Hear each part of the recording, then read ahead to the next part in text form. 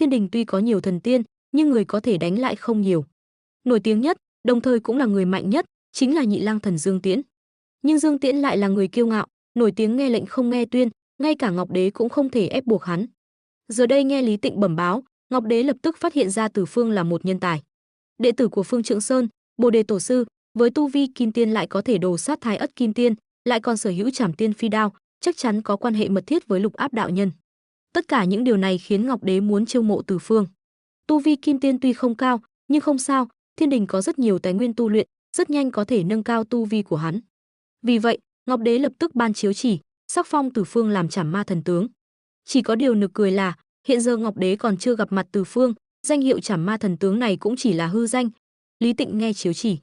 Ngọc Đế ngồi trên điện linh tiêu, nói: "Trẫm lệnh cho ngươi lập tức đến Phương Trượng Sơn, nhất định phải mời Trảm Ma thần tướng Từ Phương về Thiên Đình." Nói xong, dường như lo lắng Lý Tịnh sẽ làm hỏng việc, Ngọc Đế lại dặn dò, nhớ kỹ phải dùng lời lẽ ôn hòa, đừng tỏ ra kiêu ngạo. Thần tuân chỉ. Lý Tịnh gật đầu, nhận chiếu chỉ, lập tức cưỡi mây đến Phương Trượng Sơn. Lúc này, Từ Phương đã trở về Phương Trượng Sơn. Hắn vâng mệnh Bồ Đề Tổ sư xuống núi trừ ma, đồ sát phân thân của Thiên Ba Tuần, nói thật là đã đủ rồi. Tuy hắn muốn trả nợ nhân quả, nhưng mối nhân quả này không cần hắn phải giải quyết triệt để. Có thể đồ sát một phân thân của Thiên Ba Tuần, coi như nhân quả đã được giải quyết. Sau khi trở về Phương Trượng Sơn, cảm nhận được tu vi có chút dao động, Từ Phương không chút do dự bế quan. Chỉ qua một trận chiến này, hắn cũng đã phát hiện ra điểm yếu của mình, đó là tu vi chưa đủ. Lần bế quan này, nhất định phải tinh tiến tu vi, chăm thu ô cán xào lại tiến thêm một bước. Khi Lý Tịnh mang theo chiếu chỉ của Thiên Đình đến Phương Trượng Sơn, thậm chí còn không gặp được mặt Từ Phương. Các đệ tử khác của Phương Trượng Sơn nói rằng Từ Phương đang bế quan, không gặp bất kỳ ai. Lý Tịnh đợi ở Phương Trượng Sơn đầy đủ 1 năm cũng không gặp được Từ Phương, đành phải trở về Thiên Đình. Đương nhiên, trước khi đi, ông đã để lại chiếu chỉ ở Phương Trượng Sơn. 70 năm sau, Từ Phương ngồi trong động phủ, tu luyện đã đến giai đoạn quan trọng. 70 năm, Từ Phương đã lợi dụng công đức có được trước đó, đột phá lên Kim Tiên hậu kỳ. Nhưng hắn không định xuất quan, mà muốn nhân cơ hội này đột phá lên Thái Ất Kim Tiên. Thời gian thấm thoát thoi đưa, tính ra tuổi tác, Từ Phương giờ đã hơn 90 tuổi. Người phàm đến tuổi này đã là lão ông tóc bạc. Đúng lúc Từ Phương sắp đột phá, hai bóng người cầm xích sắt, chậm rãi đi về phía Phương Trượng Sơn. Hai bóng người này trông rất kỳ lạ. Một người mặc áo đen, đội mũ đen, mặt mũi hung dữ, thân hình to lớn, trên chiếc mũ đen cao cao viết 4 chữ lớn Thiên Hạ Thái Bình. Bóng người còn lại gầy gò, mặt mày xanh xao, lưỡi dài thẻ ra, mặc áo trắng, đội mũ trắng, trên chiếc mũ cao cao viết 4 chữ Nhất Tiễn Sinh Tài. Hắc Bạch Vô Thường đến Phương Trượng Sơn, mang theo hơi thở tử khí đứng trước cổng núi, lại đột nhiên sững sờ. Dù sao Phương Trượng Sơn cũng là đạo tràng của Bồ Đề Tổ sư, tiên khí lượn lờ, tà ma không thể xâm phạm, ngay cả quỷ thần bình thường cũng khó đến gần. Đây là lần đầu tiên Hắc Bạch Vô Thường đến câu hồn ở một tiên gia đạo tràng. Tuy hơi nghi hoặc, nhưng họ có thể cảm nhận rõ ràng hồn phách mà mình cần câu đang ở trong Phương Trượng Sơn này. Quỷ sai địa phủ làm việc theo quy củ địa phủ, nên dù nghi hoặc, họ cũng không cảm thấy kỳ lạ, mà trực tiếp đi vào Phương Trượng Sơn, đến hậu sơn. Hắc Bạch Vô Thường lặng lẽ xuất hiện trước mặt Từ Phương. Người này tiên phong đạo cốt, linh khí bức người, dù sao cũng là tiên gia, chúng ta có nhầm lẫn không? Hắc Vô Thường nhìn Từ Phương, quay sang hỏi Bạch Vô Thường. Bạch Vô Thường lúc này cũng ngơ ngác, nhưng sau đó lắc đầu nói, kệ hắn, sinh linh trên đời đều do địa phủ quản lý, cho dù là tiên gia, một khi đại nạn đến cũng phải xuống địa phủ. Hắc Vô Thường gật đầu, xích sắt trong tay rung lên, khóa vào cổ Từ Phương. Lúc này, Từ Phương đương nhiên cũng đã tỉnh táo lại từ trong tu luyện. Ban đầu khi nhìn thấy Hắc Bạch Vô Thường, Từ Phương cũng có chút nghi hoặc, nhưng sau một lúc, hắn đã hiểu ra. Hắn là người xuyên không, thân thể này trước kia là một người phàm ở thành Bạch Hổ, Châu Tây Nghiêu Hạ, tư chất tầm thường, đến Phương Trượng Sơn cầu đạo. Nếu hắn không xuyên không, có lẽ lúc này thân thể này cũng đã già chớt. Hắc Bạch Vô Thường đến câu hồn cũng là chuyện bình thường. Mà hiện giờ, tuy hắn đã xuyên không, nhưng thân thể vẫn là thân thể này, chỉ có khi đạt đến Thái Ất Kim Tiên, ngưng tụ ra thân thể của riêng mình mới có thể coi là chân chính tự do tự tại. Tu vi của Hắc Bạch Vô Thường không cao, nếu Từ Phương muốn thoát ra, thậm chí không cần động thủ, chỉ cần thở ra một hơi cũng đủ để đánh bật bọn họ. Nhưng Từ Phương suy nghĩ một chút, chi bằng xuống địa phủ một chuyến, giải quyết nốt đoạn nhân quả của thân thể trước kia.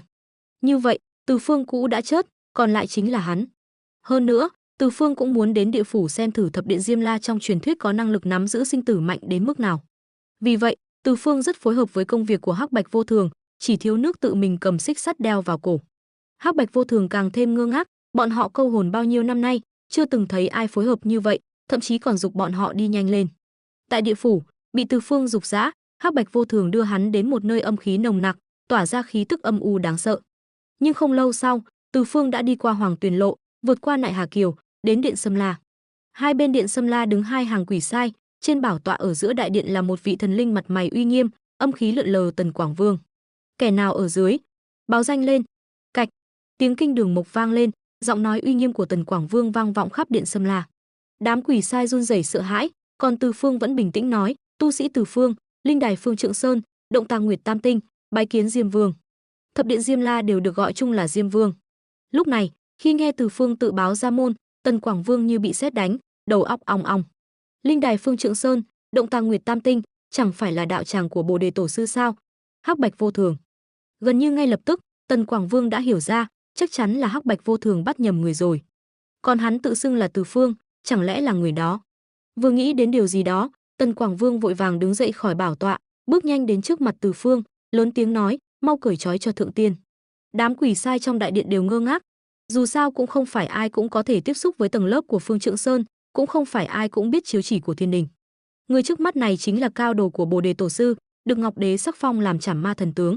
Nhìn thấy vẻ mặt cung kính của Tần Quảng Vương, Từ Phương cũng không nghĩ nhiều, chỉ cho rằng danh tiếng của Bồ Đề Tổ sư đã khiến Tần Quảng Vương khiếp sợ. Diêm quân khách sáo rồi, ta chỉ là một tu sĩ bình thường thôi. Giờ đã hiểu lầm rồi, ta xin cáo từ. Nhân quả đã được giải quyết. Tần Quảng Vương cười nói, thượng tiên quá khiêm tốn rồi, nếu ngài tự xưng là tu sĩ bình thường, thì trên đời này e rằng không còn thần tiên nào nữa. Câu nói này khiến Từ Phương sững sờ. Hắn thật sự không biết mình đã được thiên đình sắc phong làm Trảm Ma thần tướng. Đúng lúc hắn định hỏi ý nghĩa của câu nói này, thì một tiếng hô vang lên, A Di Đà Phật. Tần Quảng Vương, hành động này của ngươi hình như không đúng quy củ địa phủ à? Âm khí theo tiếng nói đột nhiên dao động, một luồng Phật quang xuất hiện. Một vị tăng nhân cao lớn tay cầm thiền trượng, phía sau đi theo một con dị thú, chậm rãi bước vào. Địa Tạng Vương Bồ Tát. Tần Quảng Vương nhìn Địa Tạng, nói, Địa Tạng Vương Bồ Tát giá lâm Điện Sâm La, không biết có việc gì. Địa Tạng Vương Bồ Tát năm xưa từng phát nguyện địa ngục chưa trống, thề không thành Phật, những năm này vẫn luôn trấn giữ địa ngục 18 tầng, chưa từng bước ra ngoài. Tại sao hôm nay? Đây cũng là tình huống khó xử của địa phủ trong mấy nghìn năm gần đây. Còn Từ Phương lại lạnh lùng nhìn Địa Tạng, nói, tay Phật môn vươn dài vậy sao? Không sợ gãy móng vuốt à? Địa Tạng này rõ ràng là đến vì hắn, Từ Phương tự nhiên cũng không khách khí. Nhưng hắn không biết rằng, Địa Tạng thực chất cũng là nghe theo lệnh của Như Lai. Giờ có cơ hội, tự nhiên phải ra tay giữ lại Từ Phương, chỉ là làm theo quy củ thôi. Giọng Địa Tạng vừa dứt, Từ Phương liền cười lạnh, sau đó vung đao chém tới. Địa Tạng Vương Bồ Tát tu vi thâm hậu, lại nhắm vào hắn, nên Từ Phương quyết định ra tay trước. Hừ, Thế Tôn từng nói ngươi là kẻ ngỗ nghịch, thủ đoạn tàn nhẫn, xem ra lời này không sai. Địa Tạng Vương Bồ Tát hừ lạnh một tiếng, đột nhiên xuất ra Phật quang vô biên bao phủ về phía Từ Phương. Hắn tự nhiên nhận ra âm khí trên quỷ sướng, nhưng bản thân là Phật môn Bồ Tát, Phật quang có tác dụng áp chế tự nhiên đối với loại thần binh này. Phật quang vô lượng, vạn pháp bất xâm, quỷ thần lui tán. Cả địa phủ vì luồng Phật quang này của Địa Tạng Vương Bồ Tát mà vang lên tiếng kêu gào thảm thiết. Vô số âm hồn quỷ sai run rẩy dưới Phật quang, chỉ sợ hồn phi phách tán. Trong Điện Sâm La, Phật quang càng thêm chói lọi. Tần Quảng Vương trong lòng thầm kêu không ổn, sau đó bị luồng Phật quang này chấn, khiếp sợ đến mức lùi lại, toàn thân tu vi không thể thi triển, vô cùng khó chịu. Ngay cả Tần Quảng Vương cũng như vậy, những quỷ sai khác càng thêm không chịu nổi. Đầu tiên chính là Ngưu Đầu Mã Diện, Hắc Bạch Vô Thường, Sinh Tử Phán Quan, thậm chí còn chưa kịp phản ứng đã hồn phi phách tán dưới luồng Phật quang này. Luồng Phật quang này tự nhiên cũng bao phủ lấy Từ Phương. Nhưng Từ Phương vừa rồi check in nhận được miễn dịch Phật pháp, nên Phật quang này đối với hắn vô dụng. Gây rối địa phủ, làm tổn hại thiên hòa, đây chính là Phật môn cao tăng sao? Từ Phương cười lạnh, lưỡi đao chém xuống. Lưỡi đao xẹt qua, Phật quang như thực chất, vậy mà bị chém ra một đường rãnh. Cái gì? Địa Tạng Vương Bồ Tát trong lòng giật mình. Từ Phương dù sao cũng là âm thân đến đây, đối với Phật quang chắc chắn có sự sợ hãi tự nhiên, nhưng tại sao hắn lại có thể không sợ Phật quang của mình, thậm chí còn chém vỡ Phật quang của mình chỉ bằng một đao? Đương nhiên, kinh ngạc thì kinh ngạc, nhưng lưỡi đao của Từ Phương đã chém đến trước mặt. Địa Tạng Vương Bồ Tát vội vàng lùi lại, Phật quang ngưng tụ thành một bàn tay vàng khổng lồ chụp về phía quỷ sướng. Ầm, hai bên va chạm, không gian dậy sóng, lật tung cả Điện Sâm La. Trảm Tiên Phi Đao xuất hiện, Từ Phương đứng vững, không chút do dự liền xuất ra Trảm Tiên Phi Đao. Chỉ qua một lần giao thủ, hắn đã hiểu rõ tu vi của mình tuyệt đối không bằng Địa Tạng Vương Bồ Tát. Dù sao hắn có miễn dịch Phật pháp, mà Địa Tạng chỉ vội vàng ra một chưởng đã đánh lui hắn. Nếu cứ tiếp tục dây dưa, e rằng sẽ khó mà kết thúc tốt đẹp. Vì vậy, Từ Phương không do dự, lấy ra hồ lô đỏ, Trảm Tiên Phi Đao hiện ra, lưỡi đao sắc bén. Trảm Tiên Phi Đao, sao ngươi lại có thứ này? Lần này Địa Tạng Vương Bồ Tát thật sự hoảng sợ. Dù sao thì danh tiếng của Trảm Tiên Phi Đao vang xa khắp tam giới, e rằng không ai không biết. Tại sao Như Lai không nói cho ta biết hắn có Trảm Tiên Phi Đao? Địa Tạng thầm oán trách Như Lai trong lòng, sau đó cũng không dám chậm trễ, lập tức bỏ chạy. Muốn chạy, Từ Phương đã xuất ra Trảm Tiên Phi Đao, hơn nữa Địa Tạng lại chỉ có một mình, hắn tự nhiên sẽ không dễ dàng để hắn chạy thoát. Tên chọc đầu kia, để lại mạng cho ta. Quỷ sướng chém tới, Trảm Tiên Phi Đao cũng tỏa sáng. Thật ra lúc này Địa Tạng Vương Bồ Tát có chút hối hận, ngoan ngoãn ở địa ngục 18 tầng, trên biển máu chép kinh thư chẳng phải tốt hơn sao? Cứ phải nhận lệnh của Như Lai đến đồ sát Từ Phương, giờ thì hay rồi, Từ Phương chưa bem được, lại biến thành chó nhà có tang chạy trốn. Không thể không nói là một sự mỉa mai lớn. Từ Phương vẫn đuổi theo không bỏ, Trảm Tiên Phi Đao tỏa sáng rực rỡ, Địa Tạng Vương Bồ Tát không dám quay đầu lại.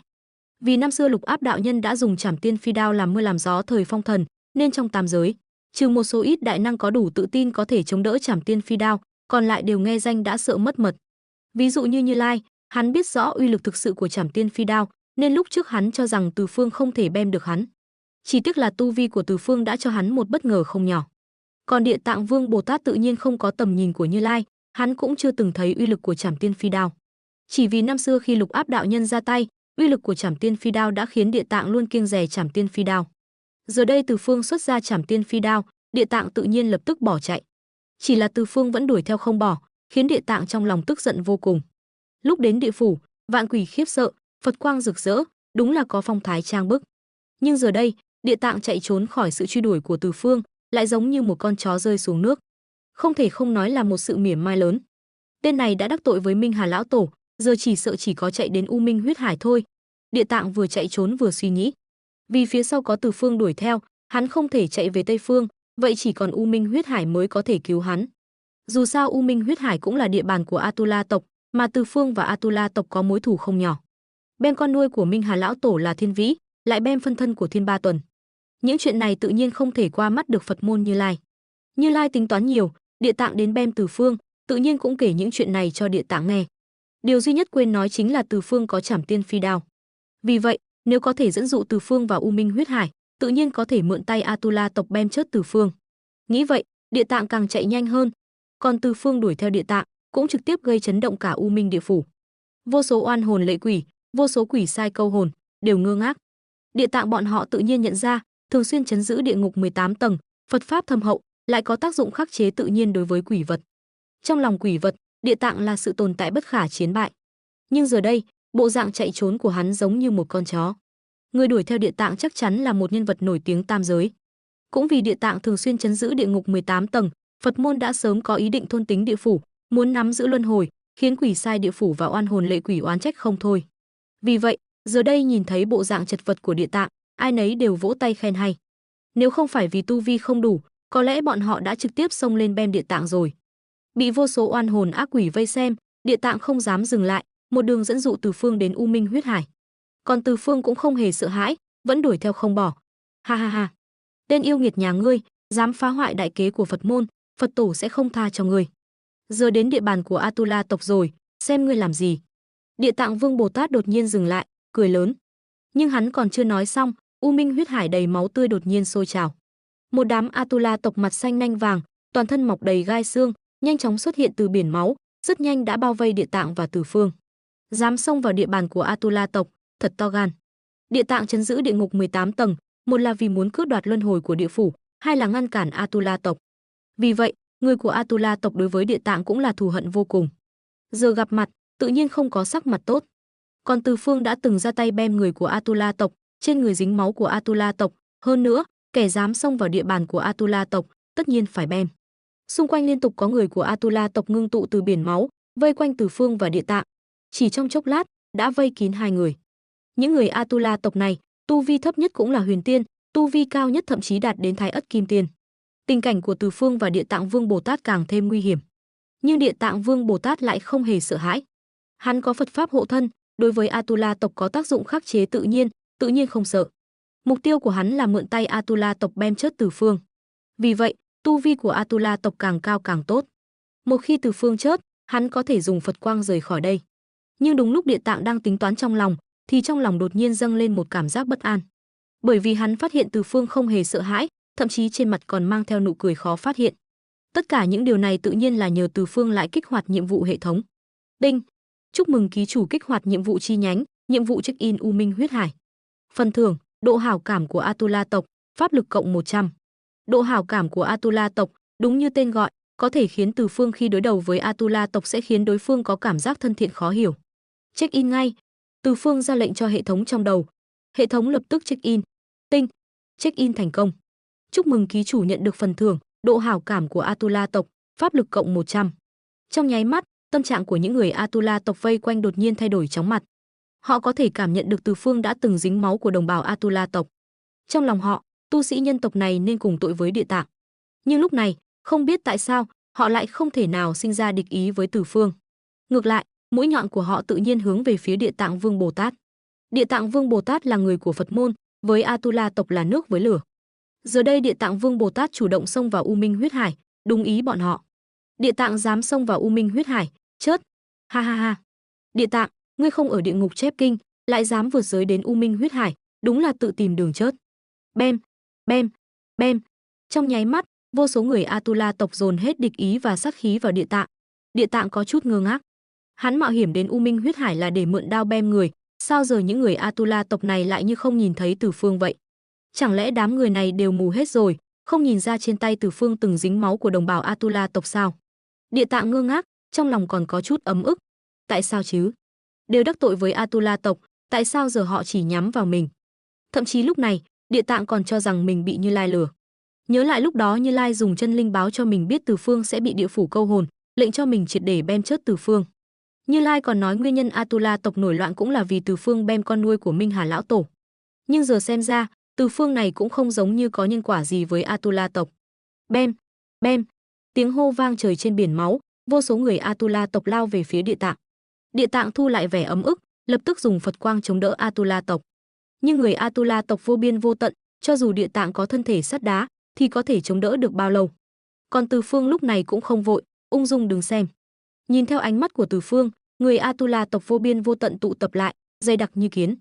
Trên biển máu, một luồng Phật quang vàng chiếu rọi bóng dáng đáng thương và bất lực của Địa Tạng.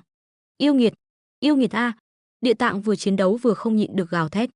Từ Phương, tại sao những người Atula tộc này đều không tìm ngươi, mà lại coi ta là kẻ thù không đội trời chung? Tại sao? Tại sao chứ?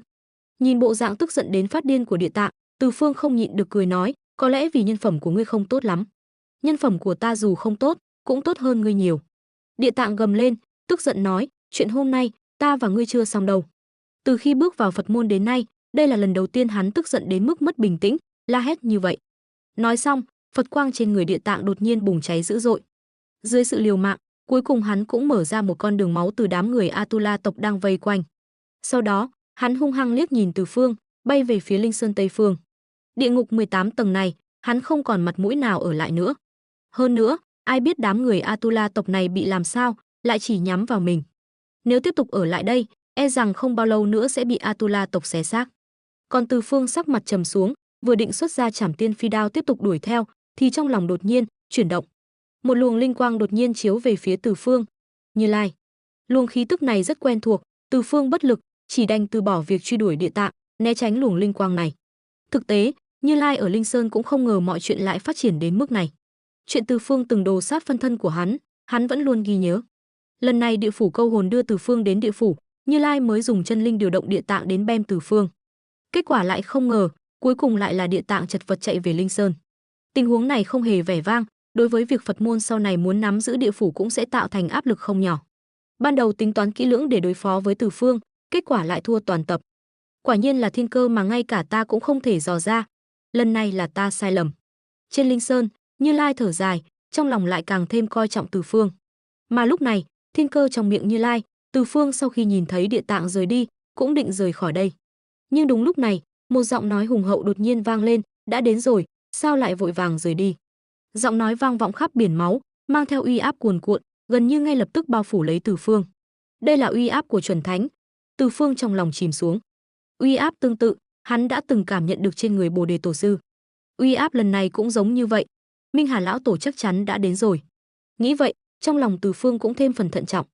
Chỉ trong chốc lát, biển máu sôi trào, vài bóng người xuất hiện trên biển máu. Bái kiến giáo chủ. Vô số người Atula tộc cúi đầu hành lễ với mấy người vừa xuất hiện. Điều này xác nhận suy đoán của Từ Phương, người đến chính là Minh Hà lão tổ. Minh Hà lão tổ từng dùng huyết thần tử của mình sáng lập ra Atula tộc lại lập ra Atula giáo, vì vậy người trong tộc đều gọi hắn là giáo chủ. Minh Hà lão tổ này là cường giả chuẩn thánh đỉnh phong. So với Địa Tạng, hắn khó đối phó hơn nhiều. Từ Phương âm thầm nắm chặt lá bùa hộ mệnh mà Bồ Đề tổ sư tặng cho mình. Lá bùa này chứa đựng một kích của chuẩn thánh, có thể coi là lá bài tẩy cuối cùng, cũng là lá bài mạnh nhất của Từ Phương. Nếu Minh Hà lão tổ muốn ra tay với hắn, vậy hắn chỉ có thể liều mạng, khiến Minh Hà lão tổ rụng vài cái răng. Không còn cách nào khác, Từ Phương chỉ có thể nghĩ như vậy. Dù sao cường giả chuẩn thánh quá mạnh, muốn chạy trốn, Từ Phương không có khả năng đó. Trên người ngươi dính máu của Atula tộc. Rất nhanh, Minh Hà lão tổ đã đến trước mặt Từ Phương, ánh mắt lạnh lùng nhìn chằm chằm vào hắn, giọng nói không chút cảm xúc. Sư tôn, chính tên này đã bem phân thân của đệ tử, còn giúp thiên đình bem vô số tộc nhân của chúng ta. Đứng sau Minh Hà lão tổ là một người Từ Phương quen thuộc, chính là Thiên Ba Tuần bản thể. Bem không cần lý do, đáng chớt. Minh Hà lão tổ không để ý đến Thiên Ba Tuần, mà lạnh lùng nhìn Từ Phương, lời nói như đã tuyên án tử hình cho hắn. Theo lời nói vừa dứt, tay áo Minh Hà lão tổ đột nhiên vung lên, huyết khí ngập trời cuồn cuộn, một bàn tay máu khổng lồ ngay lập tức bao phủ xuống. Trong khoảnh khắc này, Từ Phương như rơi vào địa ngục, toàn thân đối mặt với nỗi sợ hãi vô tận. Nhưng trong lòng Từ Phương lại không hề sợ hãi, bởi vì hắn hiểu rõ, sợ hãi không thể giải quyết bất cứ chuyện gì, còn khiến đối phương coi thường mình. Minh Hà lão tổ đã quyết định ra tay, vậy thì chiến thôi. Đến đây. Từ Phương vung tay, quỷ sướng xuất hiện trong tay, sau đó lưỡi đao như muốn khai thiên, chém mạnh về phía bàn tay máu. Ầm, hai bên va chạm, uy lực kinh thiên động địa, biển máu sôi trào, dấy lên từng đợt sóng lớn. Cả Cửu U như bị chấn động, quỷ khóc thần sầu, kinh thiên động địa. Lưỡi đao và huyết khí giao nhau, thoạt nhìn như châu chấu đá xe, nhưng dưới sự cuồn cuộn của biển máu, bàn tay máu lại vỡ tan. Tên này lại phá được huyết thủ của giáo chủ. Không đúng, tên này rõ ràng chỉ có tu vi kim tiên. Cảnh tượng này khiến vô số người Atula tộc kinh ngạc, ngay cả Thiên Ba Tuần, từng người đều nhìn Từ Phương với vẻ mặt khó hiểu. Lúc này, Từ Phương đắm chìm trong những mảnh vỡ của bàn tay máu, ánh mắt đột nhiên sáng lên. Đa tạ tiền bối nương tay. Nói xong, Từ Phương lại ngồi xuống, pháp lực trong cơ thể cuồn cuộn, linh khí hội tụ. Hắn muốn nhân cơ hội này đột phá. Sư tôn. Thiên Ba Tuần đứng sau Minh Hà lão tổ, lúc này cũng không nhịn được lên tiếng. Nhưng Minh Hà lão tổ lại nhìn Từ Phương, ra hiệu cho Thiên Ba Tuần đừng nói. Lúc này, Thiên Ba Tuần chỉ có thể nén lại nghi ngờ trong lòng, lặng lẽ nhìn Từ Phương đột phá tu vi ngay tại chỗ. Không ai biết rằng, trong lòng Minh Hà lão tổ lúc này lại hiện lên bóng dáng của một người Bồ Đề tổ sư. Thực tế, khi Từ Phương lịch luyện trở về Phương Trượng Sơn, Bồ Đề tổ sư tự nhiên đã biết Từ Phương bem người của Atula tộc. Là sư phụ, Từ Phương lại là đệ tử đắc ý của mình, Bồ Đề tổ sư tự nhiên sẽ không khoanh tay đứng nhìn.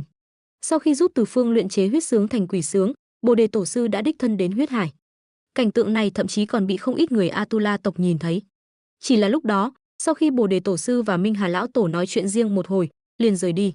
Không ai biết hai người đã nói gì, chỉ có Minh Hà lão tổ, lúc này trong lòng không ngừng nhớ lại một câu nói của Bồ Đề tổ sư, tam giới sắp có biến, đứa nhỏ này chính là mấu chốt. Là giáo chủ của Atula tộc luôn ẩn mình trong U Minh huyết hải, Minh Hà lão tổ tự nhiên cũng không cam tâm khuất phục. Hắn vẫn luôn tìm kiếm cơ hội xưng bá tam giới. Nếu chỉ là một mình Từ Phương, hắn tự nhiên sẽ không để vào mắt, nhưng Bồ Đề tổ sư, hắn lại tin tưởng. Cứ cho đứa nhỏ này một cơ hội, xem sau này nó có thể làm nên sóng gió gì. Minh Hà lão tổ thầm nghĩ. Bên kia, Từ Phương đã đứng dậy, tu vi từ Kim Tiên hậu kỳ trực tiếp nhảy vọt lên Thái Ất Kim Tiên hậu kỳ, chỉ cần chờ thời cơ chín muồi là có thể đột phá đến Đại La Kim Tiên. Đa tạ tiền bối nương tay. Từ Phương biết rõ nguyên nhân mình có thể đột phá, tuy hắn không hiểu tại sao Minh Hà lão tổ không bem mình, mà lại dùng huyết thủ giúp hắn tu luyện, nhưng đối phương làm như vậy chắc chắn có dụng ý sâu xa. Nguyên nhân gì? Từ Phương không muốn đoán, bởi vì hiện tại hắn không có tư cách. Không tệ, lại có thể liên tiếp đột phá 4 cảnh giới. Minh Hà lão tổ thản nhiên cười nói. Lúc này, Từ Phương cũng chắp tay nói, vãn bối chỉ là may mắn thôi. Ngươi có thể nghĩ như vậy, chứng tỏ tâm cảnh không tệ. Bồ Đề thu được một đệ tử tốt a. Minh Hà lão tổ lóe lên, đến bên cạnh Từ Phương, cẩn thận quan sát hắn một lượt, rồi nói, vừa rồi ngươi truy đuổi tên Chọc Địa Tạng kia, ta đã thấy hết, thật là hả dạ. Ngươi có hứng thú tu luyện huyết hải đại pháp của ta không? Từ Phương sững sờ. Tâm tư của Minh Hà lão tổ thay đổi cũng quá nhanh rồi, đúng là nghĩ một đằng nói một nẻo. Nhưng hiện tại, Từ Phương tự nhiên không có ý định đổi sư môn, liền chắp tay nói, tiền bối thứ lỗi, vãn bối đã có sư môn, không muốn đầu quân cho nơi khác. Cũng được, coi như lão già kia có phúc. Minh Hà lão tổ cũng không ép buộc, liền nói, ngươi dám đuổi theo tên Chọc Địa Tạng kia, coi như là bằng hữu của ta. Chuyện trước kia, xí xóa hết. Sau này nếu rảnh rỗi, có thể đến huyết hải của ta chơi. Tên này lại nhiệt tình như vậy, khiến Từ Phương có chút ngại ngùng. Tiền bối khoan dung, vãn bối hổ thẹn. Lúc này, Từ Phương thật sự không hiểu nổi Minh Hà lão tổ. Với mạch não của lão tổ, tuy nhiên, việc đối phương phát ra tín hiệu hữu nghị với mình cũng là điều tốt. Dù sao, Minh Hà lão tổ cũng là một chuẩn thánh, nếu đối đầu trực diện, Từ Phương tất nhiên không phải đối thủ. Việc đối phương tỏ ra thân thiện, Từ Phương ngầm suy nghĩ, không ngoài mấy nguyên nhân sau. Thứ nhất, sư phụ mình là Bồ Đề tổ sư, đối phương nể mặt sư phụ. Thứ hai, trong nhiệm vụ điểm danh của hệ thống, mình đã nhận được thiện cảm của tộc Atula. Thứ ba, đúng như Minh Hà lão tổ nói, mình đã được ông ta đánh giá cao khi truy sát Địa Tạng Vương. Nguyên nhân thứ ba, Từ Phương chỉ nghĩ thoáng qua rồi lập tức gạt bỏ. Như vậy, chỉ còn lại hai nguyên nhân kia. Sau đó, Minh Hà lão tổ lại tặng Từ Phương một ân huệ, trực tiếp điều toàn bộ tộc Atula được phái xuống phàm trần trở về, đồng thời đích thân tiễn Từ Phương rời khỏi huyết hải. Trở về Phương Thốn Sơn, Từ Phương lặng lẽ quay lại. Khi rời đi, tu vi của hắn là chân tiên hậu kỳ, giờ đây đã đạt tới Thái Ất Kim Tiên hậu kỳ, liên tiếp đột phá 4 cảnh giới. Khi đột phá Thái Ất Kim Tiên, không hề có lôi kiếp giáng xuống, chắc hẳn là do ở trong huyết hải. Điều này giúp hắn tránh được một kiếp nạn. Sau khi thu xếp ổn thỏa, Từ Phương lập tức đi bái kiến Bồ Đề tổ sư. Đệ tử bái kiến sư phụ. Đối với Bồ Đề tổ sư, Từ Phương luôn tràn đầy lòng biết ơn. Nếu không phải vì sư phụ, Từ Phương chưa kịp nói hết câu thì một giọng nói vang lên. Lão tiên sinh, Thái Bạch Kim Tinh chỉ của Ngọc Hoàng Đại Đế, đặc biệt đến Phương Thốn Sơn tuyên chỉ. Thái Bạch Kim Tinh cũng không để ý việc Từ Phương chưa nói hết câu, trực tiếp mở thánh chỉ, cao giọng đọc, tộc Atula gây loạn nhân gian. Từ Phương trên Phương Thốn Sơn có công trấn áp, thiên đạo ban ân, thiên uy bao trùm, đặc biệt sắc phong Từ Phương làm. Bồ Đề tổ sư không nói rõ ràng, nhưng ông biết với ngộ tính của Từ Phương, chắc chắn sẽ hiểu được ý tứ trong lời nói của mình. Quả nhiên, Từ Phương ngẩng đầu lên, ánh mắt lộ vẻ hiểu rõ. Xem ra, sư phụ và Tôn Ngộ Không cũng có tình cảm sư đồ. Đệ tử tuân mệnh. Từ Phương đáp, trong lòng cũng cảm khái muôn phần. Sư phụ nói từ biệt lần này, không biết khi nào mới gặp lại, điều này cũng có nghĩa là sư phụ sắp ẩn cư rồi. Sư phụ, xin thứ lỗi cho đệ tử sau này không thể hầu hạ sư phụ. Nói xong, Từ Phương cung kính dập đầu ba lạy trước Bồ Đề tổ sư. Sau này hãy bảo trọng, tự mình tu hành cho tốt.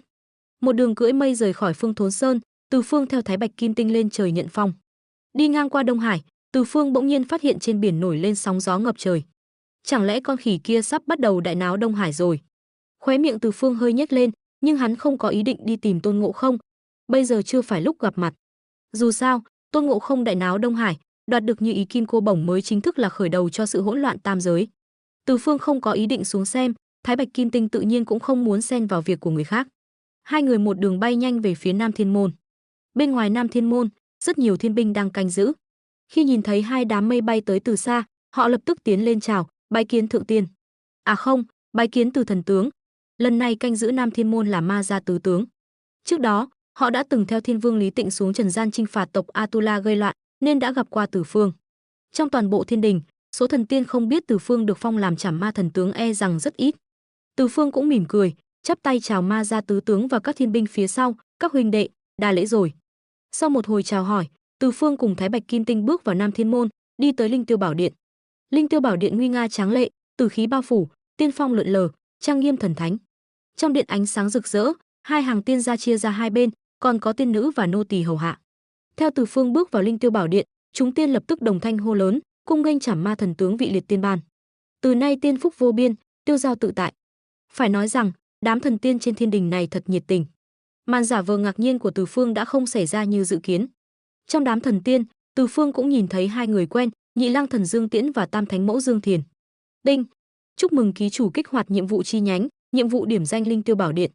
Phần thưởng, độ hảo cảm của nữ tiên thiên đình, pháp lực cộng 100.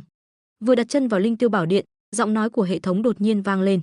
Từ Phương chỉ biết cười khổ trong lòng, không biết hệ thống tính toán phần thưởng điểm danh theo cách nào. Điểm danh ở Linh Tiêu Bảo Điện lại nhận được độ hảo cảm của nữ tiên thiên đình. Tuy nhiên, đối với Từ Phương mà nói, điều này cũng không sao cả. Hắn lập tức điểm danh, sau đó mới nhìn về phía chúng tiên. Lúc mới đến thiên đình, Từ Phương còn tưởng rằng thần tiên trên thiên đình đều là những kẻ cổ hủ, không ngờ vừa vào Linh Tiêu Bảo Điện đã được chúng tiên chào đón. Thực ra, chúng tiên không có ác cảm gì với Từ Phương, nhưng cũng không có thiện cảm gì.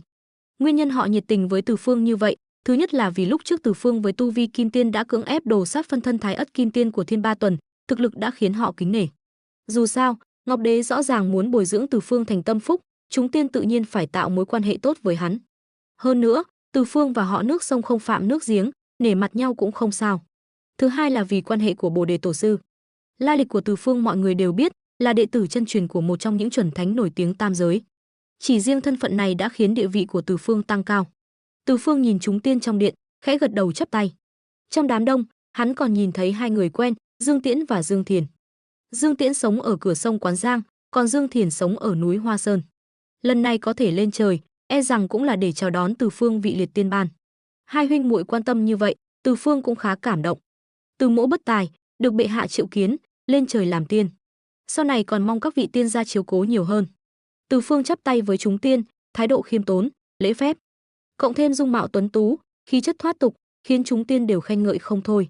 Đặc biệt là các tiên nữ như Bách Hoa tiên tử, Thất tiên nữ, thậm chí cả các cung nữ trong điện đều có hảo cảm với Từ Phương. Dù sao, thực lực mạnh mẽ, dung mạo tuấn tú, khí chất nho nhã, thần tiên như vậy không nhiều. Dương Thiền thấy vậy, lại lén bĩu môi, lặng lẽ tiến lên 2 bước, chắn trước mặt Từ Phương. Nhị Lang Thần khẽ liếc mắt, không khỏi thở dài, có chút bất đắc dĩ. Bệ hạ, vương mẫu giá lâm. Đúng lúc này, một giọng nói lanh lảnh của Thiên Nô đột nhiên vang lên. Trong Linh Tiêu Bảo Điện, mọi thứ trở nên yên tĩnh. Giống. Một tiếng rồng ngâm đột nhiên vang lên từ 9 tầng mây. Ngay sau đó, 9 con rồng 5 móng dẫm lên mây lành, hai bên là vô số thụy, kéo theo 9 con rồng vàng, uy nghi giá lâm Linh Tiêu Bảo Điện. Cung nghênh bệ hạ, cung nghênh vương mẫu. Trong tiếng cung nghênh của chúng tiên, Ngọc Đế cùng vương mẫu chậm rãi bước tới. Hai người này là những tồn tại tôn quý nhất tam giới, một người mặt mày uy nghiêm, nhìn xuống tam giới, một người dung mạo đoan trang, mẫu nghi thiên hạ. Trong tiếng cung nghênh của chúng tiên, Ngọc Đế và vương mẫu bước lên ngai vàng. Các vị tiên gia, miễn lễ bình thân. Ngọc Đế khẽ phẩy tay. Chúng tiên đồng thanh tạ ơn, sau đó chia làm hai hàng. Lúc này, Từ Phương bước lên phía trước, chắp tay với Ngọc Đế và vương mẫu đang ngồi trên cao. Từ Phương Phương Thốn Sơn, bái kiến bệ hạ, bái kiến vương mẫu nương nương. Từ Khanh, miễn lễ. Ngọc Đế vội vàng cho Từ Phương miễn lễ, giọng nói mang theo chút ý cười. Mời Từ Khanh lên trời thật là khó khăn, Thái Bạch đã chạy biết bao nhiêu chuyến mới mời được Khanh lên đây. Ý tứ trêu chọc trong lời nói này ai cũng nghe ra. Chúng tiên trong điện nhìn Từ Phương với ánh mắt đầy ghen tị. Trong toàn bộ thiên đình, chưa có vị thần tiên nào được Ngọc Đế đối đãi như vậy.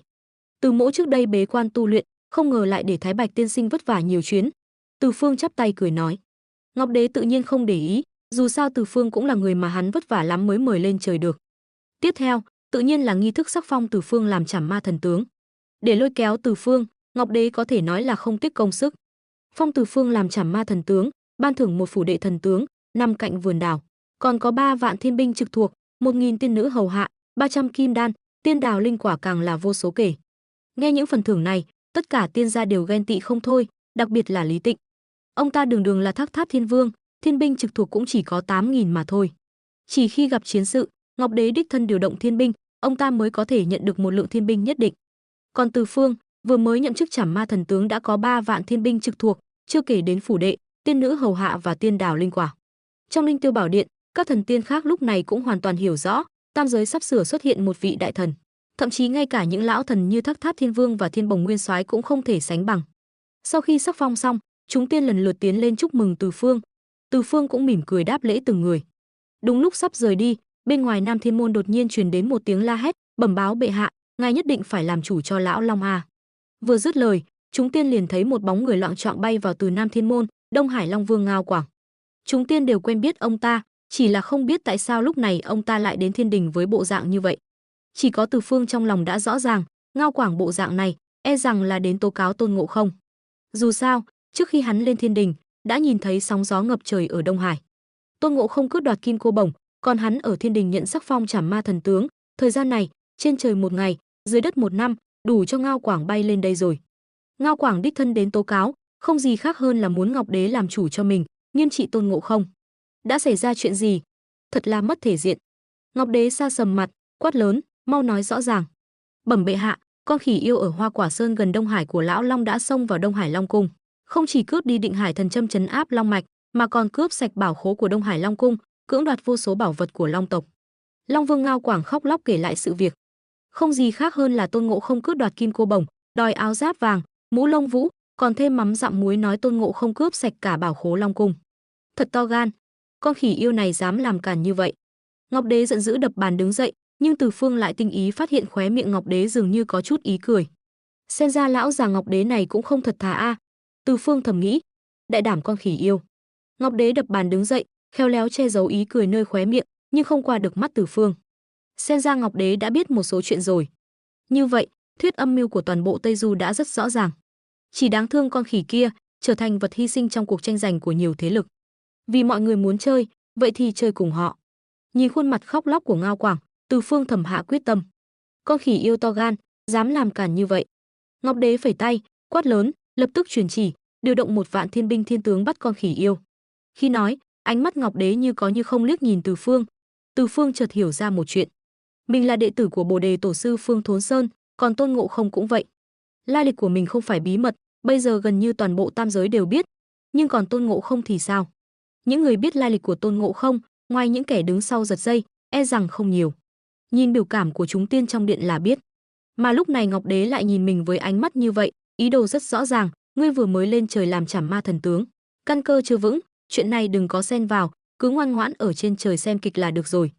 Là một trong số ít người biết quan hệ giữa Từ Phương và Tôn Ngộ Không, tâm tư của Ngọc Đế đã bị Từ Phương đoán được 89/10. Tiểu thần Tần Quảng Vương bái kiến bệ hạ, có việc quan trọng tấu trình.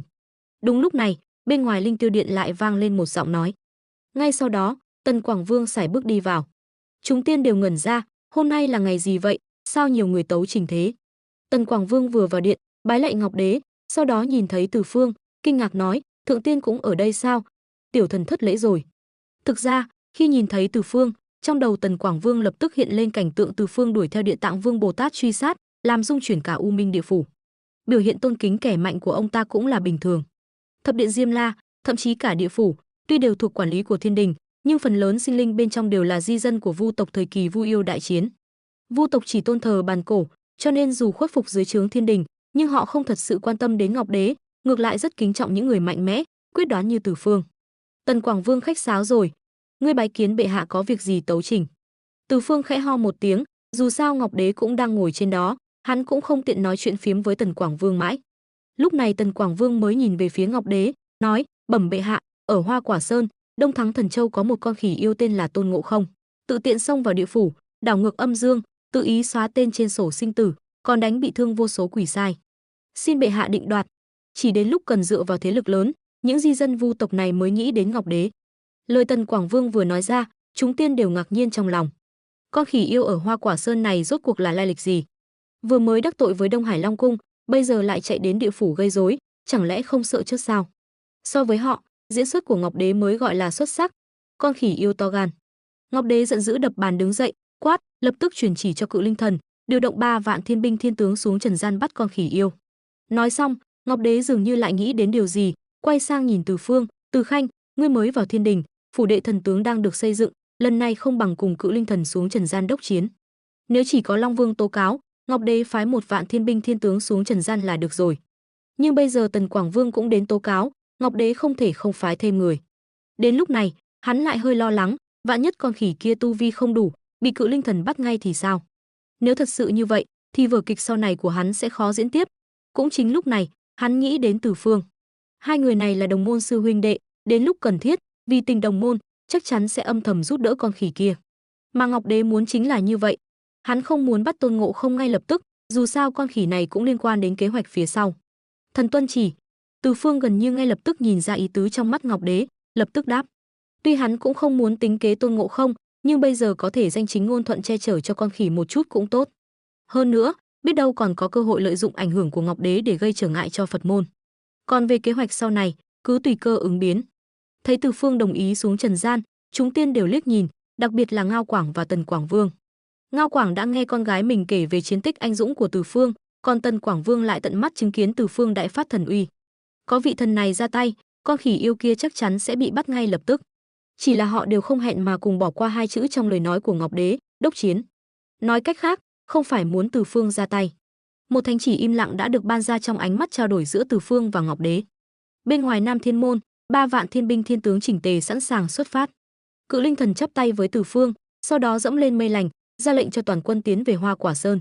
Mà trên Hoa Quả Sơn, trước đó vẫn là trời quang mây tạnh, giây tiếp theo lập tức mây đen kéo đến, gió giật gào thét, cả đất trời dường như trở nên u ám. Trong Thủy Liêm động, Tôn Ngộ Không đang đắc ý kể lại cho lũ khỉ con về dáng vẻ anh hùng của mình ở địa phủ. Đột nhiên trong lòng cảm thấy bất an, hai mắt lóe sáng, nhìn xuyên qua Thủy Liêm động, thấy trên mây đen kịt một đám thiên binh thiên tướng. Người của thiên đình. Tôn Ngộ Không lạnh lùng nói. Đúng lúc này, một con khỉ lăn lộn chạy vào, đại vương, không ổn rồi. bên ngoài. Chưa nói hết câu, Tôn Ngộ Không đã gật đầu, quát, lũ nhóc, ở đây chờ ta, lão Tôn đi một lát sẽ quay lại. Với tu vi của hắn, gần như trong nháy mắt đã xuất hiện trên mây. Nhìn cự linh thần trên mây, Tôn Ngộ Không lớn tiếng hỏi, tên to xác kia là ai? Đến Hoa Quả Sơn ta làm gì? Con khỉ này trời sinh tính nghịch ngợm, người hắn nể phục nhất chỉ có Bồ Đề Tổ sư và sư huynh Từ Phương. Bây giờ hắn có một thân thần thông, lại còn xóa sổ sinh tử, cho nên nói chuyện tự nhiên là không coi ai ra gì. Càng tu luyện được bản lĩnh thông thiên triệt địa, Tôn Ngộ Không càng thêm ngông cuồng. Ngoại trừ Bồ Đề Tổ sư và Từ Phương, trên đời này không có mấy ai lọt vào mắt hắn. Lúc này, Từ Phương vẫn chưa xuất hiện, dù sao quan hệ giữa hắn và Tôn Ngộ Không không thể công khai. Tuy rằng những kẻ đứng sau đều biết, nhưng ai cũng giả vờ không biết. Từ Phương không muốn làm kẻ phá hỏng mọi chuyện. Cự linh thần thấy Tôn Ngộ Không vác kim cô bổng nhảy lên mây, lập tức lớn tiếng nói, ta là Cự linh thần, chính thần thiên đình. Cự linh thần, chưa từng nghe qua. Tôn Ngộ Không gãi tai, có chút mất kiên nhẫn. Ngươi đến Hoa Quả Sơn ta làm gì? Ngươi, con khỉ yêu này, cướp bóc Long cung, đoạt Định Hải thần châm, tự tiện xông vào địa phủ, tự ý xóa tên trên sổ sinh tử, tội ác chồng chất, mau mau chịu trói. Nói đến nước này, Tôn Ngộ Không tự nhiên hiểu rõ, là Long Vương Ngao Quảng và Tần Quảng Vương đã lên trời tố cáo. Tự ý xóa sổ sinh tử, lão Tôn nhận, còn tên rùa già kia lại nói lão Tôn cướp bóc Long cung. Tôn Ngộ Không trừng mắt, nói, bộ áo giáp này và kim cô bổng là do tên rùa già kia tự tay tặng, lão Tôn nào có cướp bóc. Hừ, bớt ngụy biện, mau mau chịu trói. Cự linh thần đã không muốn nói nhảm với Tôn Ngộ Không nữa, lập tức quát lớn một tiếng, giơ rìu trong tay chém về phía Tôn Ngộ Không. Thân hình hắn cao lớn, đứng trước mặt Tôn Ngộ Không như người khổng lồ. Nhưng Tôn Ngộ Không trời không sợ, đất không sợ, không chút do dự, trực tiếp nhảy lên, kim cô bổng vung ngang, ăn lão Tôn một gậy. Keng, một gậy đánh xuống, rìu lập tức vỡ vụn, còn cự linh thần thì hổ khẩu nứt toác, máu chảy ròng ròng. Cự linh thần ngây người, bây giờ yêu quái ở trần gian đều mạnh như vậy sao? Đường đường là chính thần thiên đình mà lại thua trong một chiêu. Nhưng chưa kịp phản ứng, kim cô bổng lại đánh tới.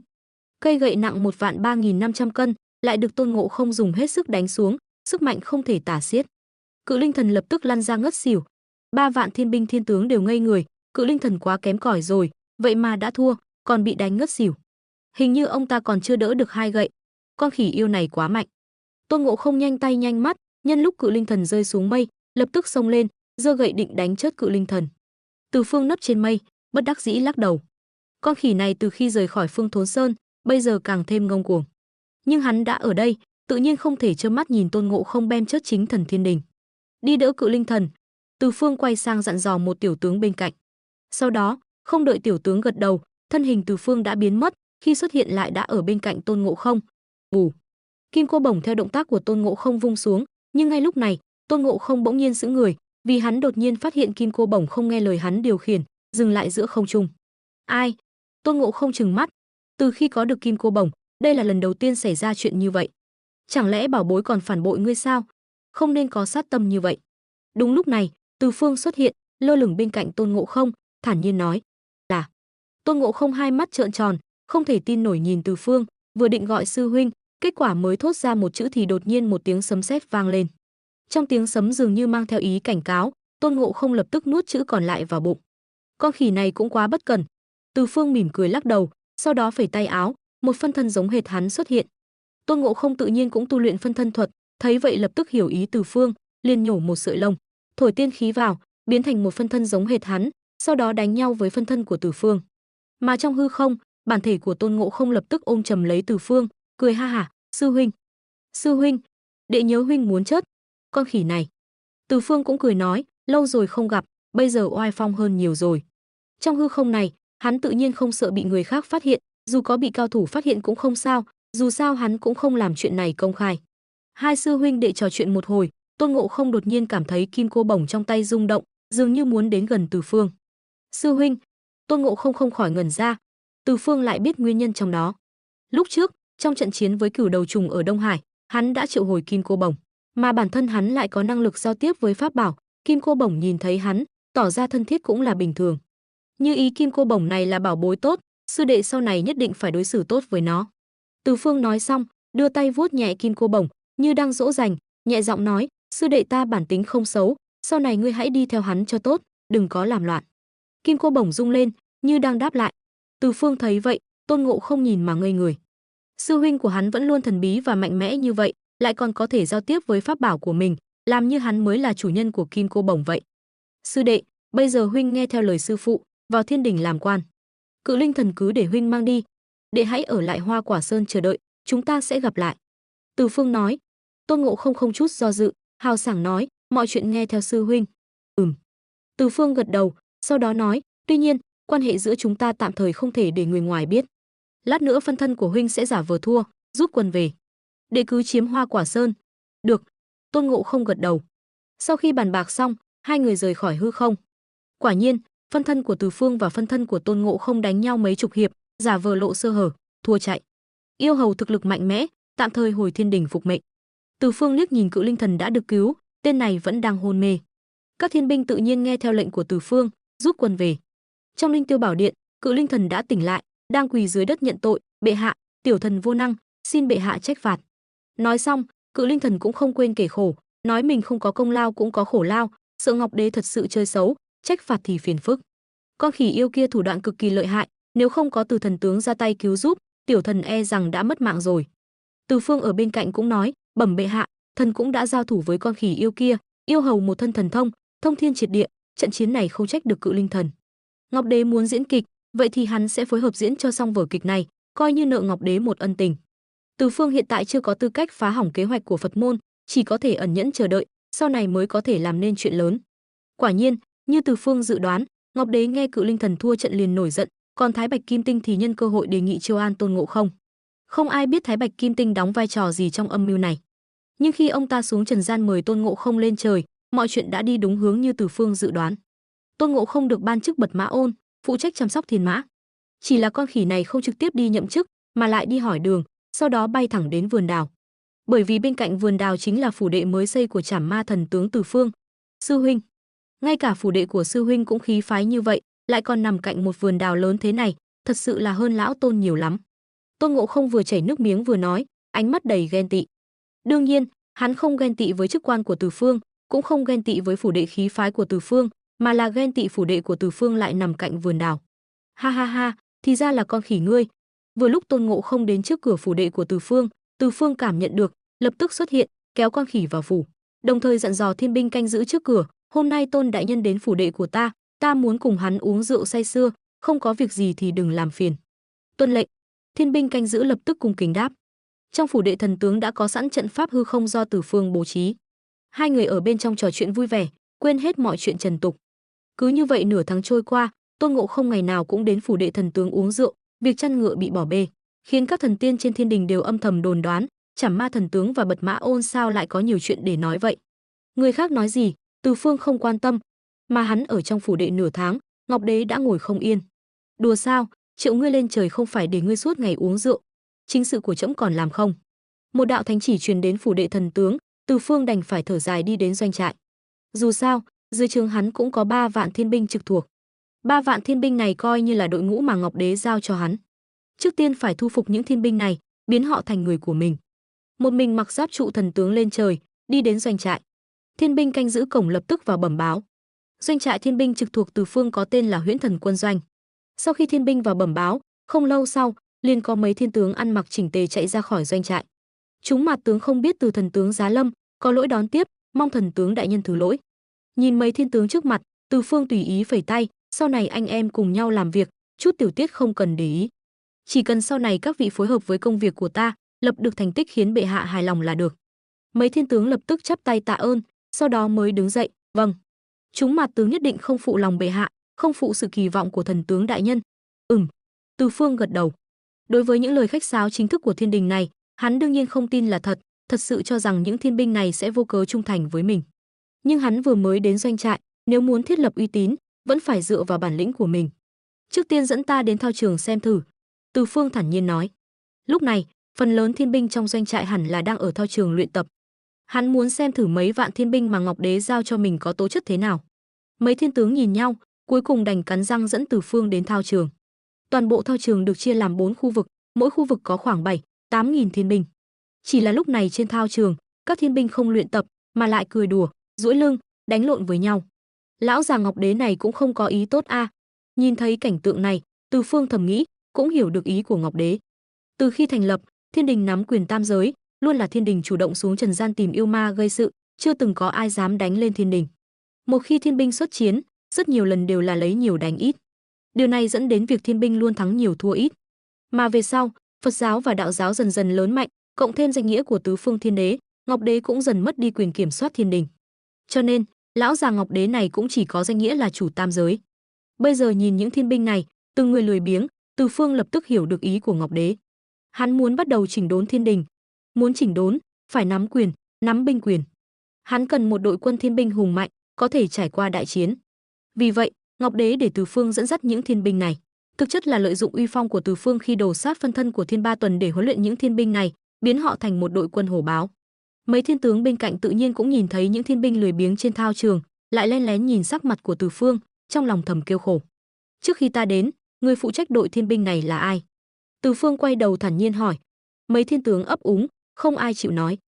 Từ Phương lạnh lùng nói, khí thế dày dạn kinh nghiệm chinh chiến của hắn trong khoảnh khắc bộc phát. Những thiên tướng này đã lâu không trải qua trận mạc lớn, bây giờ bị khí thế của người cấp trên như Từ Phương đột nhiên chấn nhiếp, một thiên tướng lập tức không chịu nổi, nói, là Vũ Khúc Tinh Quân đại nhân. Nói xong, thiên tướng này như chút được gánh nặng, cả người mềm nhũn ngã xuống đất, như mất hết sức lực. Vũ Khúc Tinh Quân. Từ Phương cũng không để ý đến phản ứng của thiên tướng này, lập tức thu hồi khí thế. Theo khí thế thu lại, mấy thiên tướng đều toát mồ hôi lạnh ngã xuống đất, thở hổn hển. Từ Phương nhìn phản ứng của mấy người, trong lòng cũng thở dài lắc đầu. Chỉ với tố chất này mà cũng là thiên tướng. Doanh trại này thật sự cần phải chỉnh đốn lại. Sau một tiếng nổ long trời lở đất, toàn bộ phủ đệ của Vũ Khúc Tinh Quân lập tức sụp đổ. Toàn bộ người hầu, thiên binh trong phủ đệ đều kinh ngạc, vội vàng chạy đến. Nhưng khi họ đến gần, thì phát hiện trong đống đổ nát, Vũ Khúc Tinh Quân mặc giáp trụ, bộ dạng vô cùng. Bộ giáp sáng loáng bị cho nứt toác, mái tóc vốn được chảy chuốt tỉ mỉ giờ đây rối bù, râu ria cũng bị cho tả tơi. Quá đáng, thật sự là quá đáng. Lúc này, Vũ Khúc Tinh Quân tức giận đến mức nghiến răng nghiến lợi. Hắn không ngờ Từ Phương lại giấu thần thông trong bức thư, một khi bức thư bị tác động, thần thông lập tức bộc phát. Người đâu? Mau lấy binh khí cho ta. Vũ Khúc Tinh Quân giận dữ, sau khi người hầu lấy binh khí đến, liền hóa thành một luồng sáng bay về phía đại doanh Thần Quân doanh. Mà trong đại doanh Thần Quân doanh, Từ Phương đã đến thao trường. Lúc này, thao trường ồn ào náo nhiệt, người đông như kiến. Bái kiến Vũ Khúc Tinh Quân đại nhân. Từ Phương vội vàng chắp tay, bộ dạng nhiệt tình như thể hắn thật sự đã lâu ngưỡng mộ đại danh của Vũ Khúc Tinh Quân. Chỉ là không biết Tinh Quân vì sao lại. Câu nói tiếp theo của Từ Phương thực chất cũng có ý thị uy. Toàn bộ Thần Quân doanh đã mục nát, hắn cũng phải thiết lập uy hiếp. Vũ Khúc Tinh Quân đã tự mình đưa đến cửa, Từ Phương tự nhiên sẽ không khách khí. Hừ, ta đang đợi ngươi nói câu này đấy.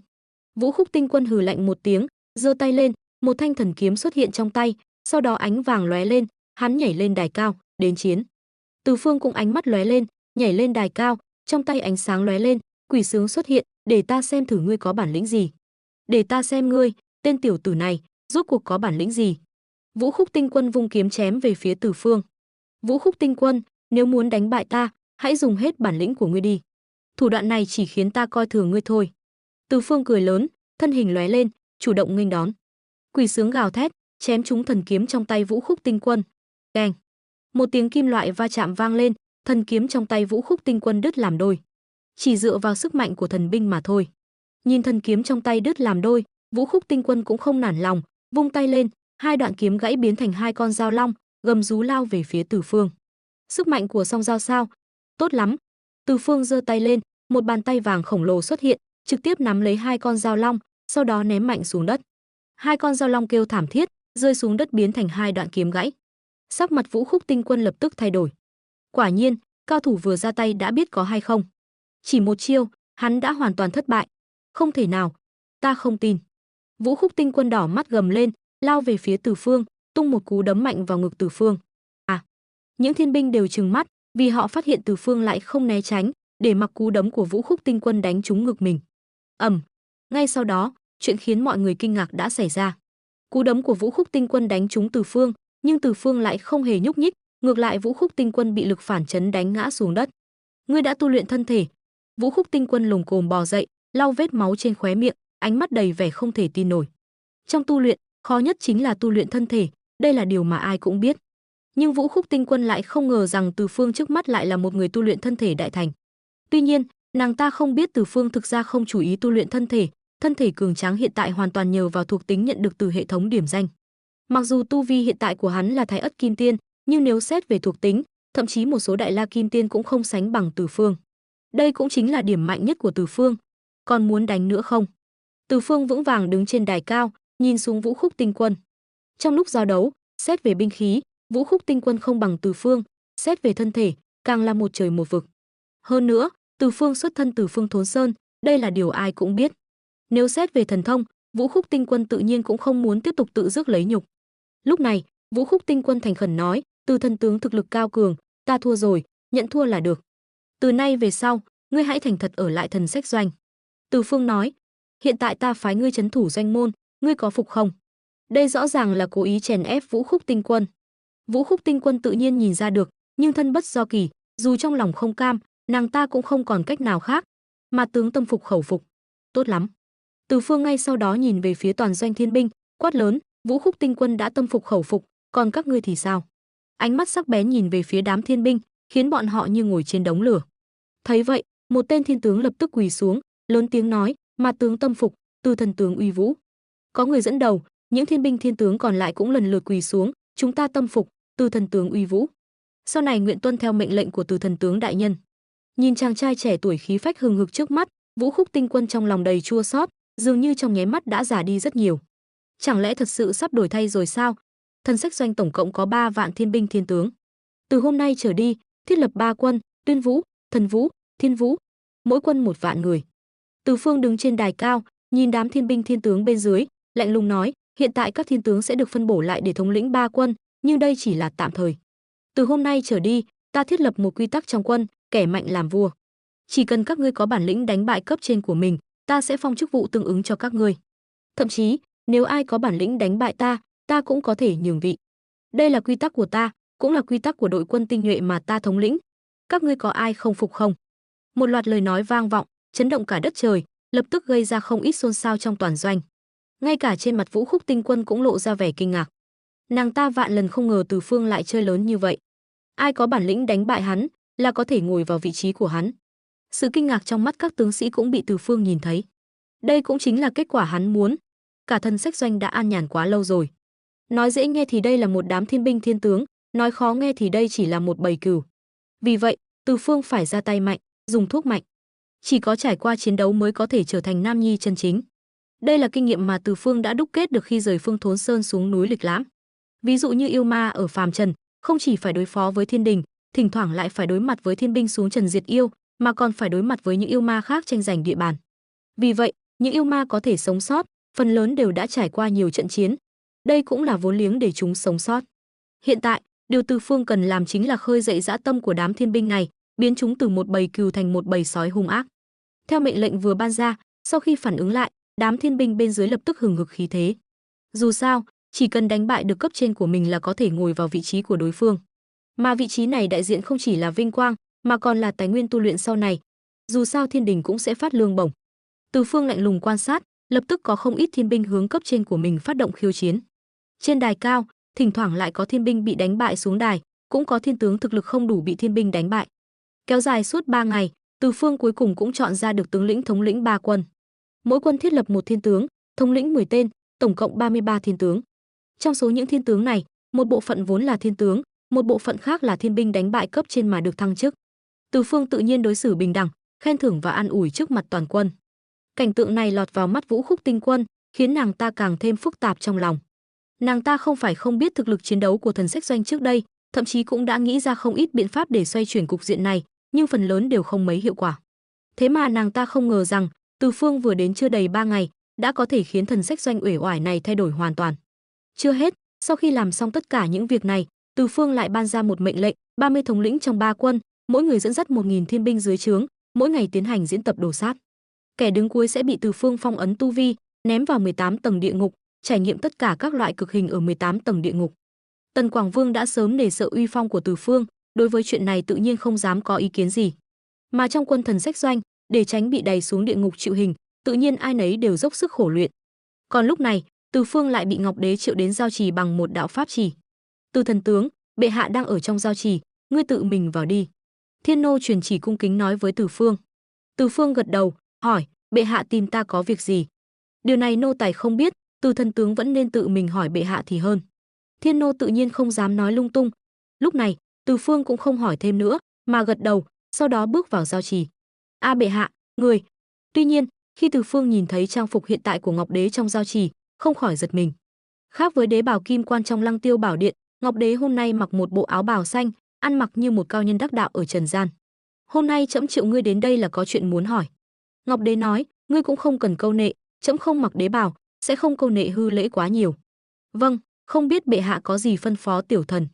Mặc dù Ngọc Đế rộng lượng, nhưng Từ Phương sẽ không thật sự không hành lễ, lúc này vẫn cung kính chắp tay. Ngọc Đế cũng không để ý, thuận miệng hỏi, ngươi đã đến thần sách doanh rồi chứ? Thiên binh huấn luyện thế nào rồi? Tiểu thần đã khẩn trương huấn luyện rồi, chỉ là thần sách doanh tích tệ nan phản, trong thời gian ngắn, e rằng. Từ Phương nói, muốn đạt đến trình độ hùng binh trong lòng bệ hạ, e rằng không phải chuyện ngày một ngày hai. Trẫm cũng nghe nói về quy tắc ngươi đặt ra trong quân.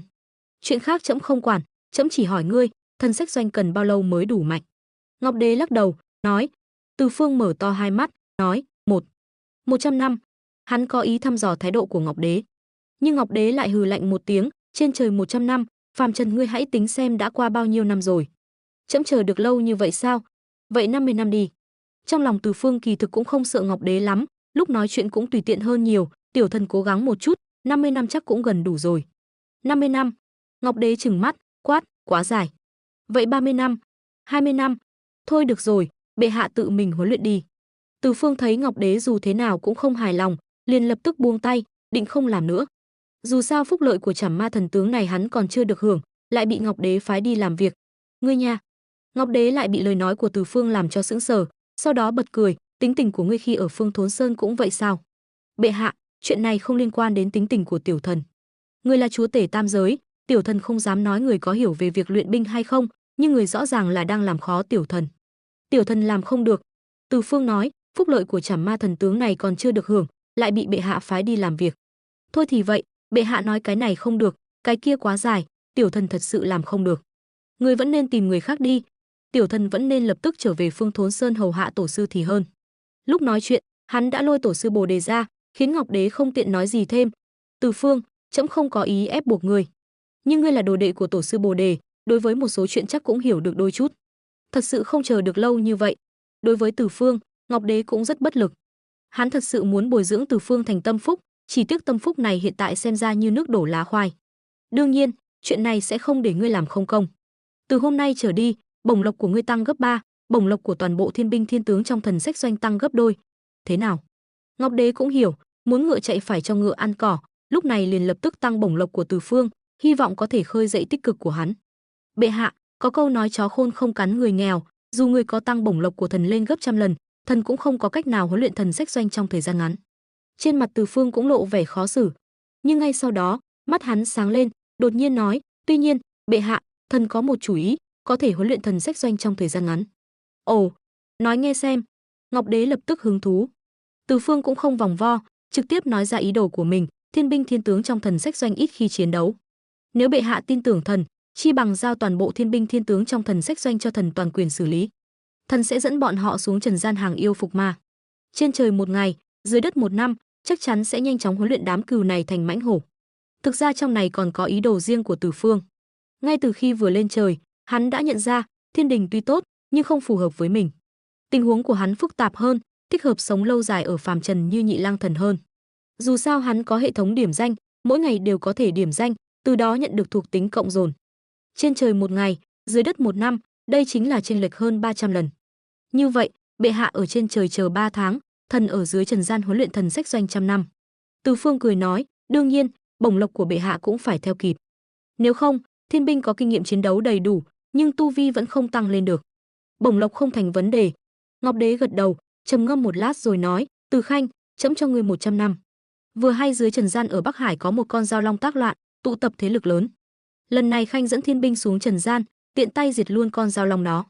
Còn về bổng lộc của thiên binh, trẫm sẽ không nuốt lời, hơn nữa còn phát theo thời gian ở phàm trần. Ngươi có tự tin huấn luyện bọn họ không? Thần nhất định hoàn thành nhiệm vụ. Từ Phương lập tức chắp tay, trong lòng mừng rỡ. Không ngờ Ngọc Đế lại thật sự đồng ý. Một khi hắn xuống trần gian, đó chính là cá gặp nước, chim sổ lồng.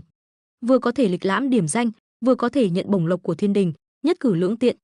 Còn về con dao long tác loạn ở Bắc Hải, trong nguyên tắc Tây Du Ký cũng không gây ra sóng gió gì, Từ Phương tự nhiên không sợ. Hơn nữa, hắn có át chủ bài, một con dao long nhỏ bé, tiện tay là diệt được.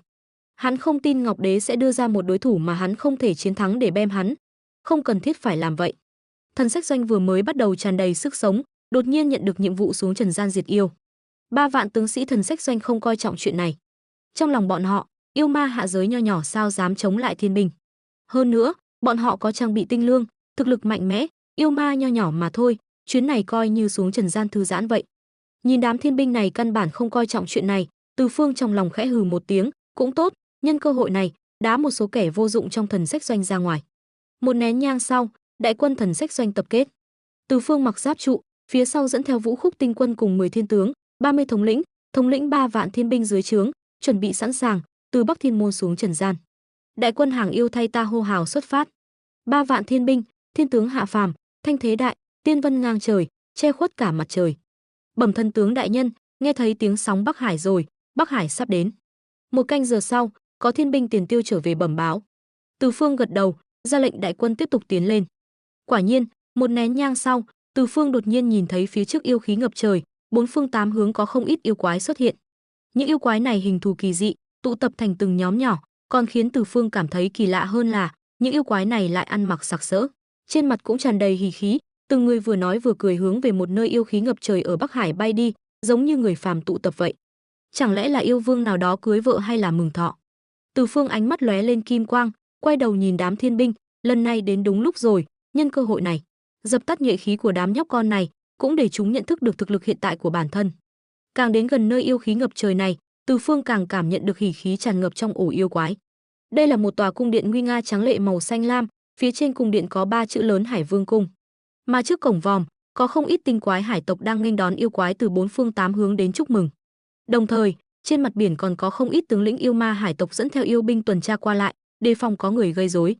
Thần tướng đại nhân, lúc này trong Hải Vương cung yêu ma tụ tập, chúng ta nên tấn công như thế nào?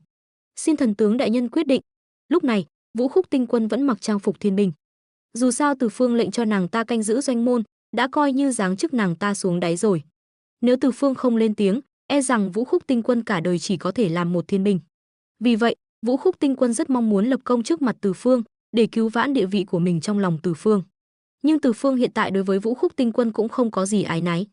Nàng ta có thể trước mặt 3 vạn thiên binh công khai nhận thua, hơn nữa còn tâm phục khẩu phục chạy đi canh giữ doanh môn, đủ thấy Vũ Khúc tinh quân là người quang minh lỗi lạc. Đối với người như vậy, Từ Phương còn không kịp lôi kéo. Lập tức, Từ Phương trầm ngâm một lát, nói: "Vũ Khúc, ngươi dẫn 3 vạn thiên binh ẩn nấp trên mây, ta xuống dò xét một chút, xem rốt cuộc là chuyện gì." Mặc dù hắn muốn lợi dụng đám yêu ma này để rèn luyện thiên binh, nhưng lại không muốn ném cả 3 vạn thiên binh vào đó. Dù sao cũng là đội quân tương lai của mình, vì vậy, trước tiên phải nắm rõ tình hình cụ thể của đám yêu ma bên dưới là rất cần thiết. Từ Phương định tự mình xuống dò xét tình hình của đám yêu ma này. Vũ Khúc tinh quân lập tức giật mình, thần tướng đại nhân thực lực thâm hậu, nhưng bên dưới yêu ma tụ tập, xem trận thế này, ít nhất cũng có vài vạn yêu ma ở đây. Đại nhân không thể mạo hiểm, nếu muốn đi, để mặt tướng đi là được, các ngươi ở đây chờ là được. Hiện tại Thần Sách Doanh ngươi quen thuộc hơn ta, ở lại dẫn dắt tướng sĩ chờ đợi. Hơn nữa, bản tướng sao lại đem tính mạng mình ra đùa chứ? Nói xong, Từ Phương biến hình, trực tiếp biến thành một con hổ yêu trắng đen. Đầu hổ thân người, tiên khí trong cơ thể cũng bị hắn lập tức áp chế xuống. Tu vi Đường Thái Ất Kim Tiên, trực tiếp bị hắn áp chế xuống thiên tiên cảnh giới. Nếu không phải người hiểu biết, chỉ nhìn trang phục này của hắn, sẽ chỉ cho rằng đây là một tiểu yêu vương thiên tiên cảnh giới. Đại nhân, thuật biến hóa này thật kỳ diệu, nếu không biết, mà tướng còn tưởng là một con hổ yêu trà trộn vào Thần Sách Doanh chúng ta. Vũ Khúc tinh quân kinh ngạc trước thuật biến hóa của Từ Phương, trong lòng càng thêm chắc chắn, lúc đó không so tài thần thông với Từ Phương là một lựa chọn sáng suốt. Dù sao với tu vi của nàng ta, căn bản không nhìn ra yêu ma mà Từ Phương biến hóa có chút sơ hở nào, vậy thì những thần thông khác, Từ Phương chắc chắn cũng luyện đến mức lô hỏa thuần thanh. Vũ Khúc, các ngươi ở đây tạm thời án binh bất động, tĩnh quan kỳ biến. Bản tướng sẽ tìm cách trà trộn vào Hải Vương cung, nắm rõ tình hình. Các ngươi nghe theo hiệu lệnh của bản tướng, nhất cử tiêu diệt bọn chúng. Từ Phương trầm giọng nói. Vũ Khúc cũng chỉ có thể cung kính chắp tay đáp, vâng. Vậy xin làm phiền đại nhân mạo hiểm. Sau đó, Từ Phương gật đầu, thân hình chợt lóe, hóa thành một tia sáng đỏ, bay về phía đông. Trong nháy mắt đã đi đến vạn dặm. Thần tướng đại nhân thần thông tu vi quả nhiên phi phàm. Vũ Khúc tinh quân cùng đám thiên tướng, thống lĩnh nhìn thần thông trong nháy mắt vạn dặm của Từ Phương, đều kinh ngạc không thôi. Nhưng trong đó có một thống lĩnh lại có chút nghi hoặc, nhưng đại nhân tại sao lại bay về phía đông xa như vậy? Tuy nhiên, lời còn chưa dứt, Chúng tướng đột nhiên nhìn thấy con hổ yêu mà từ phương biến thành lại bay trở về, đang cùng một con báo yêu và một con gấu yêu sóng vai bay về phía Hải Vương cung. Vừa bay vừa cười nói: "Thần tướng đại nhân hành sự thật sự là kín kẽ. Thuật biến hóa đã đủ để che mắt thiên hạ rồi, hiện tại bên cạnh hắn lại có thêm hai yêu ma đồng hành, tự nhiên càng không bị người chú ý." Mọi người lúc này mới hiểu được ý đồ của Từ Phương, lập tức đều thán phục không thôi. Mà lúc này, Từ Phương đã hiểu rõ Hải Vương cung rốt cuộc là chuyện gì. Hắn bay ra vạn dặm, tìm cơ hội trà trộn vào bên cạnh con báo yêu và con gấu yêu này. Gần như trong nháy mắt, ba người đã xưng huynh gọi đệ. Mà từ trong miệng hai yêu quái này, Từ Phương cũng hiểu rõ chủ nhân của Hải Vương cung rốt cuộc là ai. Giao Ma Vương. Không sai, chính là Giao Ma Vương năm đó từng giao chiến với Từ Phương và chịu chút thiệt thòi. Năm đó ở Thanh Dương thành, Giao Ma Vương và Bằng Ma Vương ăn thịt người, bị Từ Phương đánh cho một trận. Hiện tại đã khôi phục nguyên khí, chạy đến Bắc Hải làm ổ. Mà lần này Hải Vương cung náo nhiệt như vậy, cũng liên quan đến bản tính của Giao Ma Vương. Long tộc háo sắc, Giao Ma Vương là nhánh của Long tộc, tự nhiên cũng kế thừa đặc điểm này. Hiện tại chính là lúc hắn cưới tiểu thiếp thứ 120. Tên háo sắc này thật sự là chớt cũng không đổi. Từ Phương cười lạnh trong lòng. Lúc ở Thanh Dương thành, Giao Ma Vương thích bắt thiếu nữ nhân tộc, không ngờ hiện tại lại tái phạm. Nhưng lần này hắn hành động lớn như vậy, chắc hẳn mấy huynh đệ kết nghĩa của hắn cũng sẽ đến, có chút khó giải quyết. Trước tiên trà trộn vào xem tình hình. Lúc này, Từ Phương lập tức quyết định, trước tiên nắm rõ tình hình, sau đó lại lệnh cho thần sách doanh Giang Thiên La Địa Võng, nhất định phải bắt đám yêu ma này. Thật ra hắn và đám yêu ma này cũng không có thâm cừu đại hận gì. Nói cho cùng, ân oán giữa hắn và Giao Ma Vương, thậm chí là Ngưu Ma Vương, Từ Phương cũng chưa từng chịu thiệt. Nhưng ai bảo đám yêu quái này xui xẻo, đụng phải hắn chứ? Này, huynh đệ Hắc Hùng, huynh đệ Hồ Đại Vương, hai người định tặng Giao Đại Vương lễ vật gì? Lúc này, con báo yêu đồng hành lên tiếng hỏi. Con gấu yêu cười một tiếng, giả vờ khiêm tốn nói, núi của ta không có gì tốt, chỉ tìm được một cây nhân sâm vạn năm làm lễ vật. Nhân sâm vạn năm, e rằng đã thành tinh rồi nhỉ? Lấy ra cho chúng ta mở mang tầm mắt. Con báo yêu lập tức hít sâu một hơi. Từ Phương cũng hứng thú. Trước khi xuyên không, hắn thường nghe người ta nói đến nhân sâm ngàn năm, nhân sâm vạn năm, lần này coi như được thấy tận mắt rồi. Con gấu yêu cũng thật thà, từ trong ngực móc ra một chiếc hộp gỗ nhỏ, linh khí tỏa ra bốn phía. Lén lút mở một khe hở, đắc ý đưa cho Từ Phương và con báo yêu xem. Từ Phương nhìn kỹ, thấy trong hộp gỗ có một đứa bé mặc yếm đỏ. Tay chân đứa bé bị trói, lúc này đang mở to đôi mắt tròn xoe, tò mò nhìn ra ngoài hộp gỗ. Gì, quả nhiên lợi hại. Ánh mắt con báo yêu lóe lên vẻ tham lam, liếm môi nói, trên người đứa bé nhân sâm này toàn linh khí, nếu ăn nó, chắc chắn công lực sẽ tăng mạnh. Hừ, loại thiên tài địa bảo này là để dâng lên Giao Ma Vương đại nhân, ai dám ăn. Lúc nói chuyện, con gấu yêu còn dùng ánh mắt cười như không cười nhìn Từ Phương và con báo yêu. Đương nhiên, ngoại trừ Giao Đại Vương, còn ai xứng với bảo vật này chứ? Từ Phương trong lòng cũng phụ họa nói, thật ra vừa rồi trong nháy mắt, hắn đã nảy ra ý định cướp đoạt, nhưng ngay sau đó, hắn liền từ bỏ. Bởi vì hắn đột nhiên nghĩ đến, ngay cả con gấu yêu trong rừng sâu núi thẳm này cũng có thể tìm được bảo vật như vậy. Hiện tại Hải Vương cung có nhiều yêu ma đến chúc mừng như vậy, chỉ riêng lễ vật thôi, e rằng Giao Ma Vương cũng nhận đến mềm tay rồi. Nếu có thể trà trộn vào kho báu của Giao Ma Vương thì... Huynh đệ hổ, này, huynh đệ hổ. Lúc này, con báo yêu và con gấu yêu nhìn Từ Phương, nói, huynh đệ hổ, ngươi tặng Giao Đại Vương lễ vật gì? Ta. Từ Phương vội vàng thu hồi suy nghĩ, nói, núi của ta ở nơi hẻo lánh, cũng không có gì tốt, chỉ tìm được một viên Dạ Minh Châu to bằng quả dưa hấu tặng cho Giao Đại Vương. Nói xong, Từ Phương đưa tay phải ra, thổi một hơi, trong lòng bàn tay lập tức xuất hiện một viên Dạ Minh Châu tròn vo đang tỏa sáng, to bằng quả dưa hấu nặng mấy chục cân. Dạ Minh Châu lớn như vậy, huynh đệ hổ tìm được bằng cách nào? Viên Dạ Minh Châu này tự nhiên là do Từ Phương tùy tay biến ra, nhưng dùng để lừa hai tiểu yêu vương này, tự nhiên là dễ như trở bàn tay. Chỉ là trùng hợp may mắn thôi, Từ Phương nói. Nói xong, ba người cùng nhau đến cửa Hải Vương cung. Từ Phương và hai yêu quái sóng vai đến cửa Hải Vương cung. Con gấu yêu nhìn con báo yêu nói, báo huynh, bảo vật của chúng ta ngươi đều đã xem qua rồi, còn của ngươi thì sao? Bảo bối của ta không bằng hai người, nhưng tuyệt đối sẽ được Giao Đại Vương thích nhất.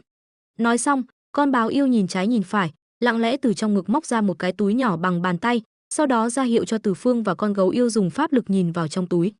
Từ Phương và con gấu yêu nhìn nhau, sau đó pháp lực dâng trào, nhìn vào trong túi, lập tức sững sờ. Trong túi là một người phụ nữ. Không đúng, nói chính xác là một nữ yêu.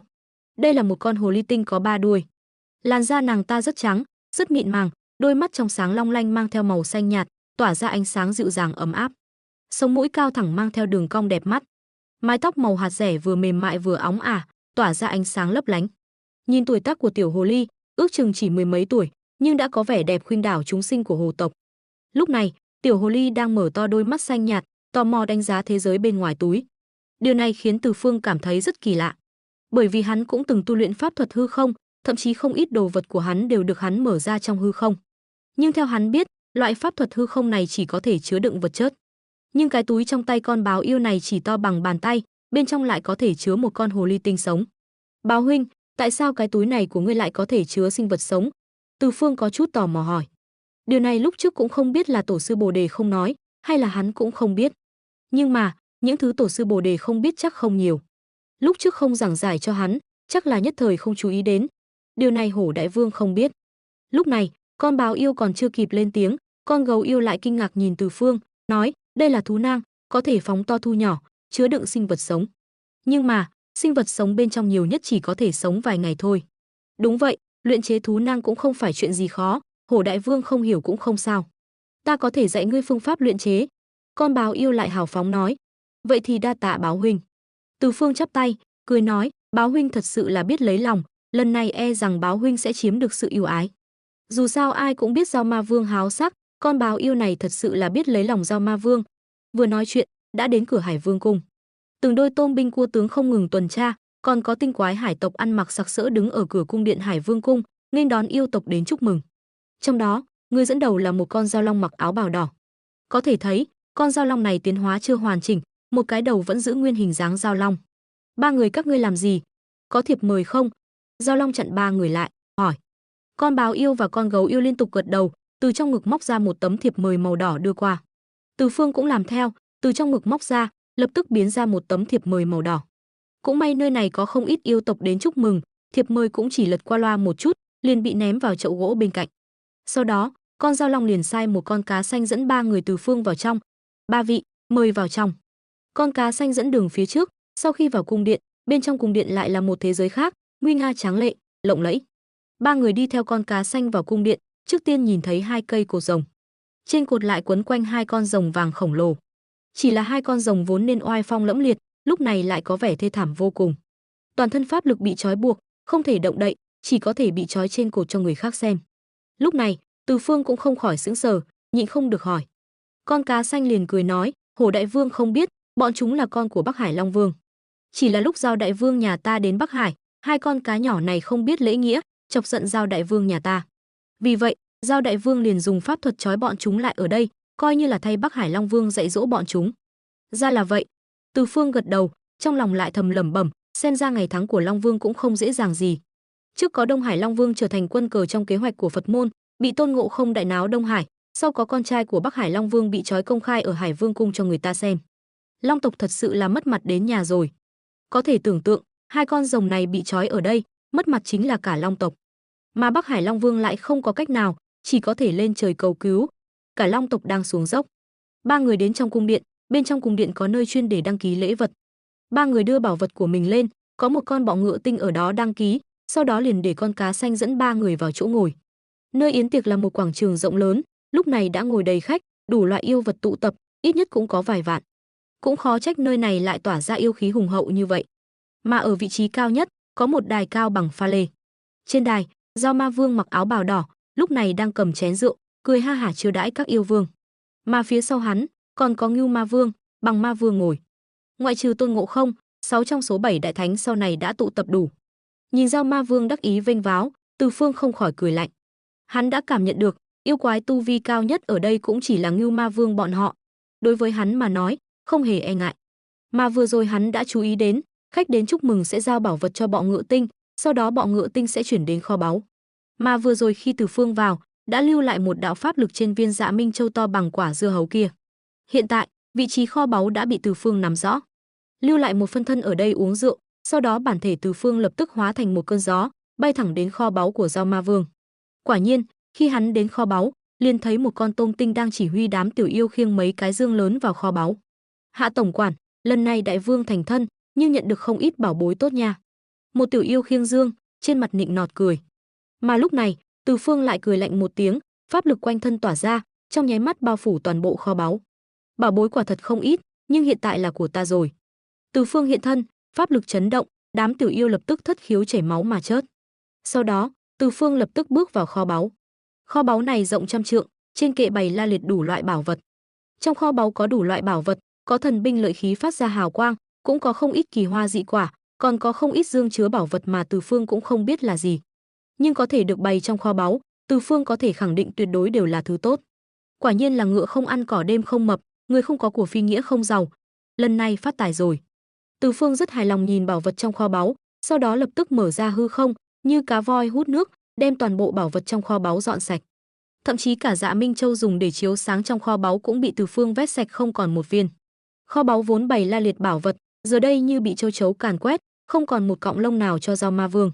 Làm xong tất cả, Từ Phương thu lại thi thể của Hạ tổng quản, sau đó biến thành hình dáng của Hạ tổng quản, nghênh ngang bước ra khỏi kho báu. Hiện tại đã dọn sạch kho báu của Dao Ma Vương, tiếp theo phải nghĩ cách phá hỏng chuyện tốt của Dao Ma Vương. Từ Phương vuốt cằm, trong lòng phác thảo ra một kế hoạch, khóe miệng không khỏi nở một nụ cười gian xảo, nếu ta trộm cô dâu đi, không biết tên háo sắc này sẽ có phản ứng gì. Nghĩ đến đây, Từ Phương không khỏi bật cười, sau đó nhìn trái nhìn phải, thi triển thuật ẩn thân, mò về phía nội điện Hải Vương cung. Phòng tân hôn rất dễ tìm, dù sao cũng được trang trí lộng lẫy, không ít thị nữ canh giữ ở cửa. Nhưng điều này tự nhiên không làm khó được Từ Phương. Hóa thành một cơn gió trà trộn vào phòng tân hôn, quả nhiên liền thấy một bóng hình xinh đẹp mặc áo cưới đang ngồi trước bàn trang điểm. Chỉ là thân thể cô dâu ngoại trừ mắt ra, những bộ phận khác đều không động đậy, rõ ràng là bị người ta thi triển định thân thuật. Tên háo sắc này vẫn là thói quen cưỡng ép như cũ. Cô dâu này chắc chắn là do hắn cướp về. Đối với việc trộm cô dâu, Từ Phương không hề có chút gánh nặng tâm lý nào. Mà lúc này trong phòng ngoài cô dâu ra, còn có một bà lão lưng còng đang trang điểm cho cô dâu. Từ Phương nhìn thoáng qua, trong lòng chợt, ánh mắt tên háo sắc này cũng không tệ. Cô dâu xinh đẹp tuyệt trần, đôi mắt to linh hoạt không ngừng chuyển động, rõ ràng là muốn thoát khỏi định thân thuật. Từ Phương suy nghĩ một chút, lập tức thổi một hơi về phía bà lão mặt đầy nếp nhăn. Lập tức, một cô dâu giống hệt như đúc xuất hiện. Cô dâu, đi theo ta. Từ Phương cười gian xảo, sau đó lấy thú nang từ trong hư không ra, trực tiếp đặt cô dâu và tiểu hồ ly vào trong thú nang. Sau đó ho nhẹ một tiếng, giả giọng nói khàn khàn, cô dâu đã trang điểm xong, có thể đón đi rồi. Vất vả cho bà rồi. Lập tức, đám thị nữ chờ bên ngoài đi vào, liền thấy bà lão do Từ Phương biến thành và cô dâu do bà lão biến thành. Đội khăn voan lên cho cô dâu là có thể đón đi rồi. Từ Phương khom lưng, cầm khăn voan bên cạnh, ra hiệu cho thị nữ đội lên cho cô dâu giả. Trợn mắt nhìn đám thị nữ cẩn thận dìu bà lão rời đi, Từ Phương suýt nữa thì cười bể bụng. Dao Ma Vương, không cần cảm ơn ta. Làm xong tất cả, Từ Phương lập tức hóa thành cơn gió rời khỏi Hải Vương cung, biến về hình dạng ban đầu. Ở một nơi nào đó của Bắc Hải, vì Dao Ma Vương đại hôn, yêu ma bốn phương tám hướng đều đến chúc mừng, ngược lại khiến nơi này khá vắng vẻ. Từ Phương bay thẳng đến đây, lúc này mới thở phào nhẹ nhõm. Phải nói rằng, lần này hắn đóng vai trộm quả thật rất thành công. Không chỉ dọn sạch kho báu của Dao Ma Vương, còn trộm cả cô dâu của Dao Ma Vương. Hơn nữa, đây còn là dưới mí mắt của hàng vạn yêu ma, thật là một hành động táo bạo. Không biết sau khi Dao Ma Vương phát hiện ra tất cả, sẽ có biểu hiện gì? Ngươi chính là cô dâu của Dao Ma Vương. Từ Phương lấy cô dâu ra khỏi thú nang, hỏi. Hắn không phát hiện ra yêu khí gì trên người cô dâu này, ngược lại còn có tiên linh chi khí nồng đậm. Hơn nữa, không biết vì sao, Từ Phương còn phát hiện ra một tia tiên thiên khí tức nhàn nhạt trên người thiếu nữ này. Chẳng lẽ trên người cô nương này có tiên thiên bảo vật nào đó? Từ Phương trăm mối vẫn không có lời giải. Mà cô nương kia lại mở to mắt, tò mò hỏi, người của Thiên Đình tại sao lại làm chuyện như vậy? Sao ngươi biết ta là người của Thiên Đình? Từ Phương lập tức có chút tò mò. Hiện tại hắn không mặc chiến giáp Thiên Đình, cũng không tiết lộ thân phận, nhưng cô dâu này lại liếc mắt một cái đã nhận ra hắn là người của Thiên Đình. Hơn nữa, giọng điệu của nàng không phải đang thăm dò, mà là khẳng định. Ha, ta đương nhiên có cách của ta. Thiếu nữ nói, nhưng ngươi không định giải trừ định thân thuật cho ta sao? Xin lỗi, ta sơ suất. Từ Phương lập tức giải trừ định thân thuật cho thiếu nữ. Thiếu nữ lập tức xé áo cưới trên người thành từng mảnh, sau đó trên mặt lộ ra nụ cười hài lòng tự do. Tên Thiên Đình các ngươi hành sự cũng quá đáng rồi, trộm ta ra cũng thôi đi, lại còn biến bà lão kia thành hình dáng của ta. Nhưng ta rất thích, ha ha, không biết khi tên Dao Ma Vương kia vén khăn voan lên, nhìn thấy bà lão kia sẽ có biểu cảm gì. Thiếu nữ vừa nói, dường như đã tưởng tượng ra sắc mặt của Dao Ma Vương, lập tức cười ngặt nghẽo. Đúng rồi, dù sao cũng là ngươi cứu ta, để bày tỏ lòng biết ơn, tặng ngươi một món quà. Nói xong, thiếu nữ nắm lấy tay phải Từ Phương, nhanh chóng điểm mấy cái trên lòng bàn tay hắn, coi như là kỷ niệm chúng ta quen biết. Sau này nếu có việc cần ta, cứ lấy cái này làm chứng. Từ Phương chỉ cảm thấy lòng bàn tay như bị thiêu đốt, nhìn kỹ, lập tức thấy 3 dấu ấn hình ngọn lửa in trên lòng bàn tay. Đại ca, ân cứu mạng, suốt đời không quên, hậu kỳ. Thiếu nữ làm xong tất cả, vung tay chào, sau đó bay đi. Giọng nói từ xa vọng lại, đúng rồi, quên nói cho ngươi biết, ta tên Tiên Nhi, đừng quên nhé. Cái quái gì vậy? Từ Phương căn bản còn chưa kịp phản ứng, thiếu nữ này đã tự nhiên làm xong tất cả, hơn nữa trong nháy mắt đã bay đi, dường như có việc gấp. Người phụ nữ kỳ lạ, ngươi thậm chí còn không hỏi ta tên gì, lại còn nói muốn báo đáp, lấy thân báo đáp có hiểu không? Từ Phương thầm oán trách, sau đó nhìn về hướng thiếu nữ rời đi, không khỏi lắc đầu. Còn ngươi tên gì? Từ Phương quay đầu nhìn về phía thú nang, lấy con cáo nhỏ ra, hắn hỏi. Con cáo nhỏ tò mò nhìn Từ Phương, líu lo, tôi tên Tiểu Ly, còn ngươi tên gì? Hừ, sao hôm nay cứ gặp kẻ vô lễ? Ta là ân nhân cứu mạng ngươi, ta tên Từ Phương. Từ Phương nhìn con cáo nhỏ, bất mãn nói, đối với ân nhân cứu mạng, ngươi phải gọi là ngài. Tôi tên Tiểu Ly, tên là gì? Con cáo nhỏ ngây thơ ngẩng đầu nhìn Từ Phương, đôi mắt to tròn long lanh tò mò. Từ Phương nhận ra con cáo này còn nhỏ, có vẻ hơi ngốc. Ta hỏi ngươi nhà còn ai? Ngươi bị bắt ở đâu? Dù đã cứu con cáo, nhưng Từ Phương chưa biết xử lý thế nào, định đưa nó về nhà. Thế nhưng, con cáo nhỏ vừa nãy còn ngây thơ, nghe vậy liền ủ rũ, cha mẹ đều bị bem hết rồi, chỉ còn mình ta. Ngươi cũng không cần ta sao? Nó rưng rưng nước mắt, nắm lấy tay áo Từ Phương, vẻ mặt đáng thương. Từ Phương gãi đầu, giờ hắn còn cả vạn đại quân chờ chỉ huy. Nhà con cáo này xem ra chết hết rồi, thôi thì mang về thần tướng phủ vậy. Thôi được rồi, ngươi cứ ở trong túi thú trước đi, ta xong việc sẽ đưa ngươi đến chỗ tốt. Nói rồi, bất chấp ý muốn của con cáo nhỏ, Từ Phương nhét nó vào túi thú. Dù sao nó cũng không còn ai thân thích, mang về thần tướng phủ nuôi cũng thú vị. Sau đó, Từ Phương hóa thành một luồng sáng bay về phía đám mây. Vũ Khúc Tinh Quân và những người khác thấy Từ Phương trở lại thì mừng rỡ. Bái kiến đại nhân, tình hình bên dưới thế nào? Từ Phương nói, hôm nay là ngày đại hôn của Giao Ma Vương, bên dưới ước chừng 3-4 vạn tiểu yêu vương, thực lực không đồng đều, nhưng mấy huynh đệ kết nghĩa của hắn tu vi không yếu, trận này hơi khó. Hắn kể lại việc mình đã trộm tiểu thiếp của Giao Ma Vương, dĩ nhiên chuyện trộm bảo khố thì giấu nhẹm. Hắn có thể đối phó với Giao Ma Vương và Ngưu Ma Vương, nhưng nếu 6 người cùng lên thì hắn không chắc chắn lắm. Còn đám thiên binh này, tạm thời chưa biết có đối phó được với đám tiểu yêu vương kia không. Nghĩ một lát, Từ Phương nói, hiện giờ yêu ma thế lớn, chúng ta tạm thời án binh bất động. Chờ Giao Ma Vương phát hiện Tân Nương bị trộm, Hải Vương cung chắc chắn đại loạn, đó mới là cơ hội của chúng ta. Đại nhân nói chí phải. Vũ Khúc Tinh Quân gật đầu. Đúng lúc này, một tiếng gầm rú vang lên từ Hải Vương cung, chấn động cả bầu trời. Hay lắm, trò hay sắp bắt đầu rồi. Từ Phương mỉm cười. Khi rời khỏi Hải Vương cung, hắn đã để lại một phân thân ở đó. Qua phân thân, hắn thấy rõ Giao Ma Vương trước mặt mọi người vén khăn voan của Tân Nương, kết quả phân thân của hắn phất tay một cái, giải trừ thuật biến hình của bà lão kia. Cả hội trường lập tức cười ồ. Tất cả yêu vương đều không hiểu nổi, khẩu vị của Giao Ma Vương sao lại thay đổi kỳ lạ như vậy. Chết tiệt, chết tiệt. Giao Ma Vương mặt mày tím tái, trừng mắt nhìn bà lão. Với thực lực của hắn, muốn giải trừ thuật định thân của bà lão này dễ như trở bàn tay. Chỉ là bà lão chưa kịp nhìn rõ mặt Từ Phương đã trúng thuật. Sau khi được Giao Ma Vương giải thuật, bà lão chỉ biết run rẩy quỳ xuống đất, dập đầu cầu xin tha mạng. Phân thân của Từ Phương thấy rõ Giao Ma Vương mặt mày tím tái, tâm trạng biến đổi dữ dội, ngay cả Ngưu Ma Vương cũng xấu hổ. Không được, chỉ có thể đại khai sát giới, bem sạch đám yêu vương có mặt hôm nay. Giao Ma Vương tàn nhẫn nghĩ, tiếng la ó của đám yêu vương khiến hắn vô cùng xấu hổ. Muốn giữ thể diện, hôm nay tất cả những kẻ biết chuyện đều phải chết. Dần dần, đám yêu vương bên dưới đều thấy được ánh mắt hung ác của Giao Ma Vương, tiếng la ó dần nhỏ đi. Phân thân của Từ Phương thấy tình hình như vậy, lập tức quyết định thêm dầu vào lửa, không xong rồi, Giao Ma Vương muốn đại khai sát giới, anh em mau chạy. Một tiếng hô hoán, Từ Phương dẫn đầu bỏ chạy. Đám yêu vương đến chúc mừng đa phần đều e ngại danh tiếng của Giao Ma Vương và đám huynh đệ sau lưng hắn. Giờ thấy sắc mặt Giao Ma Vương, lại nghe tiếng hô của Từ Phương, lập tức hoảng sợ, chạy tán loạn về phía cổng Hải Vương cung. Cơ hội đến rồi. Trên mây, Từ Phương mỉm cười, ra lệnh, mau khiêu chiến. Hải Vương cung đại loạn, cơ hội đã đến. Theo hiệu lệnh, thiên binh thiên tướng trong thần sách doanh lập tức hành động. Tiếng chống trận vang lên, trầm đục mà hùng tráng, vang vọng khắp Bắc Hải. Trong Hải Vương cung, Giao Ma Vương nhìn đám yêu vương đang chạy tán loạn, ánh mắt lóe lên vẻ tàn nhẫn. Nhưng ngay khi hắn định ra tay, tiếng chống trận vang lên. Tiếng chống từ đâu ra? Giao Ma Vương biến sắc, quát, mau xem là tên khốn kiếp nào dám đến đây quấy rối. Thực ra không cần hắn nói, đã có tiểu yêu từ ngoài chạy vào, đại vương, không xong rồi. Trên trời xuất hiện rất nhiều thiên binh thiên tướng, đang khiêu chiến. Thiên binh thiên tướng, dám đến đây quấy rối, tìm chết. Giao Ma Vương hừ lạnh, chút giận lên đám thiên binh đang khiêu chiến bên ngoài. Khoan đã. Ngưu Ma Vương vẫn già dặn hơn, lên tiếng, có nhìn rõ bao nhiêu thiên binh không? Thần tiên dẫn đầu là ai? Hừ, đại ca, huynh quá cẩn thận rồi. Trong thiên đình, có bản lĩnh cũng chỉ có mấy người đó. Nói đến việc dẫn binh đánh trận, chắc chỉ có Lý Tịnh thôi. Mị Hầu Vương nói, nếu là Lý Tịnh thì không đáng ngại. Ngưu Ma Vương gật đầu, rõ ràng tin tưởng lời Mị Hầu Vương.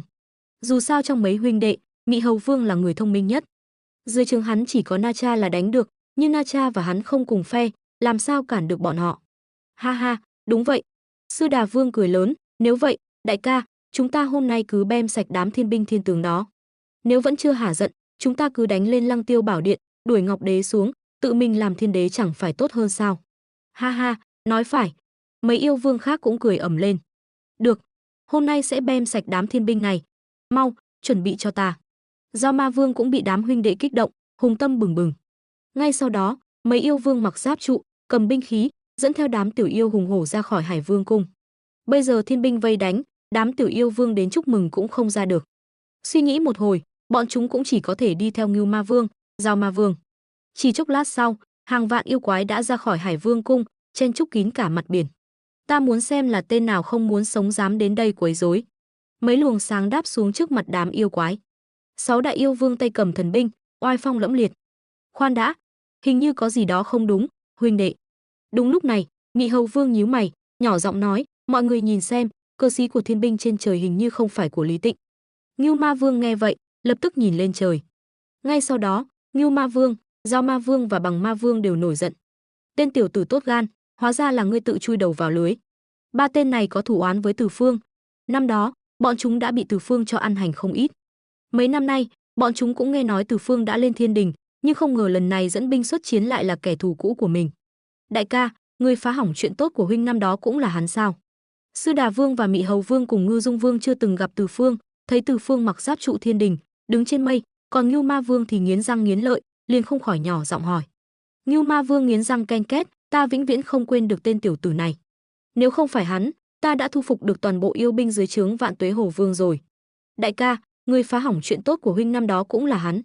Bằng Ma Vương và Giao Ma Vương cũng nói, năm đó, hai huynh đệ chúng ta gặp hắn ở Thanh Dương Thành. Rõ ràng, bọn chúng đã từng thảo luận về kẻ thù của mình, nhưng không ngờ lại là cùng một người. Hừ, đã vậy, lần này tên tiểu tử này tự đến, vậy thì để hắn chết không toàn thây. Sư Đà Vương gầm lên, rồi bay lên trời, hướng về phía Từ Phương quát, ngươi chính là Từ Phương. Mau xuống chịu chết. Nói xong, Sư Đà Vương vung mạnh Cửu Hoàn đại đao, leng keng rung động. Hừ, đối phó với loại yêu quái nhỏ bé như ngươi, còn chưa cần đại nhân ra tay. Vũ Khúc Tinh Quân muốn lập công, liền quát. Rồi hắn quay sang Từ Phương chắp tay, đại nhân, mà tướng xin xuất chiến, nhất định chém đầu tên này dâng lên đại nhân. Từ Phương gật đầu, được, Vũ Khúc, ta phong ngươi làm tiên phong, bắt sống Sư Đà Vương, dương oai quân ta. Trận này chỉ được thắng, không được thua. Mà tướng tuân lệnh. Vũ Khúc Tinh Quân phấn khích chắp tay, rồi quay sang nhìn Sư Đà Vương với vẻ cuồng nhiệt, yêu quái, nạp mạng đi. Việc này liên quan đến tiền đồ của hắn, Vũ Khúc Tinh Quân ra tay không chút lưu tình. Sư Đà Vương sức mạnh vô song, tự nhiên cũng không sợ, hai bên lập tức giao chiến kịch liệt. Tên Từ Phương kia, chẳng lẽ chỉ dám phái thuộc hạ đến chịu chết sao? Đúng lúc này, Ngưu Ma Vương cũng chậm rãi tiến lên, nói, lần trước ngươi ta giao đấu chưa phân thắng bại, ngươi dựa vào pháp bảo phá hỏng cơ nghiệp của ta. Hôm nay ngươi có dám không dùng pháp bảo mà đấu với ta một trận không? Ngươi đã muốn chết, ta sẽ thành toàn cho ngươi. Trong trận chiến quy mô lớn như vậy, Trảm Tiên Phi Đao quả thực không thích hợp. Ngưu Ma Vương chủ động khiêu chiến, Từ Phương tự nhiên không hề sợ hãi, lập tức đứng ra. Hừ, ngươi trúng kế rồi, chết đi. Ngưu Ma Vương thấy mình dùng một câu đã khích được Từ Phương không dùng Trảm Tiên Phi Đao, ánh mắt lóe lên vẻ tàn nhẫn. Tam xoa kích trên vai vung lên, khí thế hủy diệt vạn vật bùng nổ, hướng về phía Từ Phương nghiền ép. Thấy tu vi của Ngưu Ma Vương đã tinh tiến, Từ Phương không hề nao núng, ngược lại cảm thấy trong cơ thể có một luồng sức mạnh quen thuộc đang dần thức tỉnh. Đó là khát vọng chiến đấu. Tới hay lắm. Quỷ xứng tiêu trong tay. Keng một tiếng, đỡ được tam xoa kích đập tới. Tiên khí cùng bạo trút xuống Bắc Hải, lập tức rạch ra một đường rãnh khổng lồ, chia Bắc Hải thành hai nửa, lộ ra một khoảng trống ở giữa. Ùng ục, theo tiên khí tiêu tán, nước biển lại hợp lại, tạo thành sóng lớn ngập trời. Từ Phương, hôm nay tân nương của nhị ca ta đột nhiên biến mất, có phải ngươi làm không? Đúng lúc này, Bằng Ma Vương dường như nghĩ đến điều gì, đột nhiên hỏi. Nghe Bằng Ma Vương nói, Giao Ma Vương nhìn Từ Phương càng thêm hung dữ. Đúng vậy.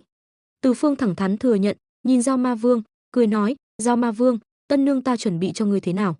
Ngươi hài lòng chứ? Quả nhiên là ngươi. Giao Ma Vương nghiến răng nghiến lợi, ta hỏi ngươi, ngươi giấu vợ ta ở đâu? Nghe nói ngươi là Trảm Ma thần tướng, đường đường là thần tướng mà lại dùng thủ đoạn hèn hạ như vậy. Ha ha, đây gọi là lấy độc trị độc.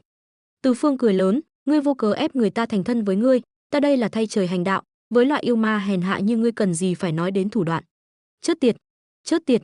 Giao Ma Vương gầm lên giận dữ, một luồng sáng xanh lam bùng nổ trong tay, hướng về phía Từ Phương nghiền ép. Đại ca, cùng lên, bem tên này. Sau đó, Bằng Ma Vương, Ngư Dung Vương cũng đồng thời nổi giận xông lên, lao về phía Từ Phương. Gần như ngay lập tức, Từ Phương rơi vào thế bị 1-5. Hừ, lũ tiểu nhân chỉ giỏi lấy nhiều hiếp ít. Nhưng đúng lúc này, trên mây xa xa đột nhiên vang lên một tiếng hừ lạnh. Ngay sau đó, một nam tử lạnh lùng tay cầm Tam Tiêm Lưỡng Nhận Đao, cưỡi gió mà đến. Dưới trướng hắn, Mỹ Sơn Lục Thánh, Hạo Thiên Khuyển và 1200 thảo đầu thần thể hiện thần uy lẫm liệt. Nhị Lang Thần, ngươi đến đây làm gì? Rõ ràng, danh tiếng của Nhị Lang Thần vang khắp tam giới, sắc mặt Ngưu Ma Vương lập tức trở nên khó coi hơn. Ngươi không ở quán giang khẩu của ngươi, chạy đến Hải Vương cung của ta làm gì? Giao Ma Vương nhìn Nhị Lang Thần, hỏi. Nhị Lang Thần lạnh lùng nói, việc ta làm cần phải báo cáo với ngươi sao? Thực ra, Dương Tiễn đương nhiên không phải vô cớ đến đây. Trong thiên đình, mặc dù thánh chỉ Từ Phương dẫn binh xuống trần gian chưa được truyền ra, nhưng vẫn có tin đồn nhỏ. Không may là Thất Tiên Nữ biết được tin này. Thất Tiên Nữ và Tam Thánh Mẫu Hoa Sơn có quan hệ rất tốt, là bạn thân, vô tình tiết lộ tin này. Dương Thiền mới cầu xin nhị ca dẫn binh đến Bắc Hải xem xét. Dương Tiễn chỉ có một người em gái này, bình thường rất chiều chuộng. Bị em gái cầu xin, Dương Tiễn cũng đành phải dẫn binh đến Bắc Hải. Sự xuất hiện của Dương Tiễn khiến Ngưu Ma Vương chìm xuống. Mặc dù không biết quan hệ giữa Từ Phương và Dương Tiễn là gì, nhưng cả hai đều thuộc thiên đình. Giờ Dương Tiễn đột nhiên xuất hiện, tình thế đối với bọn chúng lập tức xoay chuyển. Nhưng Từ Phương lại hơi bất ngờ khi Dương Tiễn đến. Đối với hắn, nếu là mấy chục năm trước, khi mới gặp Ngưu Ma Vương, có lẽ bọn chúng còn là mối đe dọa không nhỏ, hoặc là đối thủ ngang tài ngang sức. Nhưng mấy chục năm trôi qua, thuộc tính của hắn đã tích lũy đến mức độ kinh khủng. Nếu 6 đại yêu vương liên thủ, Từ Phương có thể hơi khó khăn, nhưng tuyệt đối không nguy hiểm. Chỉ là Dương Tiễn đến cũng là một ý tốt, Từ Phương tự nhiên cũng không tiện nói gì. Chân Quân, Ngưu Ma Vương và Giao Ma Vương, Bằng Ma Vương là kẻ thù của ta, không bằng giao cho ta. Ngư Dung Vương và Mị Hầu Vương thì làm phiền Chân Quân ra tay, thế nào? Từ Phương quay sang nhìn Dương Tiễn. Dương Tiễn cũng biết rõ thủ đoạn của Từ Phương, liền gật đầu. Thực ra, Dương Tiễn không muốn đến đây, vì năm xưa hắn đã từng thử qua thủ đoạn của Từ Phương ở chỗ Bồ Đề Tổ sư. Cùng cấp độ tu vi, rất khó có ai áp chế được Từ Phương. Huống chi là đám Ngưu Ma Vương này, dù là hắn, nếu cùng cấp độ tu vi, đối đầu với Từ Phương cũng không dám nói chắc chắn thắng. Nhưng ai bảo em gái cầu xin chứ? Từ khi cha và đại ca qua đời, Dương Tiễn chỉ còn lại Dương Thiền. Sau đó, Dương Tiễn trẻ núi cứu mẹ, lại bị Ngọc Đế chơi xỏ. Sau này, người thân của hắn chỉ còn Dương Thiền. Vì vậy, yêu cầu của Dương Thiền, hắn không thể từ chối. Lần này đến đây, hắn còn có một toan tình khác. Tâm tư của em gái đối với Từ Phương, người khác không nhìn ra, nhưng Dương Tiễn lại rõ như ban ngày. Là thần tiên thiên đình, Dương Tiễn luôn nghe lệnh chứ không nghe tuyên, nên đối với những quy củ của thiên đình, hắn cũng khinh thường. Nếu em gái thật sự động lòng phàm, thích Từ Phương, mà Từ Phương lại là người có thể dựa dẫm, thì Dương Tiễn cũng không ngại gả em gái cho hắn. Lần trước hai người giao đấu đã là mấy chục năm trước, nên lần này Dương Tiễn đến cũng muốn xem thử tiến bộ của Từ Phương trong thời gian này như thế nào. Vì vậy, nghe Từ Phương muốn khiêu chiến 3 yêu vương, Dương Tiễn tự nhiên không ngăn cản. Nhưng việc bọn họ sắp xếp như đóng kịch lại chọc giận Ngưu Ma Vương. Dù sao bọn chúng cũng là yêu vương hoành hành một phương, giờ lại bị Từ Phương và Dương Tiễn coi như món ăn bày sẵn trên đĩa, tự nhiên là nổi giận. Đại ca, cùng lên, hôm nay nhất định phải bem tên này để trả thù. Giao Ma Vương gầm lên, rồi lập tức xông về phía Từ Phương. Bằng Ma Vương, Ngư Dung Vương và Mị Hầu Vương cũng đồng thời lao về phía Từ Phương.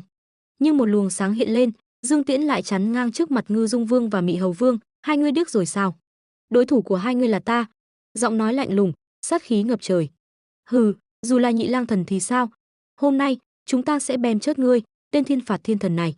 Bằng Ma Vương thấy Ngưu Ma Vương và Giao Ma Vương đã liên thủ tấn công Từ Phương, liền không vội vàng chi viện, mà cùng Ngư Dung Vương và Mị Hầu Vương lao về phía Dương Tiễn. Dương Tiễn nhíu mày, hừ lạnh, tìm chết. Vút, thiên nhãn giữa trán đột nhiên mở ra, sát khí lóe lên.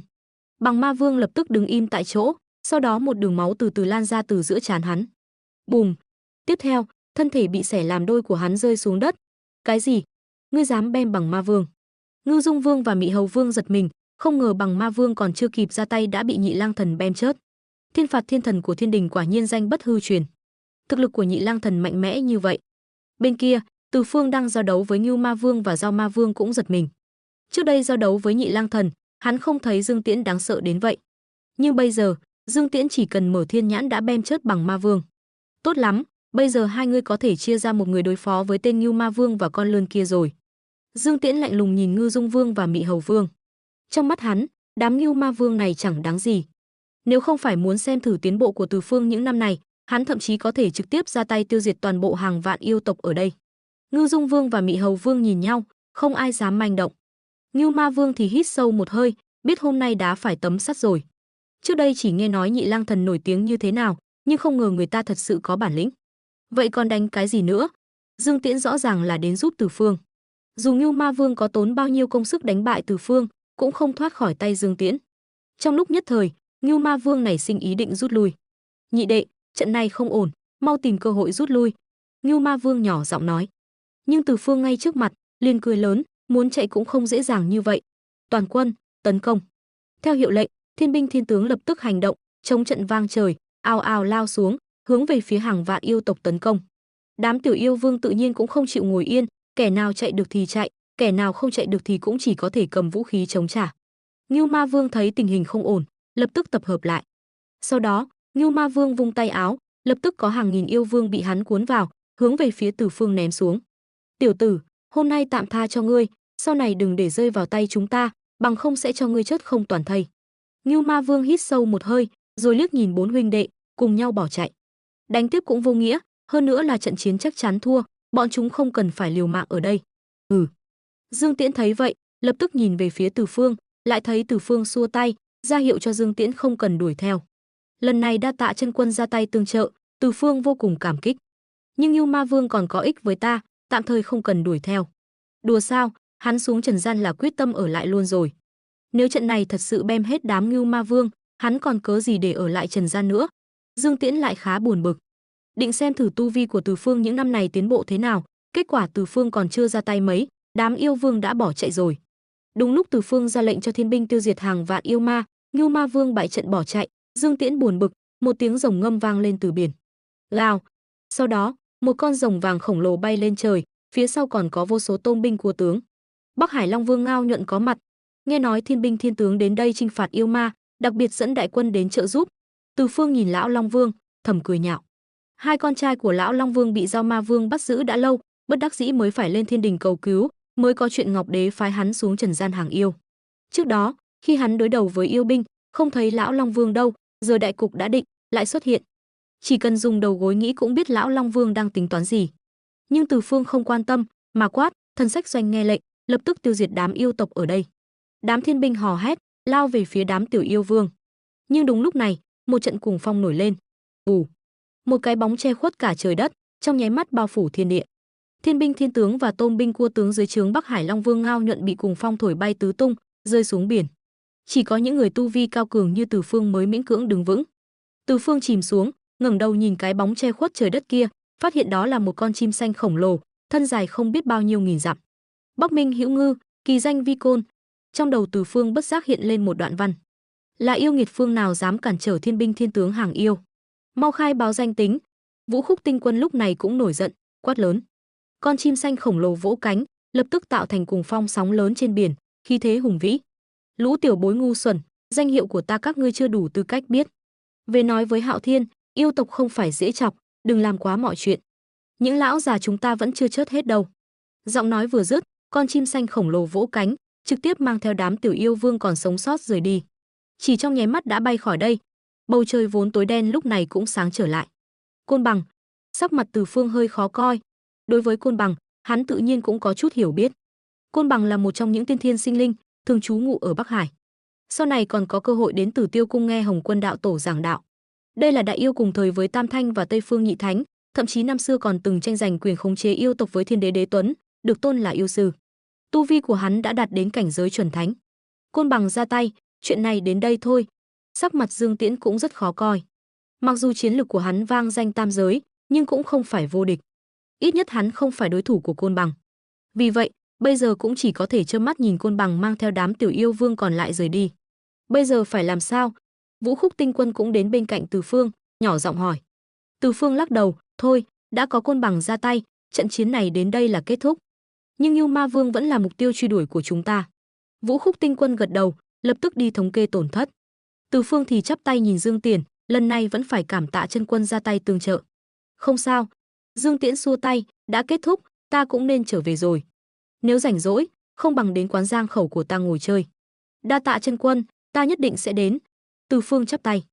Dương Tiễn gật đầu, rồi dẫn Mị Sơn Lục Thánh và đám thảo đầu thần cưỡi gió mà đi.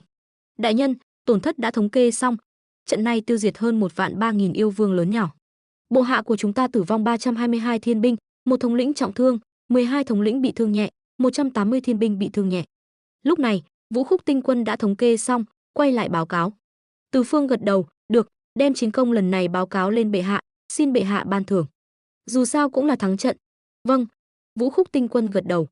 Từ Phương trầm ngâm một lát, rồi nói, thôi được, lần này ngươi tự mình đi đi. Khi trở về thì khôi phục chức phó tướng vậy. Lão già này trận này cũng ra sức không ít, Từ Phương cũng không tiện để hắn tiếp tục làm thiên binh. Thấy hắn đã hối cải, để hắn làm phó tướng lại cũng không sao. Đa tạ đại nhân. Vũ Khúc Tinh quân mừng rỡ, vội vàng chắp tay tạ ơn. Sau đó, Từ Phương lệnh cho Vũ Khúc Tinh quân lên trời báo cáo tình hình chiến sự, còn mình thì dẫn thiên binh hướng Bắc Câu Lô Châu mà đi. Ai cũng biết, trong tứ đại bộ châu, Nam Thiệp Bộ Châu đa phần là nhân tộc, Đông Thắng Thần Châu đa phần là tu sĩ, Tây Nưu Hạ Châu là địa bàn của Phật môn, chỉ có Bắc Câu Lô Châu là núi non hiểm trở, khắp nơi đều là yêu quái. Hắn dẫn đám thiên binh đến Bắc Câu Lô Châu, tự nhiên có thể rèn luyện nhiều hơn. Còn bản thân hắn cũng có thời gian ngày ngày điểm danh, tích lũy thuộc tính. Thời gian thấm thoát trôi qua trăm năm. Trăm năm nay, Từ Phương gần như đã quét sạch yêu ma ở Bắc Câu Lô Châu. Dù sao cũng là thiên binh thiên tướng, dù những năm này có suy yếu, nhưng nền tảng vẫn còn đó. Cộng thêm Từ Phương đích thân tọa chấn, thưởng phạt phân minh, khiến cho thiên binh thần sách doanh bây giờ ai nấy đều như hổ đói. Uy tín của Từ Phương trong thần sách doanh cũng đạt đến mức độ chưa từng có. Thiên đình, Lăng Tiêu Bảo Điện. Bẩm bệ hạ, tên tỷ ma ôn mới nhậm chức ở Ngự Mã Giám là âm hiền chức quan quá nhỏ, đã tự ý bỏ trốn khỏi thiên đình rồi. Thái giám Ngự Mã Giám quỳ gối giữa Lăng Tiêu Bảo Điện, vừa khóc vừa kể lể, hắn còn cho rằng chúng tiểu nhân lừa gạt hắn, đánh tiểu nhân một trận như tử. Tên khỉ chớt tiệt. Ngọc Đế nghe vậy, lập tức nổi giận, thật là một tên yêu hầu không biết trời cao đất dày, dám khinh thường uy nghiêm của thiên đình. Các ái khanh, ai nguyện xuống trần gian hàng phục tên yêu hầu này? Đến lúc này, Ngọc Đế vẫn đang diễn kịch. Quả nhiên, Lý Tịnh lập tức bước ra, xung phong nhận việc đi chinh phạt yêu hầu. Chỉ một canh giờ sau, Lý Tịnh đã mặt mũi bầm dập trở về Lăng Tiêu Bảo Điện. Hắn đã bại trận, hơn nữa còn mang về một tin tức, yêu hầu Tôn Ngộ Không đã dựng cờ ở Hoa Quả Sơn, tự xưng là Tề Thiên Đại Thánh. Năm huynh đệ kết nghĩa của hắn, mỗi người cũng tự xưng là đại thánh, chính là muốn tạo phản thiên đình. Ngọc Đế nổi giận, muốn tiếp tục xuất binh chinh phạt. Thái Bạch Kim Tinh nhận được ánh mắt của hắn, lập tức xung phong nhận việc xuống trần gian chiêu an. Ngọc Đế đang say mê diễn kịch tự nhiên là vui vẻ đồng ý. Hoa Quả Sơn, cơ sĩ của Tề Thiên Đại Thánh tung bay trong gió. Đại vương, đại vương, lão già cưỡi đại vương lên trời lần trước lại đến rồi. Tôn Ngộ Không đang uống rượu với Ngưu Ma Vương, bên dưới đã có khỉ con chạy lên báo cáo. Ha ha, hảo huynh đệ, xem ra thiên đình muốn xuống nước rồi. Ngưu Ma Vương vỗ mạnh bàn đá, cười lớn. Năm đó, hắn dẫn theo mấy huynh đệ chạy trốn khỏi tay Từ Phương, luôn lẩn trốn. Mãi đến gần đây, Tôn Ngộ Không tạo phản thiên đình, bọn chúng mới dẫn người đến đầu quân và xúi giục Tôn Ngộ Không tự xưng là Tề Thiên Đại Thánh. Mục đích tự nhiên là muốn mượn danh tiếng của Tôn Ngộ Không để uy hiếp Từ Phương. Dù sao những năm này, danh tiếng Từ Phương quét sạch yêu ma ở Bắc Câu Lô Châu không nhỏ, Ngưu Ma Vương rất lo lắng bị Từ Phương tìm đến. Tôn Ngộ Không tu vi thần thông quảng đại, là một lá chắn rất tốt. Giống như trong nguyên tắc, Tôn Ngộ Không bị Thái Bạch Kim Tinh dùng lời lẽ ngon ngọt thuyết phục, lại nghĩ đến Từ Phương còn đang làm quan trên thiên đình, liền quyết định trở lại thiên đình, nhận lời chiêu an của Ngọc Đế, được phong làm Tề Thiên Đại Thánh. Tin tức này nhanh chóng lan truyền khắp tam giới. Từ Phương ở Bắc Câu Lô Châu tự nhiên cũng biết được. Xem ra Tôn Ngộ Không vẫn giống như trong nguyên tắc, rơi vào bẫy rồi. Từ Phương xoa trán. Thật lòng mà nói, hắn thật sự muốn kéo Tôn Ngộ Không ra khỏi vũng bùn này, coi như không phụ tình nghĩa sư huynh đệ. Nhưng bây giờ, mọi chuyện vẫn diễn ra theo kế hoạch của các vị thánh nhân, khiến Từ Phương rất khó chịu. Tiếp theo chắc là sẽ hãm hại Tề Thiên rồi. Từ Phương đứng dậy, quyết định trở về thiên đình. Trăm năm nay, hắn đã rèn luyện thần sách doanh gần như hoàn chỉnh, còn tu vi của hắn cũng đã đạt đến Thái Ất Kim Tiên hậu kỳ, chỉ cần ngưng tụ đỉnh đầu tam hoa là có thể bước vào cảnh giới Đại La Kim Tiên. Chỉ là tu vi bề ngoài của hắn là Thái Ất Kim Tiên, nhưng thuộc tính cá nhân của hắn đã vượt xa Đại La Kim Tiên bình thường. Dù sao hắn xuyên không đến thế giới này cũng đã 200-300 năm rồi. 200-300 năm nay, ngày nào cũng điểm danh, thuộc tính cộng dồn lại rất đáng kể. Hắn muốn trở về thiên đình thử xem có thể giúp Tôn Ngộ Không được không. Năm đó khi từ biệt Bồ Đề Tổ sư, Từ Phương đã hứa với sư phụ nếu có năng lực sẽ giúp đỡ Tôn Ngộ Không. Hắn không định nuốt lời. Vũ Khúc lập tức ra lệnh cho toàn quân rút về thiên đình. Từ Phương ra lệnh. Vũ Khúc lại hơi sững sờ, đại nhân, bây giờ yêu ma ở Bắc Câu Lô Châu đã bị chúng ta quét sạch gần hết rồi, không đi 3 bộ châu còn lại sao? Tạm thời không đi. huynh đệ của ta được phong làm Tề Thiên Đại Thánh, ta là huynh trưởng phải về giúp hắn. Giọng nói của Từ Phương không hề có chút cảm xúc nào, khiến Vũ Khúc Tinh Quân sững sờ tại chỗ. Không nghe nói đại nhân có huynh đệ kết nghĩa nào cả. Tề Thiên Đại Thánh, chẳng lẽ huynh đệ của đại nhân là con khỉ đó? Đúng vậy. Từ Phương gật đầu, ta và con khỉ đó rất hợp nhau, khi hắn lên trời làm tỷ ma ôn, hai người chúng ta đã kết nghĩa huynh đệ. Ra là vậy. Vũ Khúc Tinh Quân lúc này mới hiểu, liền vội vàng đáp ứng. Từ Phương trầm ngâm một lát, rồi nói, ngoài ra, sau khi trở về Thiên Đình, hãy gửi thiệp mời khắp nơi, nói rằng ta sẽ mở tiệc chiêu đãi ở Thần Tướng phủ để chúc mừng huynh đệ của ta, mời tất cả thần tiên đến dự tiệc. Hắn muốn trước mặt mọi người nói cho tất cả thần tiên biết Tôn Ngộ Không là huynh đệ kết nghĩa của mình. Như vậy, vừa có thể trấn áp những kẻ có ý đồ xấu, vừa tiện cho hắn hành động sau này. Vũ Khúc Tinh Quân tuy không biết Từ Phương đang tính toán gì, nhưng bây giờ hắn rất kính phục Từ Phương, nên lập tức gật đầu đáp ứng. Xuất phát. Theo hiệu lệnh, đại quân hùng dũng hướng về Thiên Đình. Giao Trì, Từ Phương vừa trở về Thiên Đình đã lập tức đến Giao Trì. Dù sao trước đó xuống trần gian hàng yêu là nhận lệnh của Ngọc Đế. Hơn nữa, Ngọc Đế đã hạn định hắn trong vòng 100 năm phải huấn luyện xong thần sách doanh, bây giờ coi như đã hoàn thành nhiệm vụ. Ngọc Đế rõ ràng rất hài lòng với thần sách doanh mà Từ Phương huấn luyện, phất tay một cái, thần sách doanh từ Từ Phương trở xuống, cho đến thiên binh bình thường đều được thăng quan tiến chức, ban thưởng hậu hĩnh. Từ Phương cúi đầu tạ ơn, rồi trở về Thần Tướng phủ chuẩn bị cho bữa tiệc sau này. Bệ hạ, Từ thần tướng sau khi trở về Thiên Đình đã gửi thiệp mời khắp nơi, mời các vị thần tiên đến dự tiệc. Lúc này, Quyển Liêm tướng quân đến bên cạnh Ngọc Đế, nhỏ giọng nói. Ngọc Đế gật đầu, nheo mắt nói, là vì con khỉ đó sao? Để mặc hắn đi. Quyển Liêm tướng quân đứng thẳng dậy, không nói gì nữa. Ánh mắt Ngọc Đế nheo lại lóe lên một tia giảo hoạt. Từ Phương à Từ Phương, tâm ý của trẫm ngươi không phải không biết, bây giờ lại muốn thân thiết với con khỉ đó như vậy. Chẳng lẽ người trẫm chọn không phải ngươi sao? Lẩm bẩm một mình, chỉ có hắn mới nghe thấy tiếng thở dài. Thần tướng phủ, Từ Phương mặc giáp trụ, vừa đáp xuống đã thấy Tôn Ngộ Không đầu đội mũ phượng cánh tím vàng, mình mặc áo giáp vàng, chân đi giày tơ sen, đang đứng lắc lư trước cửa thần tướng phủ, oai phong lẫm liệt. Đại ca, cuối cùng huynh cũng về rồi. Thấy Từ Phương, hắn lập tức mừng rỡ, vội vàng tiến lên cười nói, lâu rồi không gặp, đại ca vẫn phong độ như xưa. Con khỉ này, vô cớ gây họa, lần này cũng nhờ bệ hạ khoan dung, không trách tội người. Sau này đừng gây họa nữa. Từ Phương giả vờ tức giận nói, Thiên Đình há có thể dễ dàng tạo phản như vậy. Sau này đừng hành động lỗ mãng như thế nữa. Vâng vâng, lần này còn phải cảm ơn đại ca mở tiệc chiêu đãi các vị thần tiên.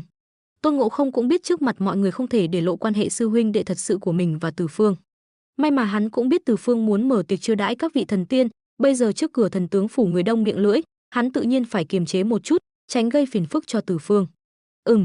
Từ Phương gật đầu, chúng ta là huynh đệ, không cần nói những lời này. Vũ Khúc, thiệp mời đã gửi hết chưa? Câu sau là hỏi Vũ Khúc Tinh Quân đang đứng sau lưng. Hắn từ Giao Trì trở về đã gặp Vũ Khúc Tinh Quân làm xong việc. Vũ Khúc Tinh Quân gật đầu, mà tướng đã cho thuộc hạ đi khắp nơi, gửi thiệp mời đến tất cả thần tiên. Tốt, để huynh đệ thần sách doanh vất vả mấy ngày nay, làm người hầu cho bữa tiệc này, giúp đỡ sắp xếp một chút. Bây giờ uy tín của Từ Phương trong thần sách doanh như mặt trời ban trưa, chuyện nhỏ này tự nhiên không có vấn đề gì. Ngày mở tiệc được định vào 7 ngày sau. Trong 7 ngày này, Từ Phương, Tôn Ngộ Không và tất cả tướng sĩ thần sách doanh đều đang chuẩn bị cho bữa tiệc. Thiệp mời của hắn cũng đã được gửi đến tất cả mọi người, chỉ chờ các vị thần tiên đến dự. Đến ngày mở tiệc, thần tướng phủ cuối cùng cũng đón vị khách đầu tiên. Từ Phương dẫn Tôn Ngộ Không đứng ở cửa đón khách.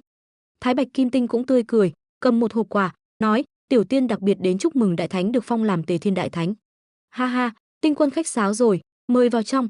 Từ Phương ra hiệu cho thiên binh bên cạnh nhận hộp quà, rồi mời Thái Bạch Kim Tinh vào trong. Đương Ma Thiên Tôn, Chân Võ Đại Đế giá lâm. Thiên binh ở cửa hô lớn. Từ Phương cáo lỗi với Thái Bạch Kim Tinh đang ở trong nhà, rồi tươi cười ra đón Chân Võ Đại Đế. Thực ra, đây cũng là nhờ những năm này uy danh của Từ Phương ở Thiên Đình ngày càng vang dội, nên mới có nhiều thần tiên nguyện nể mặt Từ Phương. Nếu không, chỉ với một mình Tôn Ngộ Không, tự nhiên không đáng để Chân Võ Đại Đế đích thân đến. Không nể mặt Tề Thiên Đại Thánh Tôn Ngộ Không, cũng phải nể mặt Trảm Ma thần tướng Từ Phương. Hầu như tất cả thần tiên trên Thiên Đình đều biết Từ Phương được Ngọc Đế coi trọng, bồi dưỡng thành tâm phúc. Ngọc Đế dù sao cũng là tam giới chi chủ trên danh nghĩa, nên dù thật lòng hay giả ý, hầu hết các thần tiên trên Thiên Đình sau khi nhận được thiếp mời của Từ Phương đều đến dự. Tháp Tháp Thiên Vương đến, Na Cha Tam Thái tử đến, Nhị Thập Bát Tú đến, Phá Quân Tinh Quân đến. Các tiên nhân đến dự tiệc liên tục, ai nấy đều mang theo lễ vật. Từ Phương và Tôn Ngộ Không đứng ở cửa thần tướng phủ, tươi cười chắp tay cảm tạ.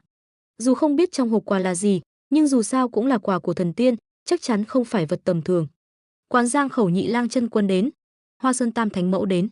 Thiên binh canh cửa cao giọng hô. Từ Phương liền kéo Tôn Ngộ Không, nói: Ngộ Không, cùng ta ra đón. Trong lòng Từ Phương rất biết ơn Nhị Lang Thần.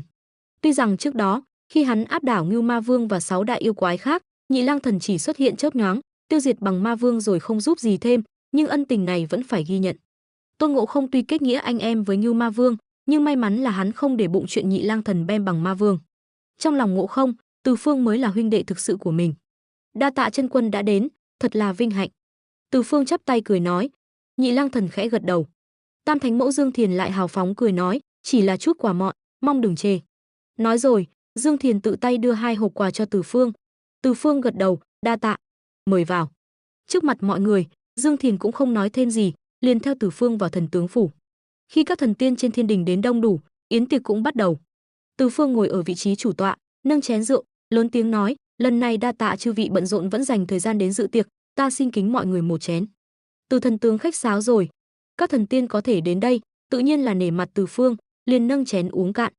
Từ Phương cười lớn, sau đó ra hiệu cho Tôn Ngộ Không đến bên cạnh, tiếp tục nói, chư vị tiên hữu, lần này là huynh đệ kết nghĩa của ta, Tôn Ngộ Không được sắc phong làm Tề Thiên Đại Thánh. Ta là đại ca của Ngộ Không, nên phải tổ chức yến tiệc này cho hắn. Nếu có gì không chu toàn, mong chư vị tiên hữu bỏ qua. Lời vừa nói ra, lập tức gây nên sóng lớn trong đám thần tiên. Dù sao, thần tiên biết quan hệ giữa Tôn Ngộ Không và Từ Phương tốt cũng không nhiều. Thái Bạch Kim Tinh là một trong số đó, nhưng ngay cả ông cũng không biết Từ Phương và Tôn Ngộ Không đã kết nghĩa anh em, lại còn công khai nói ra trước mặt mọi người. Là người biết một vài chuyện, Thái Bạch Kim Tinh linh cảm thấy mục đích Từ Phương tổ chức yến tiệc này không đơn giản. Tuy nhiên, chuyện này không liên quan đến ông, nên ông cũng không ngu ngốc nói ra lúc này. Trên bàn tiệc, chủ khách vui vẻ. Từ Phương dẫn Tôn Ngộ Không đi từng bàn kính rượu, giúp Tôn Ngộ Không làm quen với mọi người. Nhờ Từ Phương, các thần tiên cũng tỏ ra thân thiện với Tôn Ngộ Không. Tiệc tàn, các thần tiên ra về. Nhân vật chính của bữa tiệc, Tôn Ngộ Không, vì uống nhiều rượu nên say mềm ngủ thiếp đi, để lại Từ Phương tiễn khách. Các thần tiên chắp tay từ biệt Từ Phương, chỉ có Dương Thiền có vẻ lưu luyến, nhưng bị Nhị Lang Thần đưa đi. Cuối cùng, Thái Bạch Kim Tinh ở lại sau cùng. Sau một hồi hàn huyên, Thái Bạch Kim Tinh mới nói, Từ thần tướng, yến tiệc lần này của ngươi rất tốt, nhưng lại làm khổ lão tiên ta rồi. Tinh quân nói gì vậy?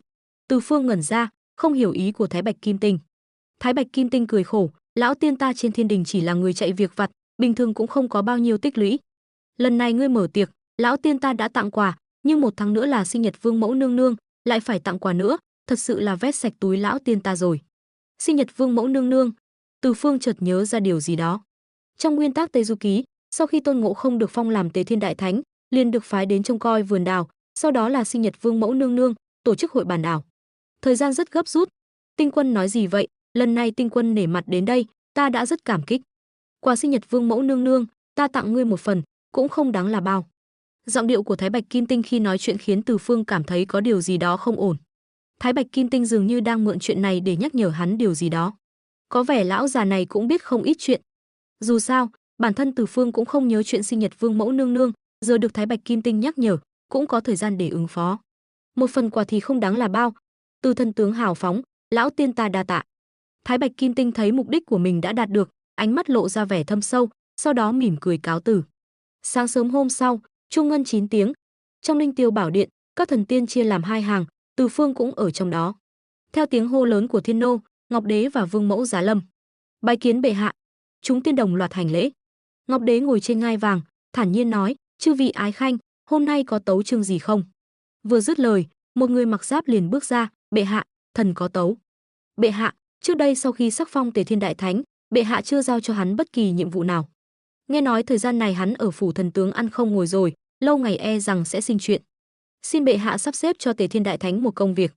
Vừa dứt lời, Từ Phương liền nhìn về phía vị thần tiên vừa nói, nhận ra đó là Phá Quân Tinh Quân. Bẩm bệ hạ, Phá Quân Tinh Quân nói sai rồi. Từ Phương lập tức bước ra, tiến lên một bước, nói, thần đã sắp xếp chức vụ cho Tề Thiên Đại Thánh trong Thần Sách Quân, không phải là ăn không ngồi rồi. Từ thần tướng nói sai rồi. Phá Quân Tinh Quân lại cứng rắn nói, thần tướng là chánh nhị phẩm, mà bệ hạ sắc phong cho Tề Thiên Đại Thánh là chính nhất phẩm. Từ thần tướng làm sao có quyền sắp xếp chức vụ cho Tề Thiên Đại Thánh? Hơn nữa, nghe nói Từ thần tướng và Tề Thiên Đại Thánh là huynh đệ kết nghĩa, nếu sắp xếp hắn vào Thần Sách Quân, e rằng sẽ gây ra dị nghị, nói Từ thần tướng thiên vị. Từ thần tướng, bản quân cũng là vì ngươi. Cuối cùng, Phá Quân Tinh Quân còn làm ra vẻ quan tâm. Từ Phương trong lòng trùng xuống, nhìn Phá Quân Tinh Quân đầy dò xét. Phá Quân Tinh Quân này chắc chắn là bị người khác sai khiến. Nước này hơi sâu rồi. Phá Quân Tinh Quân chắc chắn bị người khác sai khiến, nếu không sẽ không nhắm vào Tôn Ngộ Không. Nghĩ đến việc hôm qua hắn còn trịnh trọng đến phủ mình chúc mừng Tôn Ngộ Không được phong làm Tề Thiên Đại Thánh, Từ Phương bỗng hiểu ra một điều, dù là thần tiên cũng có tranh giành đấu đá, dù là thần tiên cũng có kẻ hai mặt. Đến lúc này, Từ Phương mới chợt nhớ đến 8 chữ mà sư phụ Bồ Đề Tổ sư đã dặn dò khi hắn rời khỏi Phương Thốn Sơn, thiên ý như đao, nhân tâm khó đoán. Nửa câu trước hắn tạm thời chưa hiểu, nửa câu sau thì đúng là lòng người khó đoán. Từ Phương, chuyện này cứ giao cho trẫm xử lý. Phá Quân nói đúng, Tôn Ngộ Không đến thần sách doanh của ngươi nhậm chức quả thật không ổn. Lúc này, Ngọc Đế ngồi trên cao, thản nhiên lên tiếng. Hội bàn đào của Vương Mẫu sắp diễn ra, vườn đào của trẫm vẫn chưa có ai trông coi, vậy cứ để Tôn Ngộ Không đến đó canh giữ. Bệ hạ, việc này không ổn. Từ Phương vừa nghe, da đầu tê dại, trong lòng dâng lên dự cảm chẳng lành. Bệ hạ, Ngộ Không tính tình nghịch ngợm, e rằng khó đảm đương trọng trách này. Hơn nữa, bản thể của hắn là khỉ, cả vườn đào ở đó, hắn không thể nào làm được. Từ Phương còn chưa nói hết lời, Ngọc Đế đã xua tay, giờ hắn đã thành tiên đắc đạo, chắc chắn sẽ không còn nghịch ngợm như khỉ hoang nữa. Để hắn canh giữ vườn đào, cũng là để xem Ngộ Không có thể vượt qua cám dỗ hay không. Lời này khiến Từ Phương trùng lòng, hắn bỗng hiểu vị trí của mình bên cạnh Ngọc Đế. Tưởng chừng được Ngọc Đế coi trọng như cánh tay phải, thậm chí là tâm phúc, nhưng một khi liên quan đến toan tính trong lòng Ngọc Đế, hay nói cách khác là kế hoạch của Ngọc Đế, thì hắn lập tức trở nên vô giá trị, bị vứt bỏ. Lúc này, ánh mắt hắn nhìn Ngọc Đế đã có chút thất vọng. Trong lòng hắn cũng có chút nghi ngờ, quyết định để hắn lên trời nhậm chức của Bồ Đề Tổ sư rốt cuộc là đúng hay sai. Trước khi chưa tiếp xúc trực tiếp với Ngọc Đế, Từ Phương còn mơ hồ cảm thấy Ngọc Đế là một vị minh quân, tuy là bù nhìn nhưng vẫn muốn nắm giữ tam giới, tạo phúc chúng sinh. Nhưng giờ cảm giác đó đã tan biến hoàn toàn. Ngọc Đế cuối cùng vẫn đi trên con đường trái ngược với hắn. Năm đó khi hắn xuống trần, Ngọc Đế âm thầm để hắn huấn luyện thần sách quân, Từ Phương thậm chí còn có ảo giác rằng Ngọc Đế đang thanh trừ tam giới. Nhưng hiện tại, thiên đình bề ngoài có vẻ tốt đẹp, Ngọc Đế thật sự là minh quân sao? Trong Linh Tiêu Bảo Điện, Ngọc Đế độc đoán, trực tiếp phái Tôn Ngộ Không đi canh giữ vườn đào. Tan chiều, Từ Phương đứng trước cửa Linh Tiêu Bảo Điện, không khỏi thở dài. Thời gian hắn rời khỏi thiên đình e rằng không còn xa.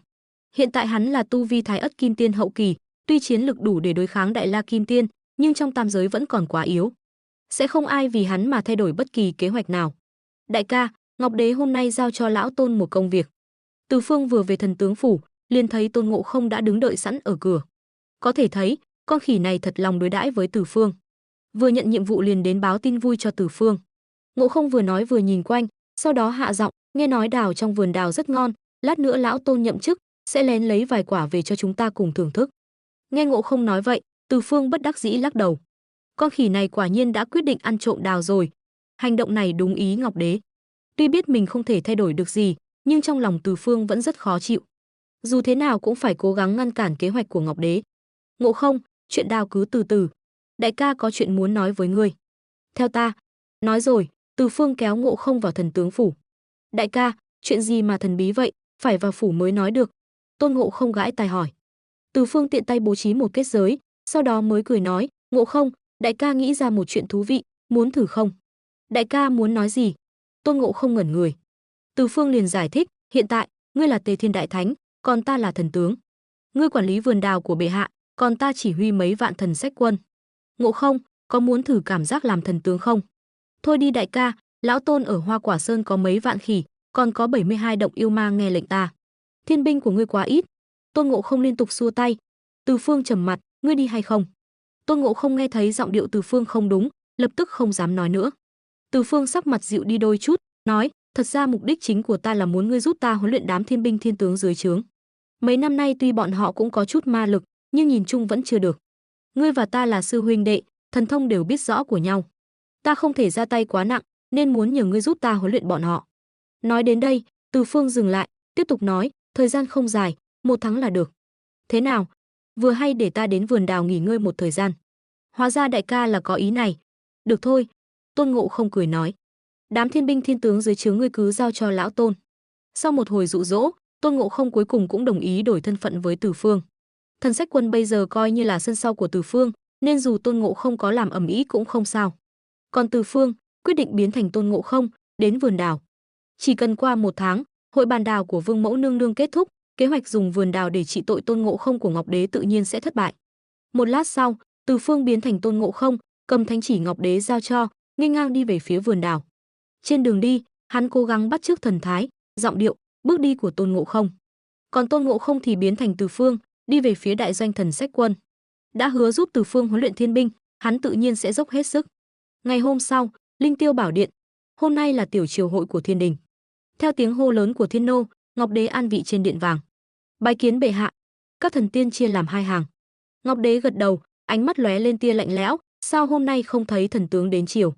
Theo phẩm cấp và thực lực của Từ Phương, hắn đương nhiên có một vị trí trên Linh Tiêu Bảo Điện, hơn nữa còn là vị trí rất nổi bật. Tuy nhiên, Từ Phương lo lắng nếu Ngộ Không giả làm mình đến triều sẽ lộ tẩy, nên đã dặn dò Ngộ Không ở lại doanh trại. Còn triều hội, Từ Phương xin nghỉ 1 tháng. Tâu bệ hạ, thần tướng đại nhân thấy ma lực của tướng sĩ Thần Sách Quân chưa đủ, vì sau này có thể nam chinh bắc chiến cho bệ hạ, nên thần tướng đại nhân quyết định tăng cường huấn luyện tướng sĩ, để thiên binh thiên tướng dung hòa những gì đã học được trăm năm dưới trần gian. Vì vậy, đã xin nghỉ ở Thông Minh Điện. Vũ Khúc Tinh Quân vội vàng bước lên tâu. Ngọc Đế ngẩn ra, rõ ràng là hắn không tin lời bào chữa này. Chẳng lẽ là vì hôm qua hắn muốn bảo vệ con khỉ đó, bất đồng quan điểm với trẫm nên sinh lòng oán giận. Điều đầu tiên Ngọc Đế nghĩ đến là hôm qua mình ép Tôn Ngộ Không đến canh giữ vườn đào, khiến Từ Phương tức giận. Nghĩ đến đây, trong lòng Ngọc Đế dâng lên cơn giận. Là tam giới chi chủ, hắn đương nhiên muốn trở thành tam giới chi chủ thực sự. Nhưng bây giờ, ngay cả tâm phúc do chính tay hắn đề bạt cũng dám cãi lời hắn. Ngọc Đế hừ lạnh, tay đập mạnh xuống long ỷ, định mở miệng trách tội, nhưng đột nhiên nghĩ đến một khả năng khác. Không đúng. Ngọc Đế ánh mắt lóe lên, rõ ràng đang suy đoán ý nghĩ của Từ Phương. Theo phản ứng trước đây của Từ Phương, hắn chắc chắn biết trẫm đang tính kế con khỉ đó. Nếu hắn thật sự chống đối trẫm, chắc chắn sẽ tìm mọi cách để khuyên can trẫm. Nhưng hắn bây giờ không những không ngăn cản Tôn Ngộ Không nhậm chức, mà còn lớn tiếng tuyên bố muốn chỉnh đốn Thần Sách Quân. Xem ra hắn muốn bảo toàn bản thân. Quyền lực thật khiến người ta mê muội. Chỉ cần nếm trải mùi vị của quyền lực thì tuyệt đối khó mà buông bỏ được. Trong lòng Từ Phương, Tôn Ngộ Không tự nhiên không bằng quyền thế. Ngọc Đế vuốt ve long ỷ, ánh mắt lộ ra nụ cười giễu cợt. Nhưng tham luyến quyền thế, đây chính là điểm yếu của ngươi, Từ Phương. Đương nhiên, chỉ dựa vào lời Vũ Khúc Tinh Quân, Ngọc Đế sẽ không hoàn toàn tin tưởng. Sau khi phái người đến vườn đào và Thần Sách Quân dò la, hắn mới hoàn toàn tin tưởng. Tôn Ngộ Không quả nhiên đang canh giữ vườn đào, còn Từ Phương thì ngoan ngoãn ở trong Thần Sách Quân, huấn luyện thiên binh thiên tướng. Thời gian trôi qua hơn 20 ngày, hội bàn đào càng lúc càng gần.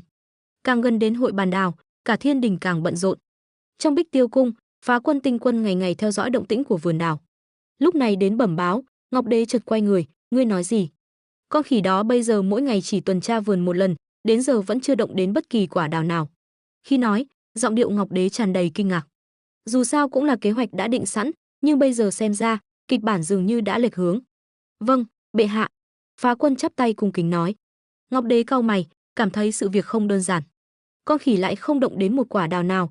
Không đúng, chuyện này không đúng. Dù là tiên nhân cũng khó cưỡng lại sự cám dỗ của Đào Tiên. Nhiều ngày trôi qua như vậy, Tôn Ngộ Không sao có thể không động lòng. Chẳng lẽ? Nghĩ đến đây, ánh mắt Ngọc Đế lóe lên tia giận dữ. Từ Phương giỏi lắm. Trẫm đã hiểu vì sao ngươi đột nhiên huấn luyện Thần Sách Quân, vì sao không chịu lên triều. Đúng là trò mèo, suýt chút nữa đã phá hỏng đại sự của trẫm. Với trí tuệ của Ngọc Đế, gần như ngay lập tức đã hiểu rõ sự việc. Từ Phương giỏi lắm, có thể nhìn thấu ý đồ của trẫm, quả thật là nhân tài. Đáng tiếc không thể dùng cho trẫm. Nghĩ đến đây, Ngọc Đế quay sang Phá Quân Tinh Quân lạnh lùng nói, Phá Quân, kế hoạch của trẫm đã bị Từ Phương nhìn thấu. Con khỉ ở vườn đào bây giờ chắc chắn là Từ Phương biến thành. Phá Quân cũng giật mình, cái gì? Vậy thì những ngày này thần đến Thần Sách Quân dò la, Từ Phương mà thần thấy chính là Tôn Ngộ Không. Đúng vậy. Ngọc Đế gật đầu, ánh mắt lóe lên tia tàn nhẫn. Nếu không phải ngươi vừa rồi báo cáo tình hình vườn đào không đúng, e rằng bây giờ trẫm vẫn bị Từ Phương lừa gạt. Thật to gan, Từ Phương dám làm trái ý trẫm như vậy. Xin bệ hạ hạ chỉ, thần lập tức dẫn người bắt Từ Phương, giam vào thiên lao. Phá Quân Tinh Quân có vẻ phẫn nộ. Ngọc Đế lại nhìn Phá Quân với vẻ mặt mỉa mai, thản nhiên nói, Phá Quân, Từ Phương biết trẫm rõ ràng, trẫm cũng biết có không ít người muốn trừ khử hắn. Hôm nay trẫm nói chuyện này cho ngươi biết, cũng là để cho ngươi và cả người đứng sau ngươi biết, Từ Phương là người của trẫm. Dù có trị tội, thì cũng chỉ có trẫm mới có quyền đó. Là lỗi của thần. Phá Quân vừa nghe, giật mình, vội vàng quỳ xuống. Ngọc Đế không để ý đến lời xin lỗi của hắn, chỉ thản nhiên nói, chuyện này ngươi không cần lo lắng. Còn chuyện Tôn Ngộ Không, tạm thời cứ giả vờ như không biết, mọi việc cứ như bình thường. Trẫm tự có tính toán. Nói xong, Ngọc Đế phẩy tay, ra hiệu cho Phá Quân lui xuống. Phá Quân Tinh Quân thở phào nhẹ nhõm, vội vàng tạ ơn rồi lui ra khỏi giao trì. Tuy nhiên, Ngọc Đế dường như nhớ ra điều gì đó, lại gọi Phá Quân lại, khoan đã, Phá Quân. Mấy năm nay ngươi nằm vùng dưới trướng Tử Vi, có dò la được thực lực của Tử Vi hiện tại tăng lên đến mức nào rồi không? Phá Quân Tinh Quân vội vàng quay người, chắp tay tâu, chuyện này thần cũng định bẩm báo bệ hạ. Thần đã dò la được, Tử Vi đại đế hiện tại có ít nhất 80 vạn tinh binh. 80 vạn. Ngọc đế giật mình, không ngờ Tử Vi đại đế bây giờ lại có nhiều thiên binh thiên tướng như vậy. Phải biết, Ngọc đế là tam giới chi chủ trên danh nghĩa, trong tay cũng không có nhiều binh mã như vậy. Nghĩ đến Từ Phương do hắn sắc phong, đường đường là chánh nhị phẩm, lại là thần tướng có thực quyền, cũng chỉ có thể chỉ huy 3 vạn binh mã, đủ biết 80 vạn binh mã là khái niệm gì. Thôi, ngươi lui xuống đi, trẫm muốn ở đây một mình. Sắc mặt Ngọc đế trở nên khó coi. Phá Quân Tinh Quân lập tức chắp tay lui ra. Trong giao trì tiên cảnh lúc này vô cùng náo nhiệt. Không ít tiên nữ, lực sĩ đang bận rộn chuẩn bị cho hội bàn đảo. Lúc này, bóng dáng Ngọc đế đột nhiên xuất hiện bên cạnh Vương mẫu nương nương. Thật to gan, thật to gan. Sắc mặt Ngọc đế âm trầm. Vương mẫu nương nương ngạc nhiên, bệ hạ sao vừa đến giao trì của ta đã nổi giận lôi đình? Chẳng lẽ có ai chọc giận bệ hạ? Còn không phải là 3 tên đó. Ngọc đế hừ lạnh. Năm đó Tam Thanh lập ra tứ ngự, đã không có ý tốt. Bây giờ Tử Vi, Nam Cực và Câu Trần 3 tên đó càng ngày càng không coi trẫm ra gì. Bệ hạ bớt giận. Vương mẫu bưng chén trà, dịu dàng đưa cho Ngọc đế. Uống chén trà, từ từ nói. Ngọc đế nhận lấy chén trà, nhấp một ngụm. Khi đến bên cạnh Vương mẫu, khí trên người hắn dường như cũng dần tiêu tan. Thanh nữ, nàng không biết đâu. Mấy năm nay, 3 tên đó vẫn luôn âm thầm huấn luyện binh mã, mở rộng thế lực. Vì nể mặt Tam Thanh, trẫm mới mắt nhắm mắt mở cho qua. Nhưng bây giờ bọn chúng càng ngày càng quá phận. Chỉ riêng Tử Vi đã có hơn 80 vạn binh mã. Cái gì? 80 vạn? Rõ ràng Vương mẫu nương nương cũng giật mình. Ngọc đế và Vương mẫu bản thể là tiên thiên âm dương thạch, năm đó được Hồng Quân đạo tổ điểm hóa, trở thành đồng tử hầu trà trong Tử Tiêu cung. Hồng Quân đạo tổ cũng thương bọn họ vất vả. Sau trận chiến Vu Yêu, yêu tộc hoàng đế Đế Tuấn vẫn lạc, tam giới vô chủ, Hồng Quân mới chỉ định Hạo Thiên làm Ngọc đế, chỉ định Giao Chỉ làm Vương mẫu nương nương. Hai người luôn giúp đỡ lẫn nhau, Hạo Thiên cũng chỉ khi ở bên cạnh Vương mẫu nương nương mới buông bỏ lớp ngụy trang của mình. Vì vậy, Vương mẫu nương nương tự nhiên rất rõ ràng về thực lực của Hạo Thiên. Đường đường là tam giới chi chủ, binh mã có thể điều động tuyệt đối không quá 80 vạn. Tử Vi đại đế một mình lại có hơn 80 vạn binh mã, dã tâm rõ ràng. Bệ hạ cũng đừng lo lắng, chúng ta có đạo tổ chống lưng, dù 3 tên đó có binh mã thì sao? Hơn nữa, thiên binh thiên tướng bình thường thực lực không đủ, trong chiến đấu thực sự cũng không có tác dụng gì nhiều. Trên chiến trường, có thể phát huy tác dụng là những cao thủ có thần thông quảng đại. Đúng rồi, dưới trướng ngươi không phải mới chiêu mộ một thần tướng sao? Nghe nói người này thực lực cũng không tệ. Vương mẫu nương nương còn chưa dứt lời, Ngọc đế đã hừ lạnh, Từ Phương, kẻ này không thật lòng với trẫm, nuôi không quen. Giọng nói có chút tiếc nuối, lại có chút kiên quyết theo đuổi mục tiêu của mình. Đợi đến khi trẫm đạt được mục đích, mọi chuyện sẽ không còn là vấn đề nữa. Bệ hạ muốn làm gì? Vương mẫu nghe ra lời nói của Ngọc đế có ẩn ý khác, liền hỏi. Ánh mắt Ngọc đế lóe lên tia lạnh lẽo, trẫm sẽ để Phá Quân xử lý mọi chuyện. Hắn, Từ Phương, muốn bảo vệ Tôn Ngộ Không, trẫm sẽ không để hắn làm được. Trẫm muốn cho hắn thấy, trẫm mới là tam giới chi chủ. Thời gian trôi qua, trong vườn đào, Tề Thiên Đại Thánh oai phong lẫm liệt, gậy như ý đặt sau đầu, nằm trên cây đào một cách nhàn nhã. Đương nhiên, Tề Thiên Đại Thánh Tôn Ngộ Không này là do Từ Phương biến thành. Hắn và Tôn Ngộ Không cùng bái sư học nghệ ở Phương Thốn Sơn, hiểu rõ lẫn nhau, nên biến thành Tôn Ngộ Không rất giống, người khác không nhìn ra. Hôm nay là ngày cuối cùng rồi, ngày mai là sinh nhật Vương mẫu nương nương, thiên đình sẽ tổ chức hội bàn đảo. Ta cũng không cần phải giả làm khỉ nữa. Từ Phương nằm trên tán cây, duỗi người, khóe miệng nở nụ cười. Ngươi, Ngọc đế, không phải muốn Tôn Ngộ Không trộm đào sao? Vậy ta cứ trộm. Lấy gậy ông đập lưng ông, xem ngươi còn cách nào làm khó, kịch bản của ngươi còn diễn tiếp thế nào. Đại thánh gia, sao ngài lại ở đây? Lúc này, thổ địa trông coi vườn đào thở hổn hển chạy đến. Hội bàn đào của Vương mẫu nương nương sắp diễn ra, theo lệ thường, hôm nay sẽ có thất tiên nữ đến hái đào. Đại thánh gia, chúng ta đi đợi thôi. Ngươi tự đi đợi đi. Lão Tôn không rảnh. Từ Phương xua tay, bắt chước giọng điệu của Tôn Ngộ Không.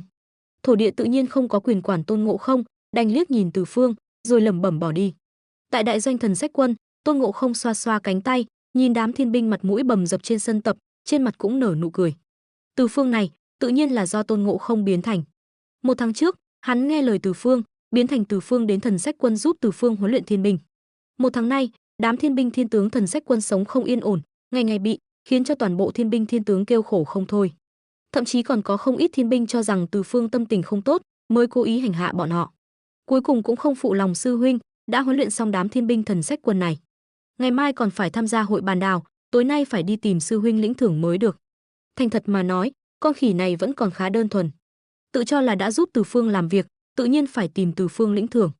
Mà cách hắn lĩnh thưởng cũng không phức tạp, chỉ là muốn Từ Phương mời hắn uống rượu thôi. Trong giao chỉ, Ngọc Đế bí mật gọi Phá Quân Tinh Quân đến, thản nhiên giao cho hắn một nhiệm vụ. Phá Quân Tinh Quân gật đầu, lập tức hóa thành kim quang bay về phía Thần Sách Quân. Ngọc Đế nhìn theo hướng Phá Quân rời đi, vẻ mặt có chút phức tạp, trẫm đã nói ngươi không thể bảo vệ con khỉ đó. Hy vọng ngươi đừng làm chuyện ngu ngốc. Tại đại doanh Thần Sách Quân, Phá Quân Tinh Quân lặng lẽ quan sát đám thiên binh canh cổng. Phát hiện đám thiên binh tuần tra dần đi xa, Phá Quân Tinh Quân vươn tay điểm một cái, hai tên thiên binh canh cổng lập tức bị điểm huyệt. Sau đó, Phá Quân Tinh Quân nhanh chóng tiến lên, trực tiếp kéo hai tên thiên binh đi, rồi biến thành hình dạng của một trong hai tên thiên binh, nghênh ngang đi về phía doanh trại Thần Sách Quân. Là Thiên Đình Chánh Thần, tu vi của Phá Quân tự nhiên không tầm thường. Muốn lừa gạt đám thiên binh thiên tướng bình thường của Thần Sách Quân tự nhiên không phải chuyện khó.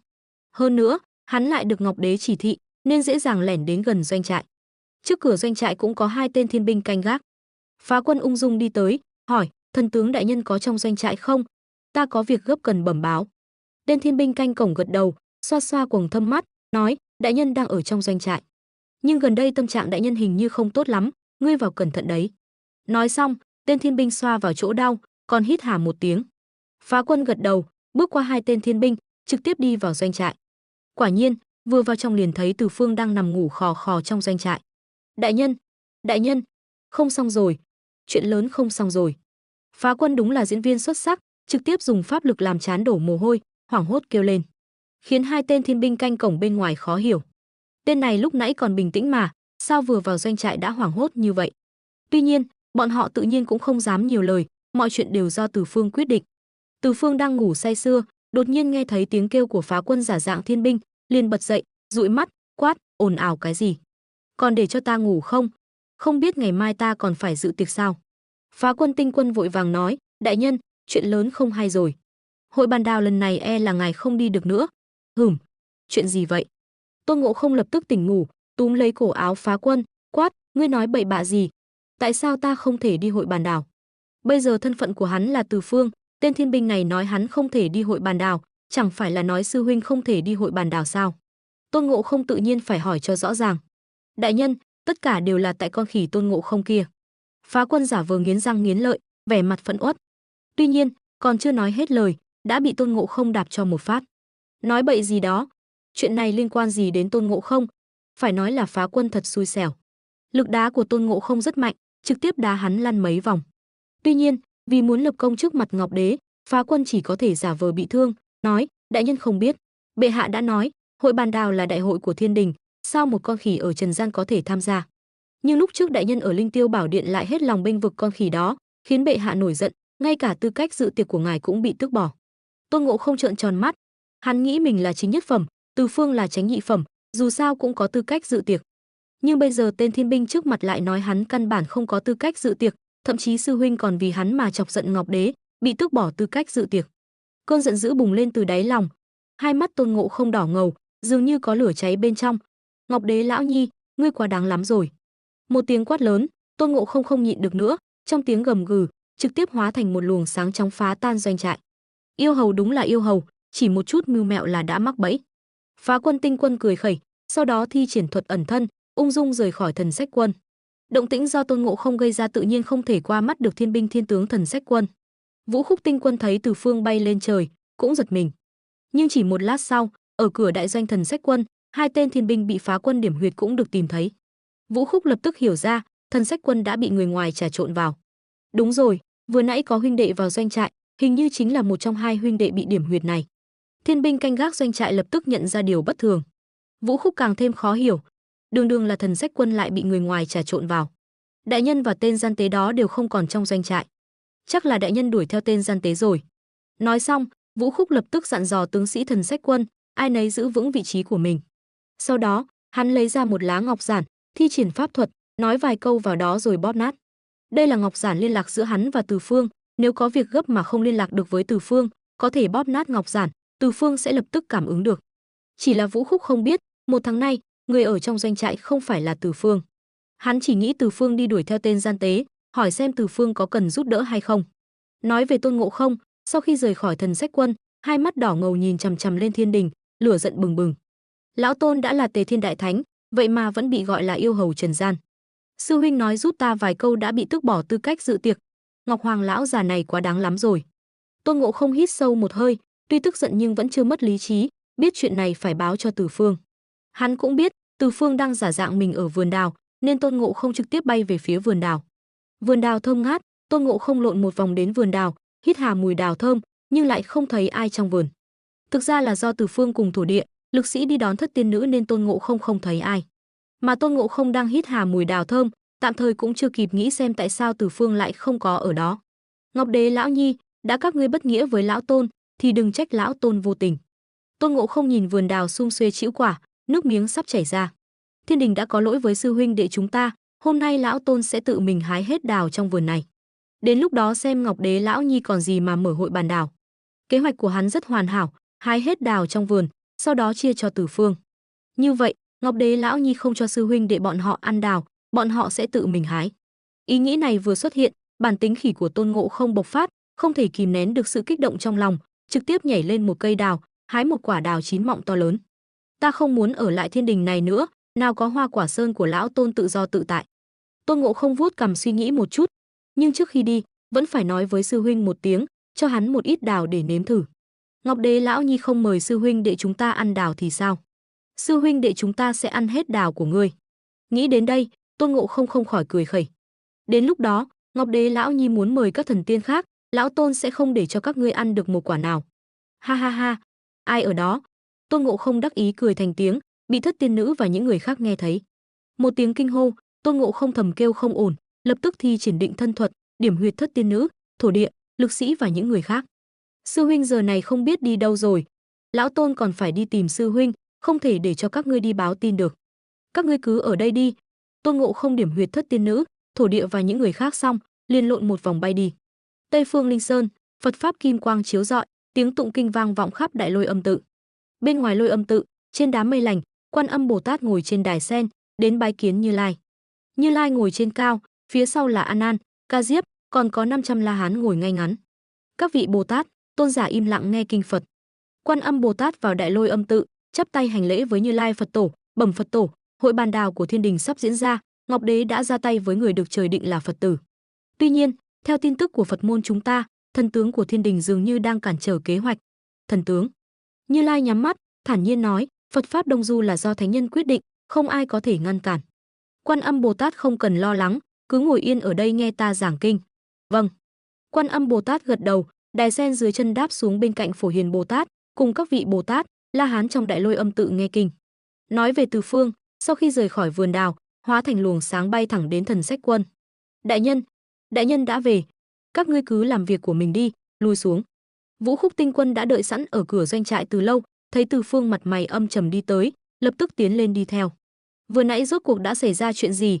Kể lại chi tiết cho ta. Từ Phương trầm mặt đi vào doanh trại. Trong ngọc giản cảnh báo mà Vũ Khúc Tinh Quân bóp nát lúc nãy nói không rõ ràng, chỉ biết là đã xảy ra chuyện. Vũ Khúc Tinh Quân lập tức kể lại đầu đuôi sự việc xảy ra ở Thần Sách Quân, cuối cùng nghi ngờ có gian tế trà trộn vào doanh trại. Từ Phương trong lòng trùng xuống, quả nhiên đã xảy ra chuyện. Tôn Ngộ Không biến mất, hơn nữa lại biến mất ngay trước thềm hội bàn đảo. Bây giờ không biết hắn đã đi đâu, khả năng rất cao là Ngọc Đế đã ra tay. Từ Phương hít sâu một hơi, cảm thấy có chút mệt mỏi. Tuy hắn biết đại thế đã định không thể thay đổi, nhưng khi chuyện xảy ra với bạn bè của mình, Từ Phương vẫn muốn thử xem sao. Nhưng bây giờ Từ Phương đang nhẫn nhịn, không dám manh động. Sau bao nhiêu chuẩn bị, lẽ nào vẫn không thể cản nổi thiên mệnh. Có câu nói quan tâm tắc loạn, giờ đây Từ Phương cũng rơi vào tình cảnh này. Hắn và Tôn Ngộ Không cùng bái sư học nghệ tại Phương Thốn Sơn. Khi xuống núi, Từ Phương đã từng hứa với Bồ Đề Tổ sư nếu có cơ hội sẽ giúp đỡ, khuyên bảo Tôn Ngộ Không. Nhưng hiện tại, một cảm giác bất lực mơ hồ dâng lên trong lòng hắn. Về phần Tôn Ngộ Không, sau khi dùng cân đầu vân rời khỏi vườn đào, liền đi tìm Từ Phương khắp nơi. Nhưng lúc này Từ Phương đã đến Thần Sách Doanh. Trùng hợp thay, Tôn Ngộ Không cũng vừa rời khỏi đó nên nhất thời không nghĩ Từ Phương sẽ quay lại. Trong doanh trại, Tôn Ngộ Không lang thang một hồi rồi đến giao trì. Mọi chuyện diễn ra hệt như nguyên tắc Tây Du Ký. Đến giao trì, thấy các tiên nữ đang chuẩn bị yến tiệc bàn đào, còn Ngọc Đế và Vương Mẫu thì có việc rời đi, cơn giận bốc lên khiến Tôn Ngộ Không lập tức biến ra con sâu ngủ. Các tiên nữ liền ngủ mê man, còn Tôn Ngộ Không thì đại náo giao trì, ăn uống no say, biến giao trì thành một bãi chiến trường. Sau đó, Tôn Ngộ Không say khướt, loạng choạng bay đến Đâu Xuất Cung ở Tam Thập Tam Thiên. Cũng như nguyên tắc, thấy tiên đan trong Đâu Xuất Cung, Tôn Ngộ Không liền không thể rời mắt. Đã gây ra đại họa rồi, chi bằng làm tới cùng, liền ăn hết tiên đan mà Thái Thượng lão quân để lại. Nhưng đến lúc này, Cơn nóng giận của Tôn Ngộ Không dần nguội, hắn cũng hiểu mình đã gây ra đại họa. Dùng cân đầu vân bay đến phủ đệ của thần tướng, Tôn Ngộ Không vội vàng để lại một bức thư cho Từ Phương, rồi lập tức trở về hạ giới. Hắn không thể ở lại thiên đình nữa. Không ai biết rằng, khi Tôn Ngộ Không rời khỏi Đâu Xuất Cung, dưới lò bát quái, một bóng hình lặng lẽ xuất hiện. Bóng hình yểu điệu, xinh đẹp tuyệt trần, trên mặt mang đầy vẻ phẫn uất. Vừa thoát khỏi sự ràng buộc của lò bát quái, liền lập tức rời khỏi thiên đình, không biết đi về phương nào. Trong Lăng Tiêu Bảo Điện, Ngọc Đế và các vị thần tiên đang bàn bạc về triều hội, bỗng nghe thấy tiếng khóc lóc. Ngẩng đầu nhìn, thấy 7 tiên nữ đang vội vàng chạy đến. Các ngươi sao lại thế này? Không phải đã bảo các ngươi đi hái đào sao? Sao lại chậm trễ như vậy? Vương Mẫu nương nương bên cạnh Ngọc Đế giật mình, tưởng 7 tiên nữ gặp chuyện không may, liền hỏi: Bẩm mẫu hậu, chúng con đến vườn đào thì thấy trên cây không còn quả nào. Tất cả bàn đào đều bị Tề Thiên Đại Thánh ăn sạch. Hắn còn dùng pháp thuật định trụ chúng con, đến 1 canh giờ sau mới tự động giải trừ, chúng con mới có thể đến đây. Vì vậy mới đến muộn. 7 tiên nữ quỳ xuống, nói: Cái gì? Bàn đào của ta? Vương Mẫu nương nương bật dậy, còn Ngọc Đế thì mặt mày tối sầm. Tuy nhiên, trong lòng ông ta lại đang vui như nở hoa. Đúng lúc này, Thiên Nô lại vào bẩm báo: Bẩm bệ hạ, Thái thượng đạo tổ đến. Ngọc Đế nghe vậy sững người. Thái thượng lão quân rất ít khi đến Lăng Tiêu Bảo Điện, thường là có việc mới đến. Giờ ông ta đến đây làm gì? Dù vậy, Thái thượng lão quân rất có uy nghiêm trong đạo môn, ngay cả Ngọc Đế cũng không dám chậm trễ, liền cùng Vương Mẫu nương nương đứng dậy nghênh đón. Chưa kịp bước ra khỏi Lăng Tiêu Bảo Điện, Thái thượng lão quân đã mặt mày tái mét bước vào, bẩm bệ hạ, số tiên đan trước đây bệ hạ nhờ lão đạo luyện đã bị Tề Thiên Đại Thánh trộm hết, một viên cũng không còn. Cái gì? Ngọc Đế chỉ cảm thấy trời đất quay cuồng. Ý của ông ta chỉ là muốn Tôn Ngộ Không trộm đào, không ngờ Tôn Ngộ Không lại chơi lớn đến vậy, ngay cả tiên đan ông ta cần cũng bị trộm sạch. Lý Tịnh đâu? Ngọc Đế tức giận, mặt mày xám xịt, hai tay trong tay áo nắm chặt, nghiến răng nói: Trẫm lệnh cho ngươi lập tức dẫn Na Cha Tam Thái tử, điểm đủ nhị thập bát tú, cửu diệu tinh quan, ngũ phương ngũ đế, tứ trị công tào, phổ thiên tinh tượng, lại điều thêm 10 vạn thiên binh thiên tướng xuống trần gian bắt yêu hầu.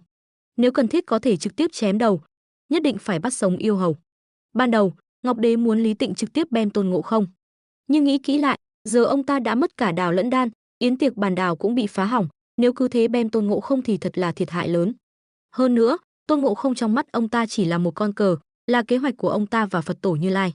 Nếu vì tức giận nhất thời mà bem Tôn Ngộ Không, vậy những gì ông ta bỏ ra chẳng phải uổng phí sao?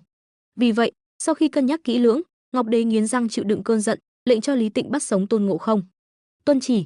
Lý Tịnh đứng trong Lăng Tiêu Bảo Điện, lập tức bước ra, tay cầm bảo tháp, lớn tiếng lĩnh mệnh. Tin tức lan truyền khắp tam giới gần như ngay lập tức. Yêu hầu Hoa Quả Sơn Tôn Ngộ Không đại náo yến tiệc bàn đào, trộm đan. Thác Tháp Thiên Vương Lý Tịnh dẫn thiên binh thiên tướng xuống trần gian trừ yêu. Từ Phương đương nhiên cũng nghe được tin này, nhưng khi tin tức truyền đến Thần Sách Doanh, Lý Tịnh đã bại trận trở về. Tin tức lại một lần nữa làm chấn động tam giới.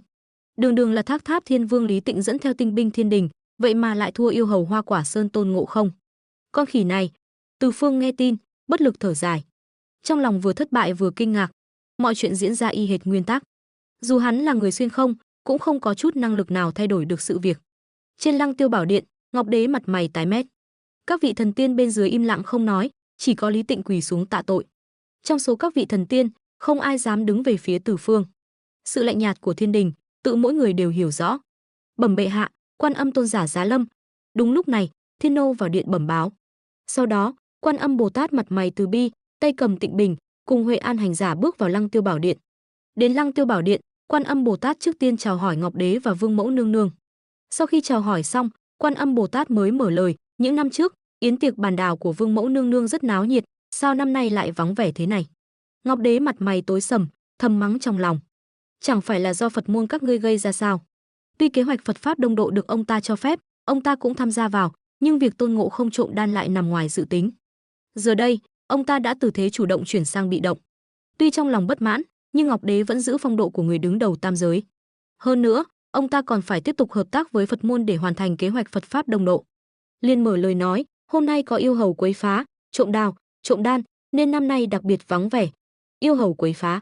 Quan Âm Bồ Tát giả vê hỏi: xin hỏi bệ hạ, yêu hầu này là ai mà lại dám cả gan làm càn như vậy? Ngọc Đế càng thêm bực bội, nhưng vẫn kiên nhẫn kể lại lai lịch của Tôn Ngộ Không, rồi nói: yêu hầu kia đột nhiên trộm đào, trộm đan, giờ đã gây ra đại họa, trốn xuống hạ giới. Trẫm đã lệnh cho Lý Thiên Vương đi bắt yêu hầu, nhưng lại bại trận trở về. Ra là vậy. Quan Âm Bồ Tát gật đầu, rồi nói: đệ tử Huệ An của ta có thần thông phi phàm, chi bằng để nó ra tay giúp đỡ bệ hạ bắt yêu hầu này. Ngọc Đế gật đầu, biết đây là một phần trong kế hoạch của Phật môn, liền đồng ý. Huệ An hành giả, tục danh Mu Trà, là con trai thứ hai của Thác Tháp Thiên Vương Lý Tịnh, sư phụ là Quan Âm Bồ Tát. So với Na Cha còn kém xa, đối đầu với Tôn Ngộ Không đương nhiên không phải đối thủ. Chỉ trong chốc lát đã bại trận. Bồ Tát, Huệ An hành giả không phải đối thủ của yêu hầu đó. Ngọc Đế nhìn Quan Âm, nói, không biết giờ phải làm sao để bắt yêu hầu kia. Bệ hạ đừng lo, bần tăng tiến cử một vị thần, chắc chắn có thể bắt được yêu hầu. Quan Âm Bồ Tát nói, đã nghe danh. Đúng lúc này, một giọng nói trầm ổn vang lên trong Lăng Tiêu Bảo Điện, bệ hạ, trận chiến này, thần xin đi. Mọi người lập tức nhìn về phía người nói, đó chính là Từ Phương. Các vị thần tiên đều ngạc nhiên, ánh mắt lộ vẻ khó hiểu. Ai cũng biết Từ Phương và Tôn Ngộ Không là huynh đệ kết nghĩa.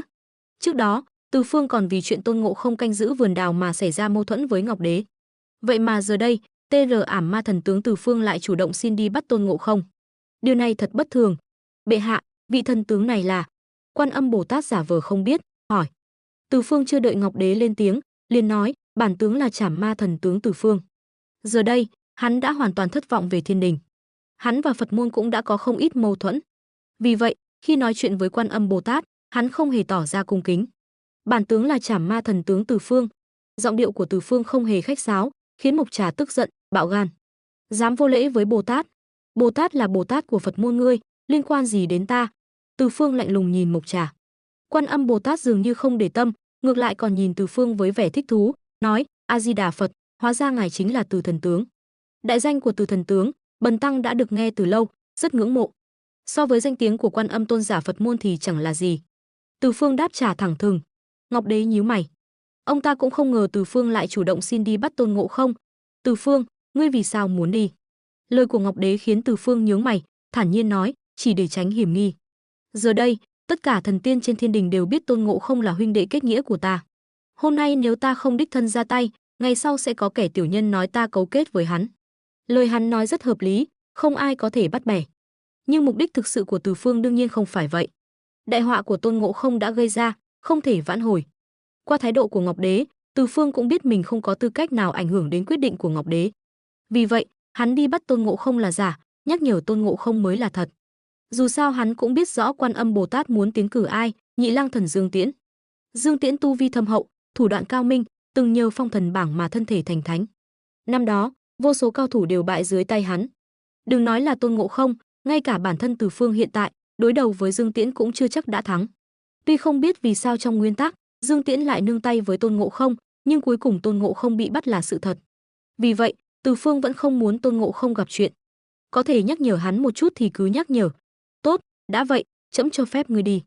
Ngọc Đế đương nhiên không biết suy nghĩ trong lòng Từ Phương, liền nói, Từ Phương lần này đi là vì đại nghĩa, sau này các vị tiên gia không được lấy cớ hắn có giao tình với yêu hầu mà nói lời gièm pha. Nói xong, Ngọc Đế quay sang nhìn Quan Âm Bồ Tát, cười nói, Bồ Tát, đã có Từ Phương chủ động xin đi, trẫm liền để hắn ra tay. Nếu hắn có thể hàng phục yêu hầu thì tốt nhất. Nếu không được, lại nhờ người mà Bồ Tát tiến cử vậy. Tuy nói vậy, nhưng trong lòng Ngọc Đế cũng hiểu rõ, Từ Phương lần này đi không thể nào bắt được Tôn Ngộ Không. Chỉ là, giờ đây Từ Phương đã đứng ra trước mặt mọi người, nếu ông ta không cho Từ Phương đi, e rằng sẽ ảnh hưởng đến danh tiếng của mình. Tuân chỉ, thần sẽ cùng Lý Thiên Vương xuống trần gian hàng yêu, bắt yêu hầu, không dám chậm trễ. Nghe Ngọc Đế nói, Từ Phương chắp tay hành lễ, rồi không nói gì thêm, cùng Lý Tịnh bước ra khỏi Lăng Tiêu Bảo Điện. Khóe mắt hắn lóe lên tia giễu cợt, nhìn những vị thần tiên đang tìm cách tránh né mình, rồi hóa thành luồng sáng bay đi. Từ Phương bay rất nhanh, thấy Lý Tịnh bay chậm chạp, liền không kiên nhẫn túm lấy Lý Tịnh, hai người cùng hóa thành cầu vồng bay về phía Hoa Quả Sơn. Trên không trung Hoa Quả Sơn, mây đen dày đặc, trong mây đen toàn là thiên binh thiên tướng mặc giáp đen. Bên dưới thiên binh thiên tướng là thiên la địa võng dày đặc, tầng tầng lớp lớp bao vây Hoa Quả Sơn. Các vị, Từ thần tướng đến rồi. Lý Tịnh được Từ Phương thả xuống, nhìn các vị thần. Trước đó, ông ta dẫn Na Cha, Cửu Diệu Tinh Quan, Ngũ Phương Ngũ Đế, Tứ Trị Công Tào đi đánh nhưng lại thua trận. Sau đó Mộc Trà ra tay, vẫn thua Tôn Ngộ Không. Vì vậy, giờ đây sắc mặt các vị thần đều không tốt lắm. Sao lại là ngươi đến? Na Cha thấy Từ Phương, ngạc nhiên, trong lòng TH ật sự khó hiểu vì sao Ngọc Đế lại phái Từ Phương đến. Dù sao ai cũng biết Từ Phương và Tôn Ngộ Không là huynh đệ kết nghĩa. Ngọc Đế để hắn ra tay, chẳng lẽ đầu óc có vấn đề? Sao? Chê ta không đủ bản lĩnh? Từ Phương thản nhiên nói. Na Cha vội vàng xua tay, không phải vậy. Bản lĩnh của ngươi trên thiên đình ai cũng rõ. Chỉ là ngươi và Tôn Ngộ Không quan hệ rất thân thiết. Trận chiến này nếu thắng thì không sao, nếu thua thì sẽ bị kẻ tiểu nhân lấy cớ công kích. Na Cha có ý tốt, nói đến đây còn thở dài, ngươi không nên đến. Không, ngươi sai rồi. Từ Phương lắc đầu, nói, dù ta có đến hay không, vũng nước đục này ta cũng không thể tránh khỏi. Nói xong, Từ Phương nhìn về phía thiên đình, ánh mắt mang theo tia cười giễu cợt, nếu ta không đến, chắc chắn sẽ bị kẻ có tâm gán cho tội cấu kết với yêu hầu, gây loạn thiên đình. Cũng có lý. Na Cha gật đầu. Từ Phương liền nói, giờ nói những điều này cũng vô nghĩa. Còn các ngươi, sao lại thảm hại thế này? Hai, đừng nhắc nữa. Na Cha liên tục xua tay, nói, huynh đệ kết nghĩa của ngươi, không biết có phải vì ăn bàn đào và tiên đan không mà tu vi tăng mạnh, giờ đã đạt đến đỉnh phong Thái Ất Kim Tiên. Chúng ta thay phiên nhau lên đánh vài hiệp, đều không phải đối thủ. Lời này khiến Cửu Diệu Tinh Quan đều xấu hổ. Đường đường là chính thần thiên đình, vậy mà đánh không lại một con yêu hầu, còn bị nó đánh cho tơi tả. Giờ nó còn đánh tới tận cửa khiêu chiến, những vị thần tiên này đương nhiên sợ hãi. Thấy sắc mặt các vị thần tiên đều có chút hoảng loạn, Từ Phương cười lạnh trong lòng, rồi nói, mọi người đừng hoang mang, để ta đi gặp yêu hầu đó. Vậy xin nhờ Từ thần tướng. Cửu Diệu Tinh Quan tuy khinh thường Từ Phương, nhưng đến nước này, e rằng chỉ có Từ Phương mới có thể đánh với yêu hầu kia. Nghe các vị thần nói, Từ Phương gật đầu, rồi hóa thành luồng sáng bay ra. Lúc này, Tôn Ngộ Không đang vác gậy Như Ý, trên mặt nở nụ cười lạnh. Thấy đội hình thiên binh tách ra, một người bay ra, nhìn kỹ, nụ cười lạnh của Tôn Ngộ Không liền cứng lại, sư huynh. Yêu hầu, im miệng. Nghe Tôn Ngộ Không gọi, Từ Phương lạnh mặt quát, Tôn Ngộ Không, ngươi trộm đào, trộm đan, tội ác tày trời. Từ nay về sau, ngươi ta ân đoạn nghĩa tuyệt. Từ nay trở đi, đừng gọi ta là đại ca nữa. Ta cũng không có huynh đệ như ngươi. Giọng nói vang vọng khắp tam giới. Không biết bao nhiêu người khinh bỉ hành động của Từ Phương, cười lạnh liên tục. Vì địa vị cao sang mà ra tay với chính huynh đệ của mình, loại người này ai mà muốn thân thiết. Tôn Ngộ Không nghe vậy, như sét đánh ngang tai, sững sờ, đại ca. Nhưng ngay sau đó, đôi mắt Tôn Ngộ Không chợt lóe lên. Hắn bỗng thấy mắt Từ Phương nháy một cái không thể nhận ra. Hai người cùng học nghệ ở Phương Thốn Sơn, còn ai hiểu ai hơn ai nữa chứ? Thấy biểu cảm của Từ Phương, Tôn Ngộ Không lập tức hiểu ra. Hóa ra sư huynh lại diễn trò. Hắn không thấy mệt sao? Tôn Ngộ Không hiểu ý Từ Phương, nhưng trên mặt lại hiện lên vẻ tức giận, quát lớn, ngươi tưởng ta muốn gọi ngươi là đại ca sao? Lão Tôn thấy ngươi đã sớm không vừa mắt rồi, hôm nay không làm huynh đệ thì thôi. Hôm nay để lão Tôn dùng gậy Như Ý dạy cho ngươi một bài học, kẻ bán rẻ lương tâm. Ngông cuồng, yêu hầu, nạp mạng. Từ Phương ánh mắt lạnh lẽo, quát lớn. Gió nổi lên, thổi tung mái tóc dài, áo choàng đen bay phần phật. Theo tiếng trống trận vang lên, Quỷ Xướng Đao chém về phía Tôn Ngộ Không. Hừ, sợ ngươi sao? Tôn Ngộ Không cũng vung gậy Như Ý lên. Keng, hai thần binh va chạm, tiếng kim loại vang lên chói tai. Tia lửa bắn ra tứ phía, đất rung núi chuyển. Cả hai đều có tu vi Thái Ất Kim Tiên, giờ đây ra tay toàn lực, một luồng năng lượng cực kỳ mạnh mẽ lan ra, khuấy động sóng biển Đông Hải, ngay lập tức nhấn chìm những thiên binh thiên tướng đang quan chiến. Lý Tịnh biến sắc, quát lớn, chúng tướng nghe lệnh, lập tức lùi lại, không được để bị cuốn vào dư ba của trận chiến. Thực ra không cần ông ta ra lệnh, những thiên binh thiên tướng kia đều đã tự động lui lại, tránh bị ảnh hưởng bởi trận chiến cấp độ này. Trên bầu trời rộng lớn, chỉ còn lại Từ Phương vung Quỷ Xướng Đao và Tôn Ngộ Không vung gậy Như Ý. Hai người đánh nhau túi bụi, dường như đối phương chính là kẻ thù không đội trời chung của mình. Sư huynh, ngươi có thể đánh nhẹ tay chút không? Trong lúc giao chiến, Tôn Ngộ Không dùng hết sức lực chống đỡ, vừa lặng lẽ truyền âm, ta đã nương tay rất nhiều rồi. Gần đây tu vi của ngươi cũng tiến bộ không ít. Nếu ta nương tay quá nhiều, e rằng sẽ bị người khác phát hiện. Từ Phương cũng truyền âm, nhưng Quỷ Xướng Đao trong tay vẫn không hề, chém tới tấp. Ngộ Không, ta đến đây là để nói cho ngươi biết, sau khi ta trở về, thiên đình sẽ điều Nhị Lang Thần Dương Tiễn đến đối phó với ngươi. Người này tu vi thâm hậu, bản lĩnh thần thông không hề thua kém ngươi. Vì vậy, tuyệt đối không được giao chiến với hắn bằng thần thông. Giọng nói của Từ Phương vang lên bên tai Tôn Ngộ Không. Tôn Ngộ Không gật đầu, gậy Như Ý trong tay đập mạnh.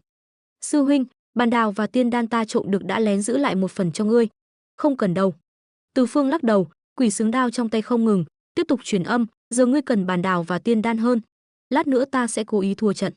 Sau khi ngươi về Hoa Quả Sơn, đừng khiêu chiến nữa, mau chóng luyện hóa bàn đào và tiên đan để tăng tu vi mới là chính đạo. Không được, đó là ta để dành cho ngươi. Tôn Ngộ Không lắc đầu kiên quyết. Thấy không thể thuyết phục Tôn Ngộ Không, Từ Phương hít sâu một hơi, rồi nói, vậy thì thế này đi, số bàn đào và tiên đan ngươi định cho ta, giữ lại một nửa cho ta, còn lại ngươi ăn hết. Giờ giữ mạng ngươi để đối phó với Dương Tiễn mới là quan trọng. Không được từ chối, nếu không ta sẽ không lấy một viên nào hết. Lúc này, Tôn Ngộ Không im lặng, gậy Như Ý trong tay tuy vẫn vung lên nhưng lại có vẻ trầm mặc. Sư huynh, nói thật với ngươi, giờ ta dường như đã đến một nút thắt cổ trai. Số bản đào và tiên đan đó ta đã ăn một nửa rồi, nhưng không thể luyện hóa được. Còn lại dù ta có ăn hết cũng không có tác dụng. Ta dường như cần một trận chiến thật S để đột phá cảnh giới. Vì vậy, Nhị Lang Thần, cứ để hắn đến đi. Tôn Ngộ Không im lặng một hồi, đột nhiên nói, tên khốn kiếp, xem đòn. Vừa dứt lời, Tôn Ngộ Không một tay cầm gậy như ý, tay kia đột nhiên nắm thành quyền, đấm mạnh về phía Từ Phương. Từ Phương khẽ động, tay trái nắm lấy nắm đấm của Tôn Ngộ Không. Tới hay lắm. Trong nháy mắt, một chiếc hồ lô nhỏ bằng ngọc rơi vào lòng bàn tay Từ Phương. Sư huynh, từ khi rời Phương Thốn Sơn, chúng ta chưa từng thật sự giao thủ. Hôm nay chi bằng dốc hết sức lực, giúp ta đột phá đi. Tôn Ngộ Không đưa bàn đào và tiên đan cho Từ Phương xong, đột nhiên truyền âm. Sau đó, một luồng khí tức cực kỳ mạnh mẽ bỗng nhiên tỏa ra. Lông khỉ vàng trên người Tôn Ngộ Không lúc này như ngọn lửa vàng đang nhảy múa. Từ Phương cũng hít sâu một hơi, không nói gì nữa. Hắn đột nhiên hiểu ý Tôn Ngộ Không, cũng hiểu con đường mà Tôn Ngộ Không muốn đi. Một trận chiến để đột phá. Đã Tôn Ngộ Không sắp đột phá, vậy thì cứ ra tay giúp hắn một lần. Ha ha ha, yêu hầu, hãy dùng hết bản lĩnh của ngươi đi. Nếu ngươi nương tay, hôm nay ta sẽ bem sạch lũ khỉ Hoa Quả Sơn. Từ Phương ngửa mặt lên trời cười lớn. Tuy trận chiến này hắn chỉ có thể thua chứ không thể thắng, nhưng cũng không ảnh hưởng đến việc hắn dốc toàn lực giúp Tôn Ngộ Không đột phá Đại La Kim Tiên. Trong tam giới lạnh lẽo này, có lẽ chỉ có Tôn Ngộ Không mới có thể giữ được tình bạn ban đầu với hắn. Tốt, trung tướng, đánh trống, cổ vũ cho Từ thần tướng. Trên mây, Lý Tịnh thấy Từ Phương và Tôn Ngộ Không đã đánh nhau thật, liền lập tức ra lệnh. Đùng, đùng, đùng, trống trận vang lên, gió nổi mây vần. Các vị thần đều nhìn hai người đang giao chiến với vẻ mặt phức tạp, không biết đang nghĩ gì. Tôn Ngộ Không nghe Từ Phương nói vậy, đương nhiên cũng hiểu Từ Phương cố tình nói như vậy để che giấu sự thật của trận chiến này. Bem, gió rít gào, tóc Từ Phương bay phần phật, áo choàng đen bay phần phật. Theo tiếng trống trận vang lên, quỷ xứng đao chém về phía Tôn Ngộ Không. Hắn không còn nương tay nữa, vì đến lúc này, hắn cũng hiểu, điều Tôn Ngộ Không cần là một trận chiến thật S để đột phá bản thân. Không ổn, lùi lại. Thấy khí thế của Từ Phương gần như kinh thiên động địa, Lý Tịnh trên mây biến sắc, liền lập tức ra lệnh cho tất cả thiên binh thiên tướng lui lại lần nữa. Trong Lăng Tiêu Bảo Điện, tiếng hét kinh thiên động địa của Từ Phương khiến cả bảo điện náo loạn.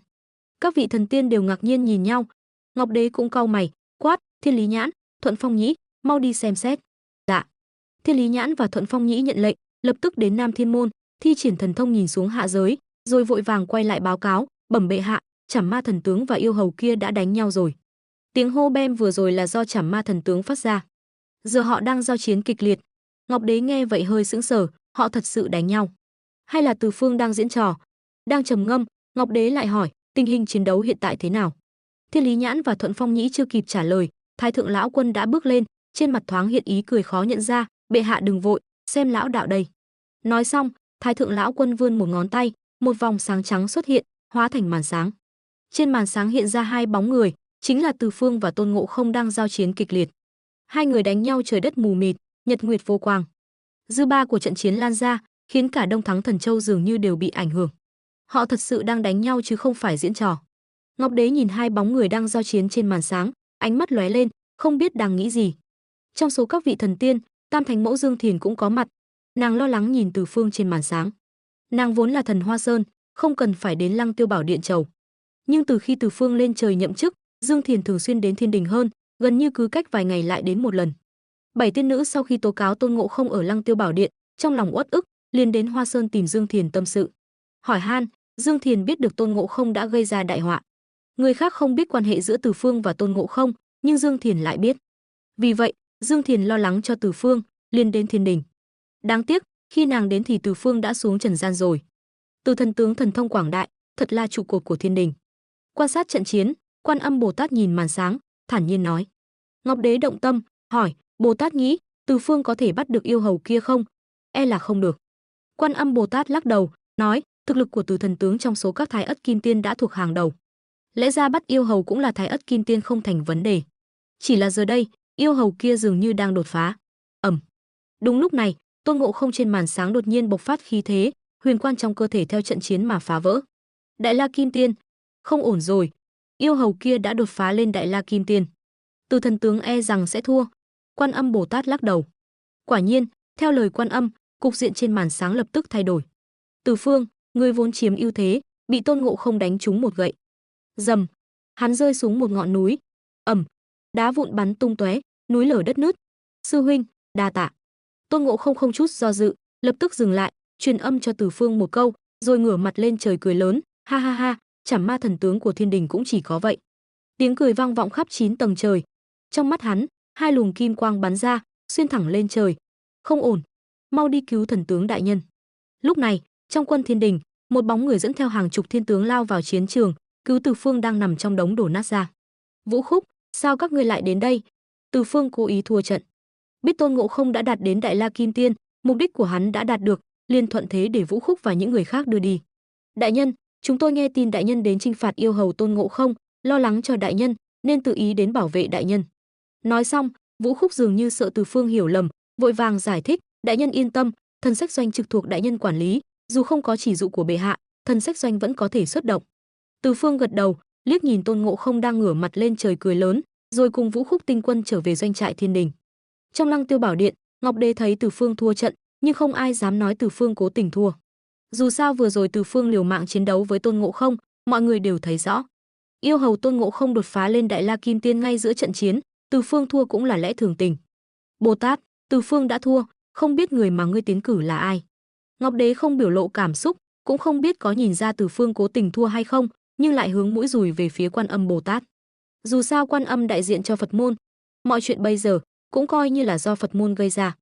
Quan Âm Bồ Tát đã đến thiên đình, đương nhiên có kế hoạch chu đáo. Nghe vậy, bà mỉm cười nói, người bần tăng tiến cử là Nhị Lang Thần Dương Tiễn ở quán Giang Khẩu. Ngọc Đế và Dương Thiền trong điện đều sững sờ, rồi Ngọc Đế liếc nhìn Dương Thiền, nhưng không nói gì. Đúng vậy, chính là Dương Tiễn. Quan Âm Bồ Tát cười nói, Nhị Lang Thần thần thông quảng đại, danh tiếng vang xa tam giới, ai mà không biết. Năm đó, trong phong thần chiến, hắn từng tiêu diệt 6 con yêu quái, dưới trướng còn có huynh đệ Mai Sơn và 1200 thảo đầu thần trợ giúp. Bắt yêu hầu kia chắc chắn không thành vấn đề. Nói đến đây, Quan Âm dừng lại, rồi nói tiếp, chỉ là Dương Tiễn chỉ nghe điều động chứ không nghe tuyên triệu. Vì vậy, bệ hạ phải phái người xuống truyền chỉ dụ điều binh, để hắn đến giúp đỡ bắt yêu hầu. Lời của Quan Âm khiến Ngọc Đế trầm ngâm không nói. Dương Tiễn là cháu trai của ông ta. Năm đó, vì chuyện của mẹ Dương Tiễn, hai người đã xảy ra mâu thuẫn. Chỉ là Dương Tiễn tu vi thâm hậu, thủ đoạn cao minh, lại lập nhiều công lao trong phong thần chiến, nên Ngọc Đế mới đặc cách cho hắn quyền chỉ nghe điều động chứ không nghe tuyên triệu. Nhưng giờ đây, Tôn Ngộ Không thật sự rất lợi hại, ngay cả Từ Phương cũng thua trận. Trên thiên đình còn ai có thể bắt được Tôn Ngộ Không? Vừa rồi, ông ta đã chứng kiến cảnh hai người giao chiến, đương nhiên nhìn ra Từ Phương đã dốc hết sức lực, không hề nương tay. Trận chiến vừa rồi, Ngọc Đế đã chứng kiến, đương nhiên nhìn ra Từ Phương không hề nương tay. Ngoài Từ Phương ra, trên thiên đình cũng có thần tiên có thể đánh được, ví dụ như Tài Thần Triệu Công Minh. Năm đó, trong phong thần chiến, ông ta đã từng đánh cho thập nhị kim tiên của Xiển giáo không ngóc đầu lên nổi. Nhưng mà, những người này khi được phong thần vị là do bị ràng buộc bởi phong thần bảng, nên sau khi thành thần, họ vẫn luôn làm bộ tuân lệnh nhưng ngấm ngầm làm trái ý Ngọc Đế. Hơn nữa, còn có 3 vị thiên đế khác luôn rình rập. Vì vậy, Ngọc Đế mới luôn muốn bồi dưỡng người tâm phúc, cuối cùng mới để mắt đến Từ Phương. Ngoài những vị thần tiên này ra, trên thiên đình e rằng chỉ có bản thân Ngọc Hoàng Đại Đế ra tay mới có thể hàng phục được yêu hầu. Nhưng Đường Đường là người đứng đầu tam giới, đương nhiên sẽ không tự mình ra tay. Dù sao cũng là cháu mình, cứ điều Dương Tiễn đến đi. Ngọc Đế trầm ngâm một lát, liền viết một đạo chỉ dụ điều binh giao cho Thái Bạch Kim Tinh, lệnh cho ông ta xuống trần gian đến quán Giang Khẩu, điều Nhị Lang Thần đến trợ giúp. Đúng lúc Thái Bạch Kim Tinh đang vội vàng mang theo chỉ dụ điều binh đến quán Giang Khẩu, thì trên Hoa Quả Sơn đang xảy ra một chuyện lớn. Tôn Ngộ Không sau khi thắng Từ Phương, liền vênh váo tự đắc. Thiên binh thiên tướng thì đóng chặt cửa doanh, chờ đợi chỉ dụ từ thiên đình. Khiêu khích thiên đình một hồi, Tôn Ngộ Không mới đắc ý rút quân, định ổn định lại pháp lực trong cơ thể. Nhưng đúng lúc này, một giọng nói hơi khàn vang lên, "Lục đệ." Tôn Ngộ Không ngẩng đầu nhìn, vẻ mặt mừng rỡ, "Đại ca, sao các huynh lại đến đây?" Ngoài Thủy Liêm động, 5 bóng người bay đến, chính là Ngưu Ma Vương và các đại thánh yêu tộc kết nghĩa với Tôn Ngộ Không. Chỉ là trong đó, Bằng Ma Vương năm xưa đã bị Dương Tiễn bem chớt. Vốn là thất đại thánh, giờ chỉ còn lại 6 người. Ha ha ha, chẳng phải nghe nói Hoa Quả Sơn của ngươi bị thiên đình tấn công, chúng ta đến giúp ngươi sao? Ngưu Ma Vương cười lớn, rồi nói với vẻ căm hận, trước đây, thiên đình phái người tấn công Hải Vương cung, hại chết một huynh đệ kết nghĩa của chúng ta, còn cướp mất tân nương của nhị ca Giao Ma Vương. Lần này, chúng ta nhất định phải khiến thiên đình trả giá. Đa tạ các vị huynh trưởng, nhưng thiên đình nho nhỏ này, ta chưa đặt vào mắt. Tôn Ngộ Không không biết năm xưa ai là người dẫn binh tấn công Hải Vương cung, nhưng hắn đã rất căm ghét thiên đình, nên khi nói chuyện cũng không coi thiên đình ra gì. Ngươi đã đột phá lên Đại La Kim Tiên, thiên đình nhỏ bé này đương nhiên không đáng ngại. Ngưu Ma Vương cũng rất vui mừng. Tôn Ngộ Không liền lệnh cho tiểu yêu dâng rượu, chiêu đãi các huynh đệ kết nghĩa. Nhưng vừa cầm chén rượu lên, Ngưu Ma Vương bỗng ra hiệu cho Giao Ma Vương, nhị đệ, Trước đây ngươi không phải có được một vò rượu ngon sao? Sao lúc này còn giấu giếm? Mau lấy ra chúc mừng Lục đệ đi. Vâng, đại ca, ta cũng vừa định lấy ra. Giao Ma Vương cười nói, rồi lấy ra một vò rượu, vươn tay mở nắp vò. Một mùi rượu thơm nồng lập tức lan tỏa. Quả nhiên là rượu ngon. Chỉ ngửi mùi thôi đã hơn hẳn rượu ngon của Thiên Đình rồi. Tôn Ngộ Không khi đại náo yến tiệc bàn đào đương nhiên đã uống rượu ngon của Thiên Đình. Giờ đây, mùi rượu thơm nồng này lập tức thu hút hắn. Lục đệ không biết đấy thôi. Đây là vò rượu ngon mà ta cướp được từ Bắc Hải Long Vương năm xưa, bao nhiêu năm nay vẫn luôn không nỡ uống. Hôm nay Lục đệ đại thắng Thiên Đình, nên dùng rượu này để chúc mừng. Giao Ma Vương cười nói. Lúc này, Tôn Ngộ Không đã không thể chờ đợi được nữa, liền nói, nhị ca, đừng nói nữa, mau rót rượu ra cho chúng ta cùng thưởng thức. Được, được, được. Ánh mắt Giao Ma Vương lóe lên tia khác thường, rồi nhanh chóng rót đầy chén rượu cho 6 người. Lục đệ, mời. Ngưu Ma Vương cầm chén rượu lên. Tôn Ngộ Không cười khanh khách, nói, các vị huynh trưởng, ta xin cạn trước. Nói xong, Tôn Ngộ Không nôn nóng uống cạn chén rượu. Còn những yêu vương khác thì nhìn Tôn Ngộ Không với vẻ mặt khác nhau, lặng lẽ đặt chén rượu xuống. Ha ha ha, quả nhiên là rượu ngon. Tôn Ngộ Không ở một cái, rồi ngã lăn ra đất. Lục đệ, tử lượng của ngươi kém quá. Giao Ma Vương vươn tay đẩy Tôn Ngộ Không, thấy Tôn Ngộ Không không có phản ứng, liền nhìn Ngưu Ma Vương, đại ca, tên khỉ này đã ngất rồi. Ngưu Ma Vương gật đầu, dược của ngươi quả nhiên hiệu nghiệm. Huynh đệ, động thủ thôi. Đại ca, chúng ta thật sự muốn làm vậy sao? Nếu hút tiên thiên khí của hắn, e rằng tu vi của hắn sẽ giảm sút nghiêm trọng. Tuy sau này có thể từ từ tu luyện lại, nhưng bây giờ hắn đang bị Thiên Đình vây đánh. Đúng lúc Ngưu Ma Vương và Giao Ma Vương định ra tay, Mặc Hầu Vương bên cạnh, có lẽ vì cùng là loài khỉ với Tôn Ngộ Không, nên có chút không nỡ lòng, nói. Ngưu Ma Vương liền cau mày, nói, nếu không phải vì tiên thiên khí của hắn, chúng ta cần gì phải vất vả kết nghĩa với hắn. Giờ lại mạo hiểm bị Thiên Đình vây bem, đến Hoa Quả Sơn, chẳng phải là lo hắn chết trong tay Thiên Đình, kế hoạch của chúng ta thất bại sao? Hãy nghĩ đến tam ca của ngươi, hắn đã chết trong tay Dương Tiễn. Nếu không hấp thụ tiên thiên khí của tên khỉ này, dựa vào tu luyện của chúng ta, đến bao giờ mới bem được Dương Tiễn, báo thù cho tam đệ? Đúng vậy. Giao Ma Vương cũng gật đầu, cười lạnh, nghe nói tiên thiên khí trong cơ thể tên khỉ này đủ để chúng ta tăng lên một bậc tu vi. Chúng ta chờ đợi đã lâu, cuối cùng cũng đợi được hắn tu thành Đại La Kim Tiên. Giờ đây, chẳng phải là vì tiên thiên khí của hắn sao? Thôi, đừng nói nhảm nữa, mau động thủ, kẻo đêm dài lắm mộng. Ngưu Ma Vương là đại ca kết nghĩa, liền nói. Hơn nữa, hắn bị Thiên Đình vây đánh, vốn đã nguy kịch. Dù chúng ta không hấp thụ tiên thiên khí của hắn cũng khó thoát khỏi sự trừng phạt của Thiên Đình, uổng phí tiên thiên khí quý giá như vậy. Ngưu Ma Vương nói một tràng khiến các yêu vương khác gật gù. Mặc Vương cũng thở dài, cùng các huynh đệ kết nghĩa vây quanh Tôn Ngộ Không. Đạo đạo thần quang xuyên vào cơ thể Tôn Ngộ Không, chậm rãi hút lấy tiên thiên chi khí. Tôn Ngộ Không rên lên một tiếng đau đớn, khuôn mặt méo sệch, rõ ràng đang chịu đựng thống khổ. Đại ca Mặc Vương lộ vẻ không đành lòng, còn Ngưu Ma Vương quát khẽ, giờ không phải lúc nói chuyện huynh đệ tình nghĩa. Ngươi quên lúc chúng ta bị Thiên Đình vây công sao? Hắn ta đâu có ra tay giúp đỡ, hại tam đệ bỏ mạng. Huynh đệ kết nghĩa chúng ta chỉ còn 6 người, con khỉ này không xứng làm huynh đệ chúng ta. Lời Ngưu Ma Vương đã nói rõ mục đích lôi kéo Tôn Ngộ Không kết nghĩa. Đúng vậy, kẻ thù của chúng ta là Thiên Đình, là Dương Tiễn, là Từ Phương. Giao Ma Vương cũng lên tiếng, nghiến răng nghiến lợi. Rõ ràng Từ Phương đã để lại bóng ma không thể xóa nhòa trong lòng Giao Ma Vương sau trận đại náo Hải Vương cung. Giờ đây, hễ ai nhắc đến Giao Ma Vương, đều kèm theo câu tên cưới bà lão ở Hải Vương cung năm xưa. Giao Ma Vương nhắc đến Dương Tiễn khiến Mặc Vương chấn động, ánh mắt lóe lên tia lạnh lẽo. Dù sao huynh đệ kết nghĩa của họ, bằng Ma Vương, đã chết dưới tay Dương Tiễn. Năm yêu vương đồng tâm hiệp lực, Tôn Ngộ Không càng thêm đau đớn, tiên thiên chi khí trong cơ thể dần bị hút ra. Đây là tiên thiên chi khí trong truyền thuyết sao? Mấy yêu vương nhìn chằm chằm vào những quả cầu ánh sáng trắng trên tay với vẻ tham lam. Ngưu Ma Vương gật đầu, nói nhỏ, năm xưa khi ta ở phương Tây, một vị đại năng đã nói với ta, con khỉ này do tinh hoa trời đất sinh ra, trong cơ thể có tiên thiên chi khí. Giờ mục đích đã đạt được, mau chóng rời đi thôi. Các yêu vương gật đầu đồng ý. Chỉ có Mặc Vương trước khi đi ngoái lại nhìn Tôn Ngộ Không nằm vật ra trên bàn đá, thở dài, tuy tiên thiên chi khí này không khiến hắn mất mạng, nhưng dù sao giờ hắn đang gặp nguy. Từ biệt lần này, e là sau này khó gặp lại. Cũng phải xem hắn có thể vượt qua kiếp nạn này không đã. Ngưu Ma Vương hừ một tiếng, kéo Mặc Vương đi. Giờ quan trọng nhất là chúng ta có thể tăng tu vi, báo thù rửa hận. Chuyện khác mặc kệ hắn đi. Tại Trần Gian, cửa sông Quan Giang, Thái Bạch Kim Tinh đến Quan Giang khẩu. Dương Tiễn tỏ vẻ tò mò, nếu ta nhớ không nhầm, giờ đang là lúc Thiên Đình tổ chức hội bàn đào, sao ngươi lại rảnh rỗi đến đây? Hắn và Thái Bạch Kim Tinh không xa lạ, nên nói chuyện cũng không khách sáo. Tuy nhiên, Dương Tiễn nói chuyện tùy tiện, Thái Bạch Kim Tinh lại không thể mất phép tắc. Thật không giấu gì, lần này hội bàn đào xảy ra chuyện rồi. Dương Tiễn lập tức hứng thú, chẳng lẽ Ngọc Đế tu luyện gặp trục trặc, tẩu hỏa nhập ma rồi. Quan hệ giữa hắn và Ngọc Đế luôn căng thẳng, nên khi nghe nói hội bàn đào xảy ra chuyện, phản ứng đầu tiên là Ngọc Đế gặp vấn đề. Tuy nhiên, lời Thái Bạch Kim Tinh khiến hắn thất vọng. Bệ hạ tu luyện không có vấn đề gì, mà là con khỉ Hoa Quả Sơn, Tôn Ngộ Không. Thái Bạch Kim Tinh cười khổ, kể lại chuyện Tôn Ngộ Không đại náo hội bàn đào. Tất nhiên, chuyện Tôn Ngộ Không bị người ta hãm hại, hắn cố tình giấu đi.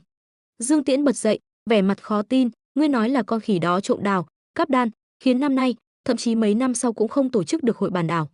Thái Bạch Kim Tinh bất đắc dĩ gật đầu. Dương Tiễn cười lớn, ha ha ha, đây đúng là chuyện tốt. Con khỉ Tôn Ngộ Không này cũng coi như là nhân vật, làm việc ta luôn muốn làm mà không thể làm. Nhị Lang Thần Dương Tiễn vốn là người ngay thẳng, hỉ nộ đều không giấu trong lòng. Hắn oán hận Ngọc Đế, nên khi nghe nói Tôn Ngộ Không đại náo hội bàn đào, trộm đào tiên, cắp tiên đan, làm việc hắn luôn muốn làm mà không thể làm, lập tức sinh ra hảo cảm với Tôn Ngộ Không. Chân quân, Thái Bạch Kim Tinh lúng túng không biết nói gì. Tuy ngươi nghe lệnh chứ không nghe tuyên, nhưng dù sao cũng phải nể mặt bệ hạ chứ. Giờ thiên đình của bệ hạ gặp nạn, ngươi là cháu ngoại mà lại hả hê. Chân quân, trước đó Thác Tháp Thiên Vương và Trảm Ma Thần Tướng đều ra tay bắt yêu hầu, nhưng đều thất bại. Vì vậy, bệ hạ đã hạ chỉ điều binh, muốn mời ngươi ra tay bắt Tôn Ngộ Không.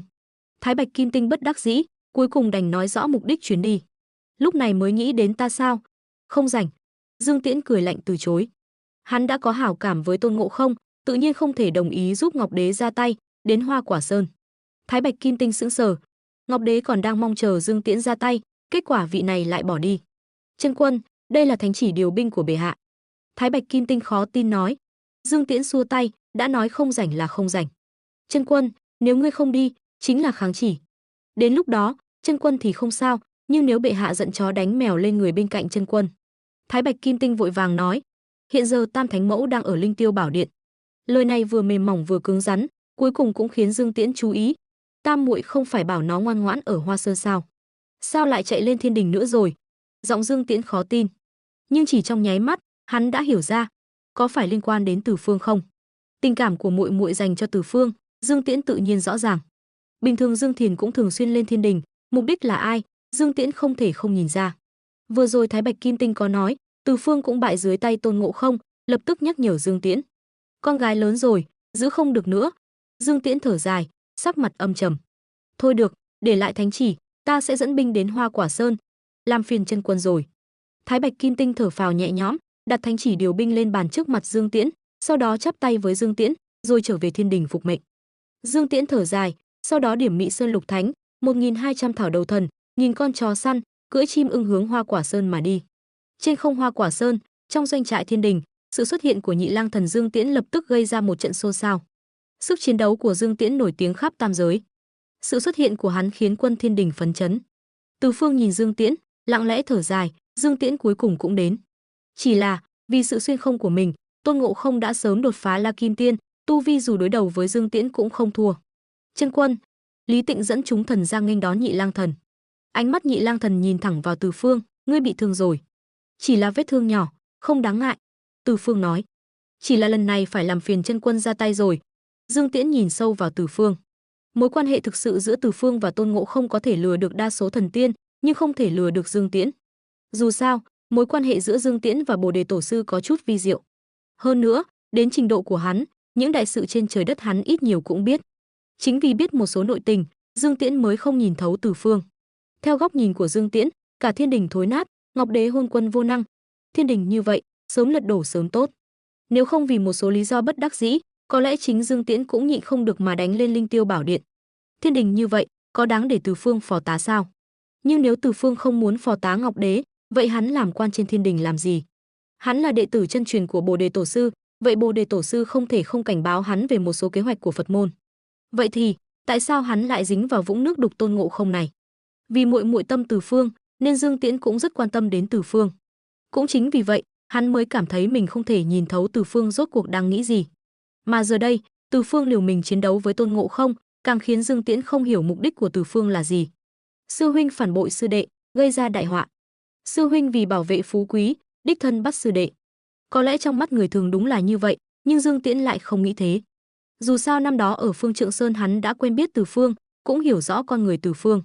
Những điều bí ẩn này vẫn luôn làm phiền hắn khi còn ở Quan Giang Khẩu. Nhưng khi đến trên Hoa Quả Sơn, gặp Từ Phương, Nhị Lang Thần đột nhiên hiểu ra. Trong mắt Từ Phương ẩn chứa một tia lo lắng khó phát hiện. Hắn đang lo lắng điều gì? Chẳng lẽ lo lắng tội lỗi của Tôn Ngộ Không sẽ liên lụy đến mình? Đừng nói giỡn, hắn đã ra tay để tránh hiểm nghi rồi. Vậy thì lý do duy nhất là hắn đang lo lắng cho Tôn Ngộ Không. Cũng chính trong khoảnh khắc này, Dương Tiễn đột nhiên hiểu được mục đích của Từ Phương. Tưởng như là thảo phạt Tôn Ngộ Không, thực chất là để bảo vệ Tôn Ngộ Không. Không thấy sau trận chiến giữa hai người, Tôn Ngộ Không đã đột phá La Kim Tiên sao? Sư huynh đệ làm đến mức này, đã hết lòng hết dạ rồi. Trên bàn cờ, không có quân cờ nào có thể tùy tâm sử dụng. Hiểu rõ điều này, Dương Tiễn cũng thở dài, ngươi không thể, ta cũng không thể. Nói xong, Dương Tiễn vỗ vai Từ Phương, sau đó nhìn Lý Tịnh, Lý Thiên Vương, lát nữa ta giao thủ với yêu hầu, bất kể thắng thua, các ngươi đều không cần ra tay. Chỉ cần Lý Thiên Vương lấy chiếu yêu kính ra, giữ chân yêu hầu, đừng để hắn chạy thoát là được. Dù là chiến thần nổi tiếng tam giới, thân ở trong cục cũng không thể tránh khỏi. Đến lúc hắn phải ra tay, dù là hắn cũng không thể tránh được. Lý Tịnh gật đầu, giơ tay lấy ra một chiếc gương báu, chân quân yên tâm, có chiếu yêu kính ở đây, nhất định sẽ khiến yêu hầu lên trời không đường, xuống đất không cửa, tuyệt đối không thể chạy thoát. Dương Tiễn một tiếng, sau đó không nhìn Từ Phương nữa, quay người dẫn theo huynh đệ Mị Sơn, cưỡi gió đáp xuống Hoa Quả Sơn. Nhìn xuống, trên Hoa Quả Sơn, khỉ khắp núi xếp hàng chỉnh tề, nghiêm trận. Ở giữa bọn chúng có một chiếc ghế hổ bì, phía bắc dựng một cây cờ cao 3 trượng, trên đó viết 4 chữ lớn, Tề Thiên Đại Thánh. Con khỉ này khẩu khí thật lớn, vậy mà còn cuồng vọng hơn cả ta, dám tự xưng Tề Thiên Đại Thánh. Dương Tiễn cười thầm, quát, đại vương nhà ngươi đâu? Dương Tiễn đến chiến, bảo hắn mau ra đây. Lúc này, Dương Tiễn còn có hảo cảm với Tôn Ngộ Không, nên khi nói chuyện cũng không mang theo sát ý. Tuy nhiên, đám khỉ này lại không đoán được ý đồ của Dương Tiễn. Chỉ thấy thiên thần oai phong lẫm liệt, nhìn chó săn, chim ưng đến trên Hoa Quả Sơn, đám khỉ do dự, vội phái một con khỉ chạy vào Thủy Liêm động báo tin cho Tôn Ngộ Không. Đại vương, ngoài kia có một vị thiên thần đến khiêu chiến đại vương, đừng ngủ nữa. Thấy Tôn Ngộ Không say mềm nằm trên bàn đá, con khỉ lập tức nhảy lên bàn, lay mạnh Tôn Ngộ Không. Nhưng Tôn Ngộ Không say như chớt, con khỉ gọi mãi cũng không đánh thức được, chỉ biết sốt ruột gãi tai. Bên ngoài Thủy Liêm động, thấy Tôn Ngộ Không mãi không xuất hiện, Dương Tiễn bắt đầu khó chịu. Đại vương nhà ngươi đâu? Mau gọi hắn ra đây. Trên tầng mây, Lý Tịnh cũng chú ý đến việc Tôn Ngộ Không chậm chạp không lộ diện, nhíu mày, yêu hầu sao vẫn chưa xuất hiện? Chẳng lẽ nghe nói Nhị Lang chân quân đến nên bỏ mặc đám khỉ này chạy trốn rồi? Từ Phương lúc này cũng hơi nhíu mày, nhìn chằm chằm Hoa Quả Sơn, chuyện gì vậy? Chẳng lẽ xảy ra sơ suất gì sao? Sau khi giao đấu với Tôn Ngộ Không đã qua mấy ngày, lẽ ra Tôn Ngộ Không dù muốn củng cố tu vi cũng đã xong rồi. Nhưng tại sao bây giờ lại không xuất hiện? Vì hắn không xuất hiện, chúng ta không bằng bắt hết đám khỉ trên Hoa Quả Sơn, ép yêu hầu lộ diện. Lý Tịnh hừ lạnh, cao giọng quát, chúng quân nghe lệnh. Nhanh chóng xuống núi, bắt hết đám khỉ trên Hoa Quả Sơn, không được bỏ sót. Lý Thiên Vương. Từ Phương đột nhiên đưa tay ngăn Lý Tịnh lại, lạnh lùng nói, khỉ trên Hoa Quả Sơn hoàn toàn không tham gia vào vụ đại náo hội bàn đảo của Tôn Ngộ Không. Giờ bắt chúng để ép Tôn Ngộ Không xuất hiện, có phải quá hèn hạ không? Chuyện này nếu truyền ra ngoài, thanh danh Thiên Đình e là sẽ bị hủy hoại. Nhưng Lý Tịnh lại nhìn chằm chằm Từ Phương, quát, Từ thần tướng, bình thường Lý Mỗ rất kính trọng ngươi, nhưng giờ chúng ta đang muốn bắt yêu hầu, đừng nói những lời thừa thãi. Lời này của hắn cũng là đang nhắc nhở Từ Phương, ngàn vạn lần đừng dính líu vào chuyện này. Dù sao trước đó Từ Phương đã từng ra tay giúp Lý Tịnh tiêu diệt phân thân của Thiên Ba Tuần, hắn cũng rất cảm kích Từ Phương. Giờ tuy xem thường con người Từ Phương, nhưng cũng không muốn Từ Phương cùng tội với Tôn Ngộ Không. Nói xong, Lý Tịnh quay sang nhìn Nhị Thập Bát Tú, Cửu Diệu Tinh Quân, vân vân. Các ngươi còn chờ gì nữa? Thiên binh thiên tướng của Thiên Đình tự nhiên nghe theo Lý Tịnh, lập tức thổi kèn, đánh trống, từng đội thiên binh thiên tướng lao xuống Hoa Quả Sơn, ra lệnh cho thần sách doanh toàn quân tấn công.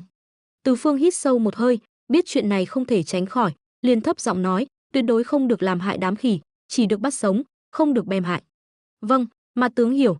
Ngô Cừ gật đầu, ra hiệu đã hiểu ý Từ Phương, sau đó dẫn toàn bộ thiên binh thần sách doanh xuống mây, bắt đầu vây bắt lũ khỉ. Trên Hoa Quả Sơn lập tức vang lên tiếng đồ sát, mà trong Thủy Liêm động, Tôn Ngộ Không vẫn còn đang ngủ say. Con khỉ báo tin nghe thấy tiếng đồ sát bên ngoài, cũng không quan tâm nhiều, thấy vò rượu còn sót lại trên bàn đá, liền cắn răng, trực tiếp cầm vò rượu hắt vào mặt Tôn Ngộ Không. Á! Tôn Ngộ Không rên lên một tiếng, cuối cùng cũng tỉnh lại dưới làn rượu lạnh. Đại vương, không xong rồi. Thiên binh thiên tướng đã bắt đầu tấn công Hoa Quả Sơn. Mã, Lưu Nhị Nguyên Soái và Bằng Ba tướng quân đã giao chiến với bọn chúng rồi. Con khỉ thấy Tôn Ngộ Không tỉnh lại, mừng rỡ, vội vàng lay Tôn Ngộ Không nói. Tôn Ngộ Không nghe vậy, đầu óc đang mơ màng lập tức tỉnh táo, liền muốn vận chuyển pháp lực để giải rượu. Nhưng mà, pháp lực của ta sao lại giảm nhiều thế này? Đôi mắt vàng của Tôn Ngộ Không trợn to, còn cả tiên thiên chi khí của ta nữa. Thủy Liên động trống trơn đã đủ để Tôn Ngộ Không lập tức nhận ra chuyện gì đã xảy ra. Quả nhiên là đám hảo huynh đệ của ta. Hiểu ra, Tôn Ngộ Không nổi giận đùng đùng, nghiến răng nghiến lợi. Lúc lão Tôn gặp nguy không ra tay giúp đỡ cũng đành, giờ lại còn tính kế lão Tôn như vậy. Lão Tôn thực lực bị hao tổn, làm sao còn bảo vệ được lũ tiểu bối trên núi. Trong lúc nguy cấp, Tôn Ngộ Không lại cười, vẻ mặt điên cuồng, đôi mắt tỏa ánh vàng đột nhiên nhắm lại, hai hàng nước mắt chảy ra từ khóe mắt. Ngưu Ma Vương, các ngươi! Tôn Ngộ Không đột nhiên mở mắt, ánh mắt trở nên hung dữ vô cùng, cả khuôn mặt dữ tợn đáng sợ. Từ nay về sau, lão Tôn ân đoạn nghĩa tuyệt với các ngươi, không chết không thôi. Một tiếng gầm rú vang lên từ Thủy Liêm động, sóng âm cuồn cuộn trực tiếp cắt đứt dòng nước phun ra từ Thủy Liêm động, trời đất dường như cũng rung chuyển theo. Vút, Tôn Ngộ Không mặc giáp trụ, tay cầm kim cô bổng, giận dữ xông ra khỏi Thủy Liêm động. Hừ, ngươi cuối cùng cũng xuất hiện. Dương Tiễn lạnh lùng nhìn thiên binh thiên tướng đang bắt lũ khỉ khắp núi, giờ thấy Tôn Ngộ Không xuất hiện với vẻ mặt trung thành, không khỏi ngạc nhiên. Khí tức của ngươi hình như có gì đó không đúng. Sự xuất hiện của Tôn Ngộ Không khiến đám thiên binh thiên tướng kinh ngạc, lùi lại như thủy triều. Những con khỉ chưa bị bắt đều vây quanh Tôn Ngộ Không. Ngươi là ai? Thấy ngươi có tam nhãn trên trán, chẳng lẽ là Dương Tiễn trong truyền thuyết? Tôn Ngộ Không thấy đám con cháu của mình đã bị bắt đi không ít, trong lòng nổi giận, kim cô bổng chỉ thẳng vào Dương Tiễn, cười lạnh, nghe nói năm xưa muội muội của Ngọc Đế tư thông hạ phàm, tư định chung thân với Dương Quân ở trần gian, sinh con đẻ cái. Trong đó, Dương Nhị Lang mặc áo đào, chính là ngươi sao? Sắc mặt Dương Tiễn đột nhiên thay đổi, mà Từ Phương trên mây lại thầm kêu không ổn. Điều Dương Tiễn kiêng kỵ nhất, ngoài muội muội Dương Thiền ra, chính là thân thế của mình. Hắn vốn không có ác ý với Tôn Ngộ Không, nhưng giờ Tôn Ngộ Không lại ăn nói vô lễ, động chạm vào điều cấm kỵ của Dương Tiễn, e là sẽ lập tức chọc giận Dương Tiễn. Trong nguyên tắc, Tôn Ngộ Không cũng vì dùng chuyện này chế nhạo Dương Tiễn mà khiến Dương Tiễn nổi giận. Vì vậy, từ khi quen biết Tôn Ngộ Không, Từ Phương căn bản chưa từng kể những chuyện này cho Yêu Hầu nghe. Câu nói Yêu Hầu, nhận lấy cái chớt, trực tiếp chọc giận Dương Tiễn. Tam Tiêm Lưỡng Nhận Đao tỏa hàn quang, giận dữ chém về phía Tôn Ngộ Không. Tôn Ngộ Không tuy tiên thiên chi khí bị hao tổn, thực lực giảm sút, nhưng cũng không hề nao núng, kim cô bổng đỡ được Tam Tiêm Lưỡng Nhận Đao. Ầm, một tiếng vang trầm, tia lửa bắn ra từ phía. Dương Tiễn đứng vững vàng, còn Tôn Ngộ Không lại lùi lại mấy bước. Chớt tiệt, nếu không phải Ngưu Ma Vương bọn chúng hút mất tiên thiên chi khí của lão Tôn sao lại rơi vào thế hạ phong? Hoàn cảnh của mình khiến Tôn Ngộ Không càng hận Ngưu Ma Vương bọn chúng hơn. Nhưng giờ kẻ địch trước mắt là Dương Tiễn, Tôn Ngộ Không cũng không rảnh nghĩ đến chuyện khác, lập tức thi triển thần thông, Pháp Thiên Tượng Địa. Hắn và Từ Phương đều tu luyện Cửu Chuyển Huyền Công của Bồ Đề Tổ sư, Từ Phương có thể lĩnh ngộ thần thông Pháp Thiên Tượng Địa, Tôn Ngộ Không tự nhiên cũng không thành vấn đề. Chỉ trong nháy mắt, thân hình hắn đã cao đến mấy chục vạn trượng. Hừ, trò vặt. Dương Tiễn hừ lạnh, niệm pháp quyết, thân hình cũng lập tức. Lý Tịnh, lão Tôn có thể thủ chịu trói, nhưng ngươi phải thả đám khỉ trên Hoa Quả Sơn và đảm bảo không làm hại một cọng lông nào của chúng. Nếu không, lão Tôn nhất định sẽ liều mạng với các ngươi. Tôn Ngộ Không nói với vẻ bá khí không sợ hãi. Lý Tịnh gật đầu, bản vương đồng ý với ngươi. Lý Tịnh gật đầu. Dù sao hắn đã được chứng kiến bản lĩnh của Tôn Ngộ Không. Nếu có thể bắt được Tôn Ngộ Không mà không tốn một binh nhất tốt, tự nhiên là công lao lớn. Nếu không, nếu thật sự làm hại đám khỉ trên Hoa Quả Sơn mà tổn thất thiên binh thiên tướng, trước mắt bao người, đến trước mặt Ngọc Đế cũng khó ăn nói. Tôn Ngộ Không hừ lạnh một tiếng, ném kim cô bổng lên cao, sau đó biến thành cây kim nhỏ giấu vào tai. Thấy Tôn Ngộ Không đã từ bỏ chống cự, Lý Tịnh lập tức ra hiệu cho Kim Long bên cạnh dùng móc câu xuyên qua xương bả vai của hắn. Tôn Ngộ Không có bài học trước, tuy đã từ bỏ chống cự, nhưng Lý Tịnh vẫn muốn chắc chắn hơn. Bất kể tiên, Phật, người, thần, ma, trong cơ thể đều có hai yếu huyệt. Một là huyệt bách hội, nơi nguyên thần tồn tại. Hai là xương bả vai, là nơi phát huy sức mạnh. Một khi huyệt bách hội hoặc xương bả vai bị khống chế, dù có pháp lực và sức mạnh lớn đến đâu cũng như hổ mất nanh, khó mà thi triển. Khang Kim Long nhìn Lý Tịnh, có chút do dự, không dám tiến lên. Dù sao thực lực của Tôn Ngộ Không bày ra đó, bây giờ trên mặt hắn vẫn còn bầm tím. Tôn Ngộ Không thấy Khang Kim Long mà Lý Tịnh sai khiến không dám tiến lên, liền cười ha hả, chế giễu, đám nhát gan. Tôn gia gia đứng đây, các ngươi cũng không dám lại gần, còn làm thần tiên gì nữa? Về nhà bú sữa mẹ hết đi, đồ vô dụng. Lý Tịnh lập tức mất mặt, trừng mắt nhìn Khang Kim Long, sau đó tự mình lấy hai sợi xích sắt, đi đến sau lưng Tôn Ngộ Không. Keng, một tiếng vang trầm, xích sắt xuyên thẳng qua xương bả vai của Tôn Ngộ Không. Tôn Ngộ Không rên lên một tiếng, cũng không giãy giụa. Lý Tịnh thấy Tôn Ngộ Không thật sự không phản kháng, liền yên tâm, làm theo cách cũ, xuyên sợi xích còn lại qua xương bả vai bên kia của Tôn Ngộ Không. Sau đó gọi thiên binh thiên tướng, người đâu, mau áp giải yêu hầu này về thiên đình, giao cho bệ hạ xử lý. Vâng. nhanh chóng có thiên binh tiến lên túm lấy Tôn Ngộ Không định áp giải đi.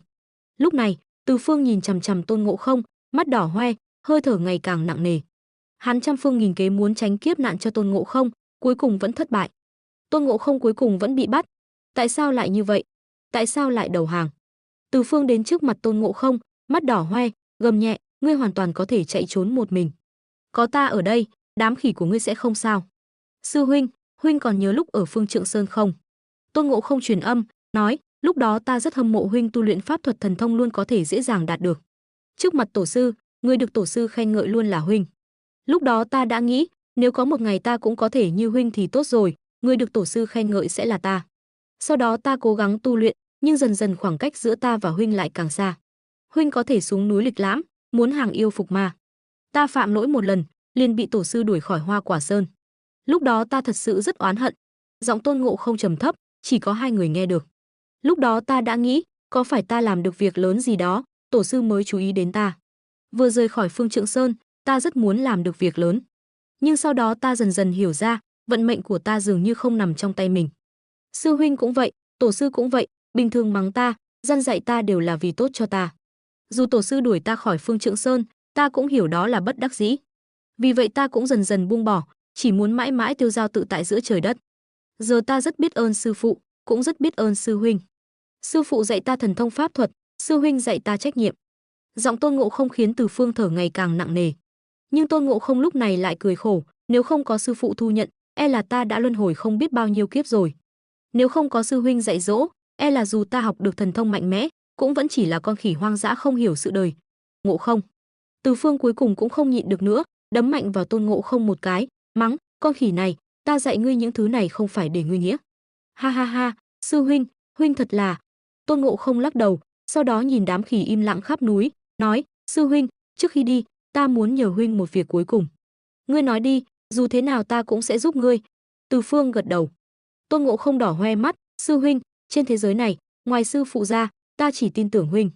Sau khi ta lên thiên đình, hy vọng sư huynh có thể giúp ta cứu những đứa con bị bắt, để chúng bình an ở lại Hoa Quả Sơn là được. Nói rồi, Tôn Ngộ Không nhìn Lý Tịnh và những người khác, khẽ lắc đầu, ta không tin tưởng bọn họ. Được, ta đáp ứng ngươi.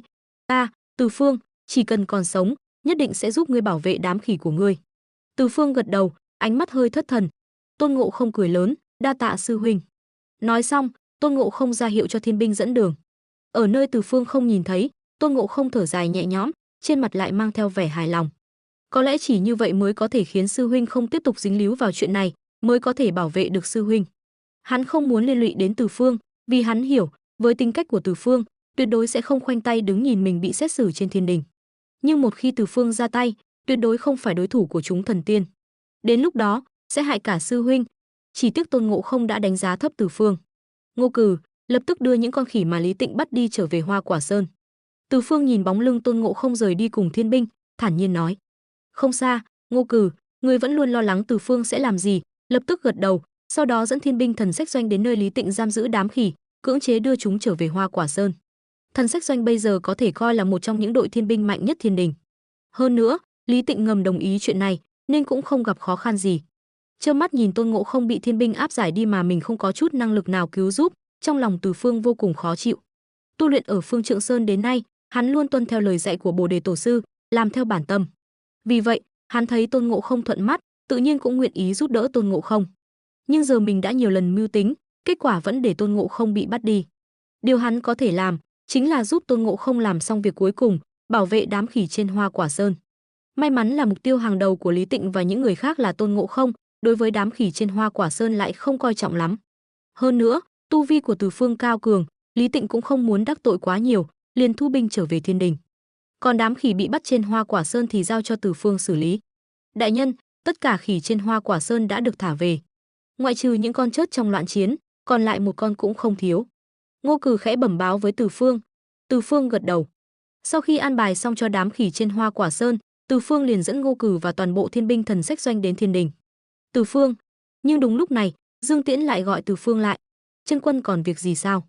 Từ Phương hơi sững sờ, sau đó ra hiệu cho Ngô Cừ đi tập hợp Thần Sách Doanh, còn mình thì nhìn Dương Tiễn.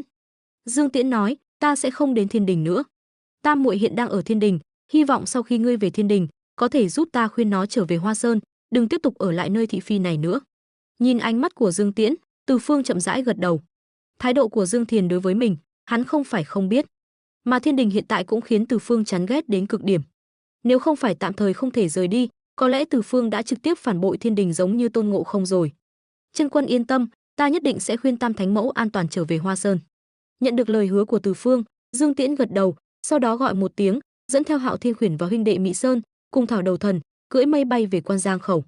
Từ Phương hít sâu một hơi, sau đó cùng thần sách doanh hùng dũng tiến về Thiên Đình. Khi Từ Phương đang đi về phía Linh Tiêu Bảo Điện, đột nhiên từ hướng Trảm Yêu Đài truyền đến tiếng sấm sét. Từ Phương trong lòng hiểu rằng lúc này Tôn Ngộ Không chắc chắn đã bị áp giải đến Trảm Yêu Đài để hành hình.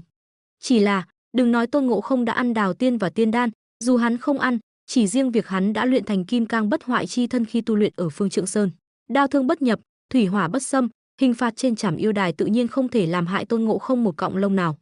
Hoặc nói, trong lòng Ngọc Đế kỳ thực cũng hiểu rõ, loại hình phạt này không làm gì được Tôn Ngộ Không. Hắn làm như vậy chỉ là một loại thái độ trừng phạt Tôn Ngộ Không. Trong Linh Tiêu Bảo Điện, Từ Phương lặng lẽ bước vào, không nói gì. Ngọc Đế liếc nhìn Từ Phương, cũng không để ý, chỉ là ánh mắt chúng tiên nhìn Từ Phương lúc này đều đầy khinh bỉ. Dù sao, Từ Phương và Tôn Ngộ Không trên danh nghĩa là huynh đệ kết nghĩa, cuối cùng lại quay ra đánh nhau. Từ Phương không quan tâm đến những điều này, hắn đang suy nghĩ xem mình nên làm gì tiếp theo. Tôn Ngộ Không chắc chắn sẽ không bị bem, vậy thì hắn sẽ phải đối mặt với việc bị luyện trong Bát Quái Lô và bị trấn áp Ngũ Hành Sơn, cuối cùng được Phật môn dẫn dắt, bảo vệ đường tăng đi Tây Thiên thỉnh kinh. Bệ hạ, bệ hạ. Đúng lúc này, thiên tướng phụ trách hành hình ở Trảm Yêu Đài chạy vào bẩm báo. Có chuyện gì? Từ Phương hơi nhíu mày. Bệ hạ, thần đã cùng Tôn Ngộ Không đoạn tuyệt quan hệ huynh đệ. Nhưng Từ Phương chưa nói hết, Ngọc Đế đã xua tay. Trước mặt trẫm, không cần nói những lời hoa mỹ này. Chuyện ngươi và Tôn Ngộ Không cùng bái sư học nghệ ở Phương Trượng Sơn có thể lừa được chúng tiên gia, nhưng không lừa được trẫm. Bệ hạ có gì cứ nói thẳng. Từ Phương nhìn chằm chằm Ngọc Đế, không hiểu ý Ngọc Đế gọi mình đến đây là gì. Chẳng lẽ là muốn dùng mối quan hệ thực sự giữa mình và Tôn Ngộ Không để cảnh cáo mình? Ngọc Đế đâu có rảnh rỗi như vậy. Bệ hạ có gì cứ nói thẳng, thần ngu muội không hiểu ý bệ hạ. Từ Phương nhìn chằm chằm Ngọc Đế, không hề kính cẩn. Ngọc Đế lại không để ý, thản nhiên nói, trẫm coi ngươi là tâm phúc, có vài lời không tiện nói với ngươi, nhưng có vài lời trẫm muốn nói cho ngươi biết. Ngươi cũng biết, vị trí của trẫm trên thiên đình này không vững chắc. Trong có tứ dục dòm ngó, ngoài có Phật đạo tranh giành hương hỏa tam giới, mà với thực lực trong tay trẫm, muốn bình định tam giới, khó như lên trời. Vì vậy, trẫm không thể không mượn sức mạnh bên ngoài. Ngọc Đế nhìn Từ Phương, chậm rãi nói, trong Phật đạo, đạo môn đứng ở phương đông, tín đồ đông đảo, có xu hướng vượt qua tam giới. Trẫm nếu muốn áp chế đạo môn, phải liên thủ với Như Lai, đồng thời cũng có thể mượn sức Như Lai để áp chế tứ dục.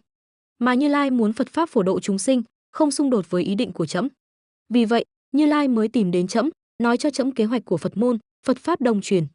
Mà con khỉ đó chính là mấu chốt của Phật pháp đông truyền. Kế hoạch thế nào, ngươi cũng đã thấy. Để con khỉ đó lên trời làm quan, gây ra đại họa, cuối cùng phản xuống thiên đình. Tiếp theo, trẫm sẽ mời Phật môn phương Tây ra tay, tạo thanh thế, mở đường cho Phật pháp đông truyền. Chỉ tiếc trẫm tính sai. Ngọc Đế thở dài, trẫm không ngờ con khỉ đó lại chọc giận đạo tổ.